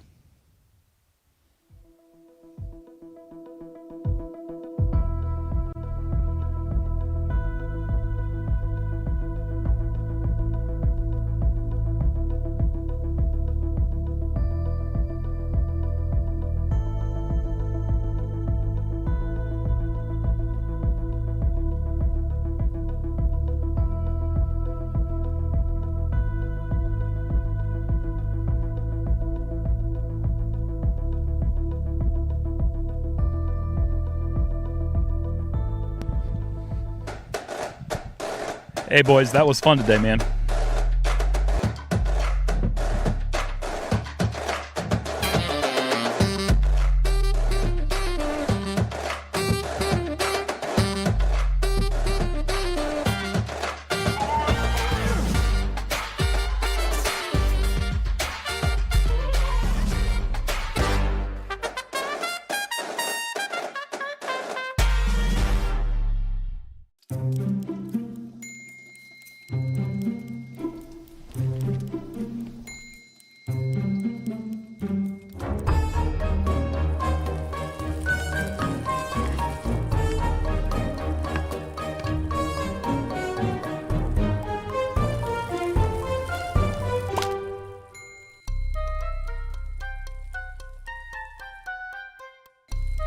Check out the whole lineup at clashdisc.com. I know some fugitives in the past have been kind of a hyzer flip disc. This is going to be a good, ideal disc for flex throwers like myself, or just hyzer shots that you want to go and carry pretty far left. Good grip, good profile. Supreme Fugitive is going to make the bag for me. Nice Valley, Montana, with my family. When we were bored, my parents would just be like, go outside. That's where memories are made. It's such a part of childhood that I feel like is being lost today, and I have desperately tried to instill that into my kids.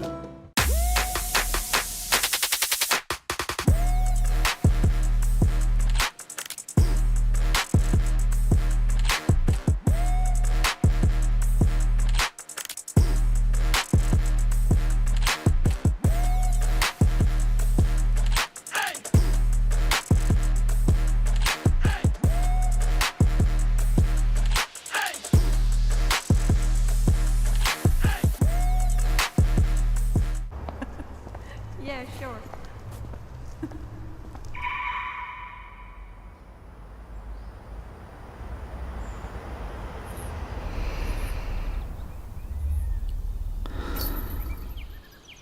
Millennium's Quantum Vela is a speed 7 fairway driver.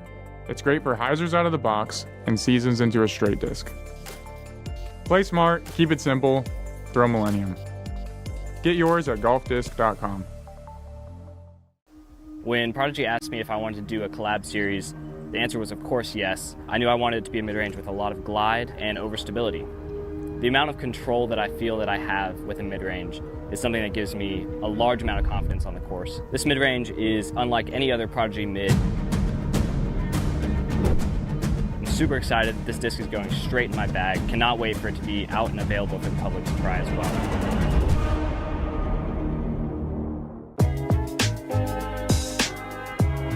Been rocking these polos all year. I love the breathability and comfortability. They've allowed me to perform at a high level.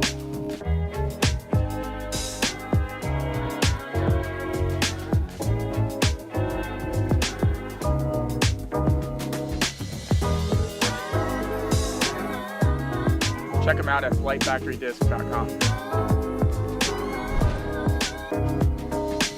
With a smooth, clean shave, every day is a clean slate. So who cares if you put all your money in crypto and called your boss an idiot? Barbasol. It's a can of can-do.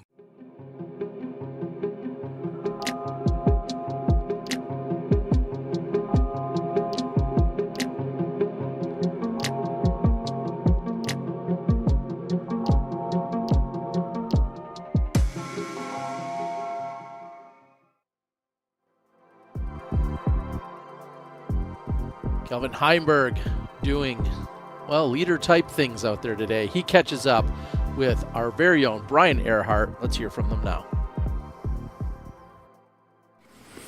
Calvin Heimburg, 7 under today. That's about as good as a number as anyone had talked about visualizing for their best round. How do you feel about it?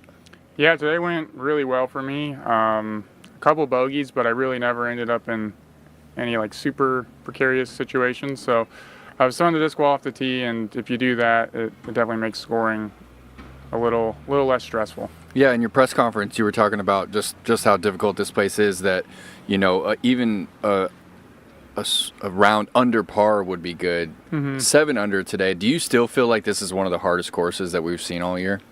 Yeah, it's definitely the hardest course that I think we played on tour this year. 7 under is, probably about as good as you could ever expect to do. Came through the last couple with a couple birdies too, which is really good. So, I'd love to replicate that in the next 3 rounds, but odds of that are pretty low. I think it's just, one shot at a time, try to keep them in the fairway, and then, when you get in trouble, don't try to get too aggressive. Sometimes you just have to take your medicine and take a bogey. And with such a commanding lead with the 6 strokes going in, like how do you feel about the format for this event? Like, you're 10 strokes ahead of the cut line. You're likely going to make it to Saturday. Is there any part of you that wants any of that advantage going forward? Yeah, I think it's kind of weird that it's like, it's not really a bracket style tournament and it's not a stroke play tournament. We're just like a little bit of both, and it feels like a slightly weird format. But, we all knew what it was coming in. It definitely sucks knowing that, like, if I do make it to the weekend, that I don't get to count that 7 under round. But, I'm feeling good and just looking to continue, this kind of momentum and, just feeling calm on the course. Yeah, and talk about the difficulty that you faced near the end of your round today. You said that in the woods, it's pretty dense out there. It got a little dark. It's hard to get the depth perception there. Like, talk about that, how that changes the way that you attack a hole or execute on a hole. It definitely gets a little spotty there at the end of our round. The sun starts to set earlier this time of the year, and we're in the woods, so it definitely gets dark early. But I don't think it really changes how I'm attacking the course. I have an idea before I get here, of how I want to play a hole. It's just when you get out of position, it makes scrambling a little more difficult because it's kind of harder to tell how far away trees are, and just depth perception becomes a little bit of an issue. But how I attack the hole hopefully doesn't change at all because, you've practiced the tee shot you want to throw multiple times. Well, Calvin, you're 10 ahead of the cut line to get in on Saturday. We'll likely see you then and certainly see you tomorrow. Thank you. Thank you. Yeah, and interesting to hear Calvin talking about just pushing into the twilight hours or pushing into the sunset hours and what that will mean for him out here. Obviously 17 and 18 relatively open. However, leading into it, there's some extra things that they probably haven't had to worry about much this year. Sure, fall has arrived, that's for sure. It's late in the year, and playing these woods courses can certainly be an issue, but at least it's pretty even, across the field. Yeah, and just one other thing. Calvin touched on exactly what you just said off air. Nate. We were talking about how, he comes out with this blazing score today, and now will he feel a little disappointed that he can't take this hot round ultimately into Saturday or Sunday? But it's all about building blocks. I mean, I probably would. I would probably feel frustrated. But like he said, I mean, I think he's a mature guy. Everyone knew the rules. But it would be hard to leave, say a 7-8 shot advantage if he comes out and plays this way again tomorrow, and then just go, well, it was nice having you guys, trash can, and go ahead and just start on even footing with 11 other players. Yeah, and you think about the guys that are, what would be 2 shots behind him? It's not like he has a big lead on the board right now, but had we been playing a traditional tournament, he'd have a 2-shot lead right now. It was a good round. It was a course record round. But at the end of the day, it is going to reset. His job was to get to the finals. Once you get to the finals, everybody starts over. That's a part of the Tour Championship. We talked about it. It's the biggest purse. It's the hardest course. It's the best players. And that's what you live for. I think it's just exciting. I'm really looking forward to tomorrow to see who gets in. And then can that person who barely squeaks in get hot on the weekend and be the champion?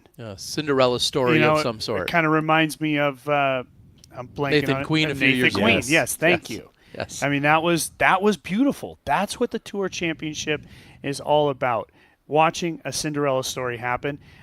Today, the best player in the world shot the best round. So I think Calvin did some good work, and he said it himself, setting the tone, being comfortable on the course. He did it perfectly.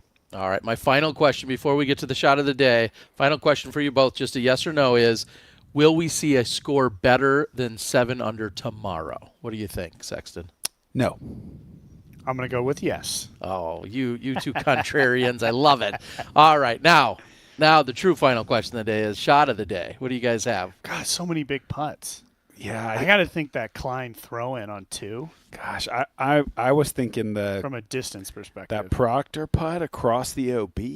Yeah, and then I was thinking about Wysocki and Klein on 14 with those perfect backhands right down the tunnel. If I'm going to go a couple shots, if I throw a couple out there, I have a better chance. Throwing a lot of darts at the board here. Let's take a look at our OTB, only the best shot of the day. Yes, started out hot and early. Kyle Klein from 160 feet is able to pick up the birdie. And maybe even more importantly, what a bounce back after just a terrible first hole where he missed a short putt. It really looks like that's what he's trying to do, which blows my mind. I would love to hear his words on his intent with that shot, because tall basket, downhill, 160. Normally that's not a green light go, but today it was, and he just cashed that in. It was incredible. Kyle Klein is tied for second at 8 under at the moment. Well, tomorrow morning we're going to bring you more coverage. It's going to start, of course, with Tournament Central, and then we'll lead into our final semifinal round that takes place. That's at 9 a.m. Eastern. We got to thank Big Germ along with Brian Earhart out on the ground. Nate Doss, Nate Sexton, I'm Terry Miller. We'll see you tomorrow morning on the Disc Golf Network for our Tour Championship presented by Barbasol.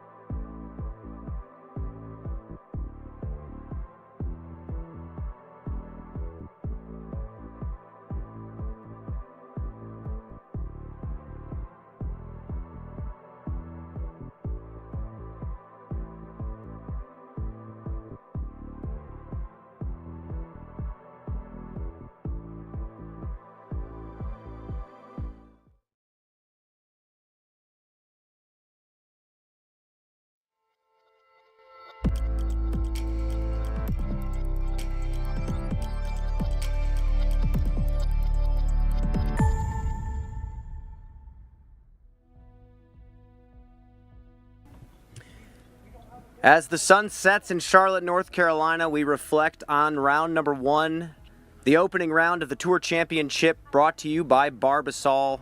Tournament Central Time, Brian Earhart, Nate Perkins. Let's wrap things up today, Nate. Calvin Heimburg shoots the 7 under par. We heard that the scoring was going to be similar to Northwood's Black. Didn't think it was going to be this similar. Yep. What do you think? I think that is the lowest that anyone's going to go all week. I was shocked to see that number. I mean, he was 5 down with 2 holes to go. Thought that he would kind of take his foot off the gas, having the commanding lead of the event and basically a shoe-in for Saturday. And then he goes birdie on 17 and 18 to certainly shoot the tournament course record here. And I think it's going to be safe the rest of the weekend. Just getting out there and watching how this course was playing. That's a phenomenal number. We're going to run back some of Calvin's shots. Look how he starts this Tour Championship, Brian, feeding it all the way into a step outside the bullseye there. Here we go. Here's the par 4, number 4, that they backed up about 80 feet. Gets that one to skip around the corner. You used to be able to just go chip. Now you have to kind of get that second shot up to speed and get some good ground play. And this is the par 5 that they backed up across the creek. He's putting from just on the other side of the creek right there. Cashes it in from 55 feet for his 3rd birdie of the round. I mean, Nate, this is a 7 under with 2 bogeys on a course where players are hitting first available tree often. I think 7 under is going to be a hot mark. I think someone could shoot better than that, but it might take a little bit of luck. I mean, Calvin really looked in control throughout the entire day. I mean, he wasn't puring tee shots. I think some of his eagles were getting a little flippy on him late, but he was piercing these fairway shots and getting far enough up there to where even if he was a little bit off the fairway, he was able to at least advance comfortably, being in the next phase of whatever hole he was playing. I think it's very similar to what Eagle McMahon was saying earlier in the week when he said, I'm just going to throw hard and advance these fairways as far as I can. Regardless of what disc I'm throwing, I still have to hit a gap. So Calvin just played some phenomenal golf out there. A really interesting person that I have to look at is Isaac Robinson. Didn't look like he was murdering it out there, but he's in 2nd place. He shoots a 3 under par. That's a solid score out here, Nate. Solid score, and that's 5 strokes in front of the cut line to advance to Saturday. Very unique format here. I mean, Calvin is 10 in front of this cut line, Brian. So Calvin's not going to get to carry that 7 forward.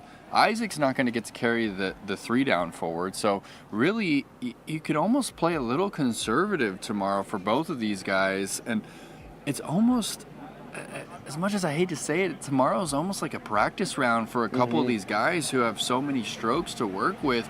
They're just going to get a better look at the course. They're going to be really relaxed. I mean, I don't see Isaac shooting himself out of this. This is his 2nd birdie of the round right here on number 6. You know, the birdie wasn't too hard to net right there, but there were a lot of big numbers on that hole, as we kind of expected after they moved that one back across that OB creek. The long putting for Isaac was working really well. Circle 1 looked a little shaky. I mean, that's kind of been a theme for him throughout the entire year. I mean, he's one of the best Circle 2 putters we may have ever seen.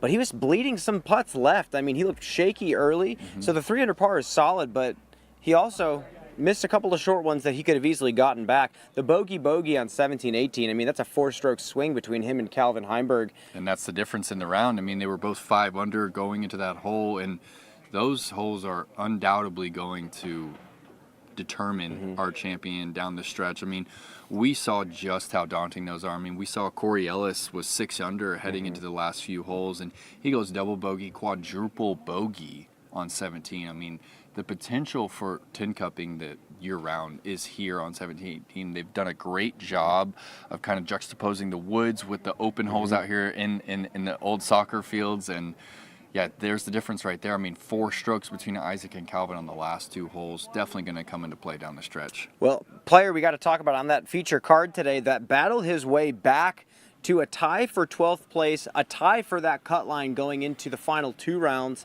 Ganon Buhr did not look good early, was multiple strokes over par very early on that front 9, and crawled his way back. Nate, Ganon is a hyzer flip guy. I mean, he blew me away with his drives on 14 and 15. I mean, he goes distance driver hyzer flip down the 400-foot tunnel on 14, and then 15 does the exact same thing. His skill set's continuing to evolve. It's pretty impressive, Nate.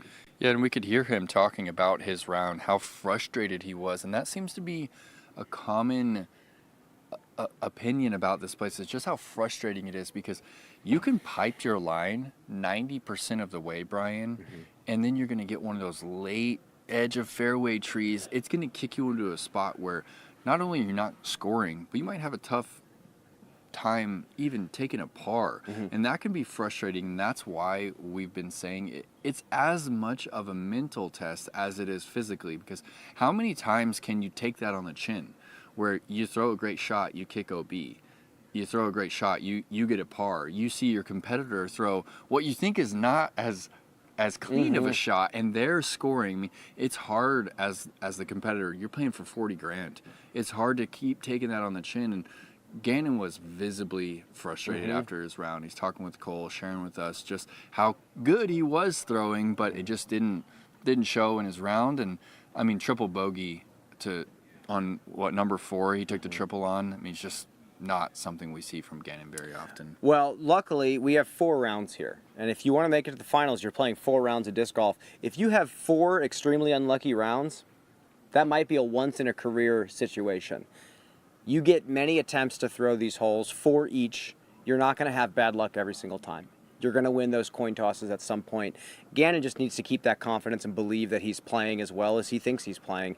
And I think he can battle back. I think we could see him easily go on to Saturday, Sunday. But with that, we have an interview with Ganon. Let's hear what he had to say from his perspective. Joining here in the clubhouse, Ganon Buhr, +1 on the day. Brings you to 3 under par overall. You're in a tie for 12th right now. It was quite the battle out there. Can you talk about it? Yeah, it feels like I'm playing way too good to be what my score is. Obviously had that blow pull pretty early on, and I didn't throw a shot that was really more than like a foot off of or like a couple inches off of what I wanted. Obviously the tee shot wasn't great, but 1 foot right sneaks by. I have a chance at birdie. The second shot was actually looking really good out of that. It was a really good scramble, and it barely just kissed the tree, and then it kissed a second tree, and then kicked even deeper into the woods. And then the putt just hitting trees, landing circle 1, then rolling to 50. It just kind of just over and over and over again. It was just beating me up. This is how these last 3 tournaments have been for me, where I have really good moments. I mean, I went 4 under on the toughest part of the course today, kind of that 11 through 15, 16 range. I went 4 under, lacing almost every gap, and even the gaps I laced, I got a couple kicks that weren't super friendly, it felt like. And obviously I can throw more perfect, but it's just, stuff like hitting the light pole on whatever hole that is, 8 I think, is just, out of my hand. If there's no light pole there, it's under the basket, it feels like, and obviously I have to be avoiding that, obviously, but it just kind of feels like, if I throw a worse shot, I'm going to get a better result, and I hate that. Well, there's something to celebrate. You're throwing some beautiful hyzer flips out there. You turn around multiple times after some tee shots, and you were pretty blown away yourself. 14, 15 come to mind most specifically. Those are amazing. Talk about the evolution of that shot and your skill set. Yeah, I've been reaching down a little bit too low usually, so I'm kind of yanking all my drives, my hyzer drives up into the right, and so I've been trying to reach back higher, actually. That way I can kind of drive down into the shot. And it's made it a lot easier to actually hit my angle. That's the reason I was having trouble with hyzer flips is because I kept pulling it up to the right, pulling up to the right, pulling up to the right. And it was really hard to get that kind of the line I wanted to. It's sometimes hard to envision, but today it was actually really easy to pick a tree, throw it where I wanted to, and hopefully tomorrow I can just start a lot better. Maybe, I don't even know what I need to do really different. My circle, I didn't miss the circle 1 putt today, so that felt good. Putting feels really solid, actually. Even the putts that don't feel great are pretty much dead center with a perfect height. So, and speed control. I mean, yeah, I think I just need to get on a better start to the course. It's really difficult to be in a good headspace and be focusing on your shot when you're already so far behind, especially at a course like this. I turn to Isaac, I'm like, all those strokes I worked for this entire year, I just lost in 1 hole, and you can't be doing that out here. I told my caddy you can't be taking big numbers like that. And he's ditching me for Isaac and tomorrow, and that's what I deserve. That was the deal. Whoever made the lead card would get the or whatever the higher card would get the caddy. But yeah, I'm looking forward to tomorrow. Hopefully none of this actually ends up mattering. Hopefully I can you make the cut. Obviously I do get the tiebreakers. That's pretty nice. And yeah, if I can just make the cut, we reset, and I'm tied for the lead with 2 more rounds left to go, basically. Well, fantastic, Ganon. Thank you for that. Good luck tomorrow. Thanks. Good. Yeah. Talking now about Ricky Wysocki, we saw him on the feature card today. One of the weirdest front nines that we've seen all year long. 3 double bogeys and 6 birdies. It was a weird battle out there for Ricky. It felt like he was all gas, no brakes. And when he did get those nasty kicks, they were awful, and he was just not able to come back from them. Nate, he still battles back to a 3 under par. Yep. Is that kind of what we were expecting? No, it's a great score, and you mentioned just how good Ricky is at scrambling, and he had 3 opportunities to scramble there on the front. He was put in these really uncomfortable positions where he's already off the fairway. Now he has to attack to potentially get the par, but the risk there is the double bogey. He just happened all 3 of those times to hit that tree that he needed to miss and kicked him into an even worse spot where he had to get up and down to save that double. Probably never going to see that scorecard ever again. But the thing that I love about Rick, I mean, after his 3rd double bogey, he was deflated. I mean, they were talking about it on the broadcast. Nate Doss was mentioning just how difficult it is to keep taking that. How do you move forward? You've taken 3 doubles. Well, you're even par. What does Ricky do? He goes bogey free, 3 down on the more difficult back 9. He plays the last 2 holes 1 under par. He did exactly what he needed to do to give himself some breathing room for tomorrow. Yeah, it was a really resilient round for Ricky, but again, multiple times he was pinched off on the left side of a fairway, and he would throw some sort of miraculous forehand roller and jam a 50-footer. He did that, I think, twice today, and it didn't even look like a problem for him. He didn't even look fired up about it. He just thought it was another day at the office, and I think that's why he won last year. And another note that's really interesting, he did the exact same thing with his equipment that Nicholas Antila did at the USDGC. He saved when it? he won last year, he saved 2 or 3 drivers until this year's Tour Championship. He put those discs back in the bag. Those are his Nevin drivers. He wanted to keep them in the same stage of wear. So fascinating, and it's a real commitment to wanting to win this tournament, to see a year ahead of time, and to want it so bad, and to want these discs to stay the way they are so badly. Well, I've just never heard that before.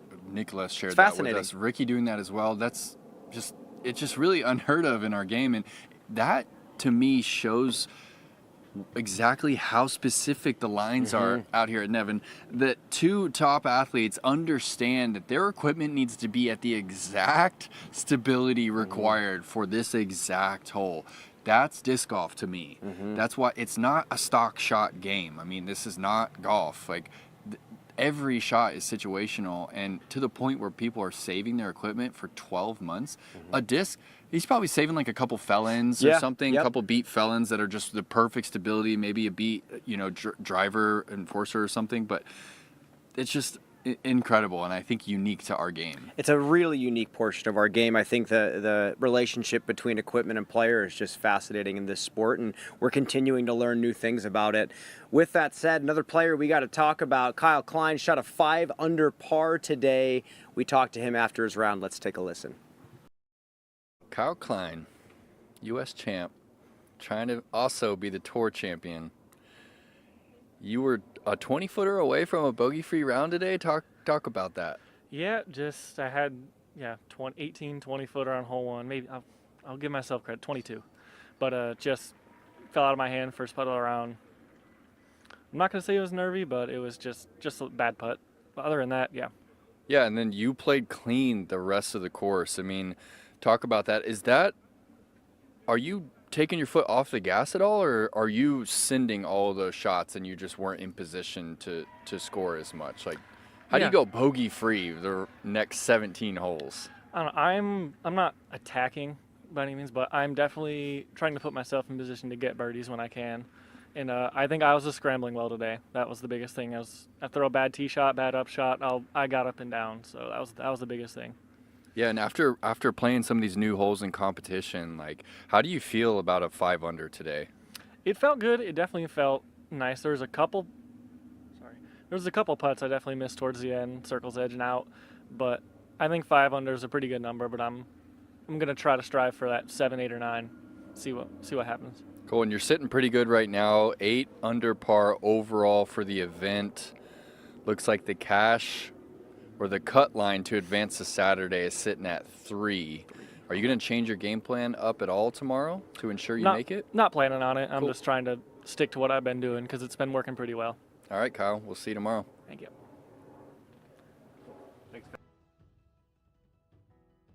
Well, with that, we have one more round before the big reset going into Saturday, Sunday, and we have a lot of players battling for that top 12 spot. We'll hear from a few of them after this commercial break. We'll see you soon.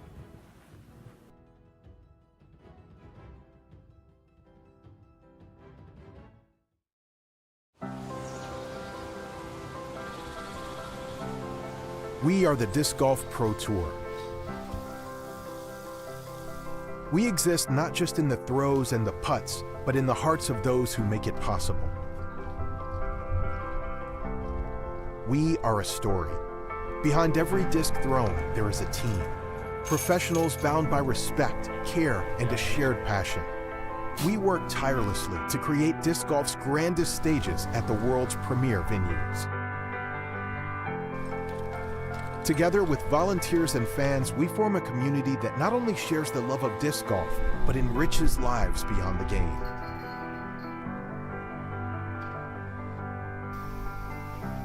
It's our goal to continually evolve professional rules, benchmarks, and experiences to ensure the highest level of play. Every competition and every throw is an invitation to a world-class experience.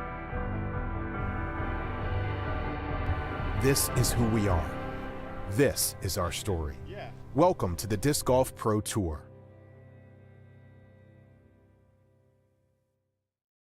Join the Paul Macbeth Foundation's Builders Club to help bring sustainable disc golf experiences to people and communities around the world.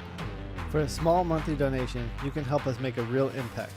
Your donation will go directly to making a difference. By becoming a monthly subscriber, you'll also receive exclusive updates on our work, special offers, and discounts. So join us today and make a difference with the Paul Macbeth Foundation. Together we can make a big impact, one small donation at a time.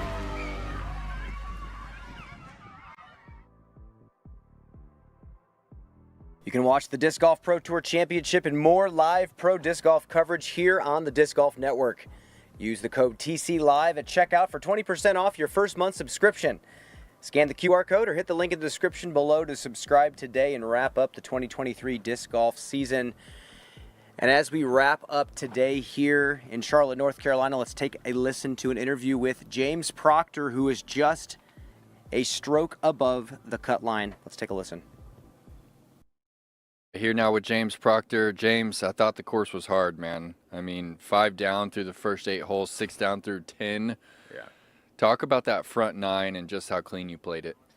The front 9 was fun. You know, I was putting myself in position almost every hole. You know, my main goal for this tournament, this course, was just get off the tee clean and see what happens after that. And, you know, I was doing that. And then when I did hit a late tree, I was cashing the putt still. So I was feeling good. But, you know, the back seems a lot more difficult, at least for me. And so I was trying not to get too ahead of myself. You know, I knew there was a lot of golf left. And, yeah, it was fun, though. The front was fun for sure. It definitely seems like the more difficult 9 just on paper. Like, what specifically about it is challenging your game? You know, I think it's 12 and 13. Those back-to-back par 4s are super tough. It almost feels like there's no landing zone. And so getting out of there with par, you have to do everything right.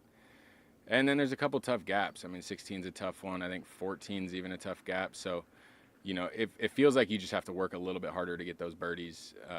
And the bogeys kind of creep in a lot easier. Well, you're sitting at 4 down overall after starting out 2 under for the event.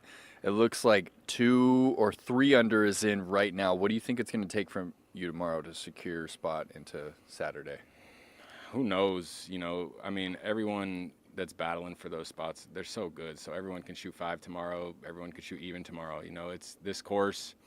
It's going to be more challenging. You know, people are going to be thinking about that spot. There's going to be a little more pressure. So, you know, I just want to get off to a start like I did today. And, you know, it'll probably take You said it's at 3 right now. Looks like it. I think if you can get to 7, you're in a good spot. Cool. But you don't want to play 17 and 18 needing to birdie or needing to even par. So, if you can get to 8 or 9 going into the last 2, that would feel pretty good. Sweet. Well, thanks, James. We'll see you tomorrow, man. Thank you. Well, tied with James Proctor is the only player above the cut line that did not get a stroke advantage going into the first day. Nicholas Antila also spoke to us after his round. Let's take a listen. Joined now by Nicholas Antila. Nicholas, 4 under par today. Just tell us about the round, how it felt overall. Just one little bogey out there. Yeah, I was throwing like super good this round. I think I only missed my line once today on hole 13, and I was able to still save my par with a crazy third shot. And I think the only thing missing today was my putt. I missed like 2 in the C1, made a couple of C2s, but I need to clean that up for tomorrow. You had to battle to make it to the championship. What was that like? Were you keeping track of where you were at throughout the season? Yeah, for sure. It's not so easy when I'm like spending my summer in Finland and Europe, playing some of my favorite events there. But this is like my main tour I want to play, so I was making sure that I get enough points to play this event because, big money. You're right there on the line. Tomorrow's an important day. Does the game plan change now that you're so close to advancing? No, I think all the same. I just need to do some putting today and make sure I'm not missing those tomorrow, and I will be good. All right, you just ran into a Finnish fan here in North Carolina. How unique and rare was that? He's actually my friend's dad, and I didn't know that because I have only been playing disc golf with Oiva for like 2 times, and actually he was Oiva's dad. That's crazy. He's like Oiva is like a young player from Finland, and yeah, that was crazy. You don't get to hear Finnish language that often in the US, so it was always kind of strange. Well, great round today. We'll see you tomorrow. Thank you. Appreciate it. Well, Nate, it was an eventful first day here at the Tour Championship. Any initial thoughts? Anything that you can say to wrap the day up?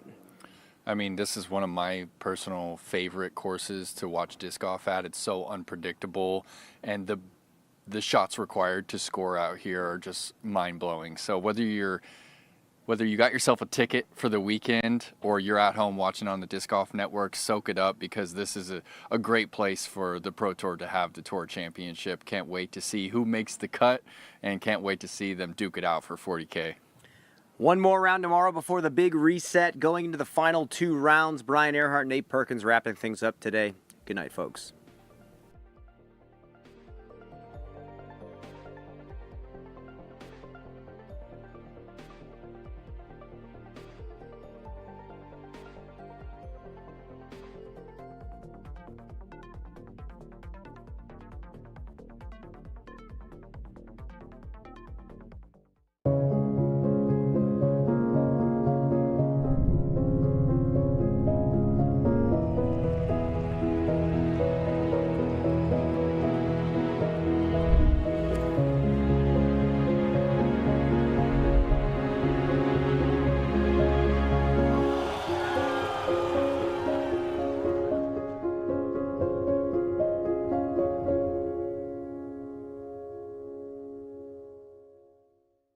With a smooth, clean shave, every day is a clean slate. So who cares if you put all your money in crypto and called your boss an idiot?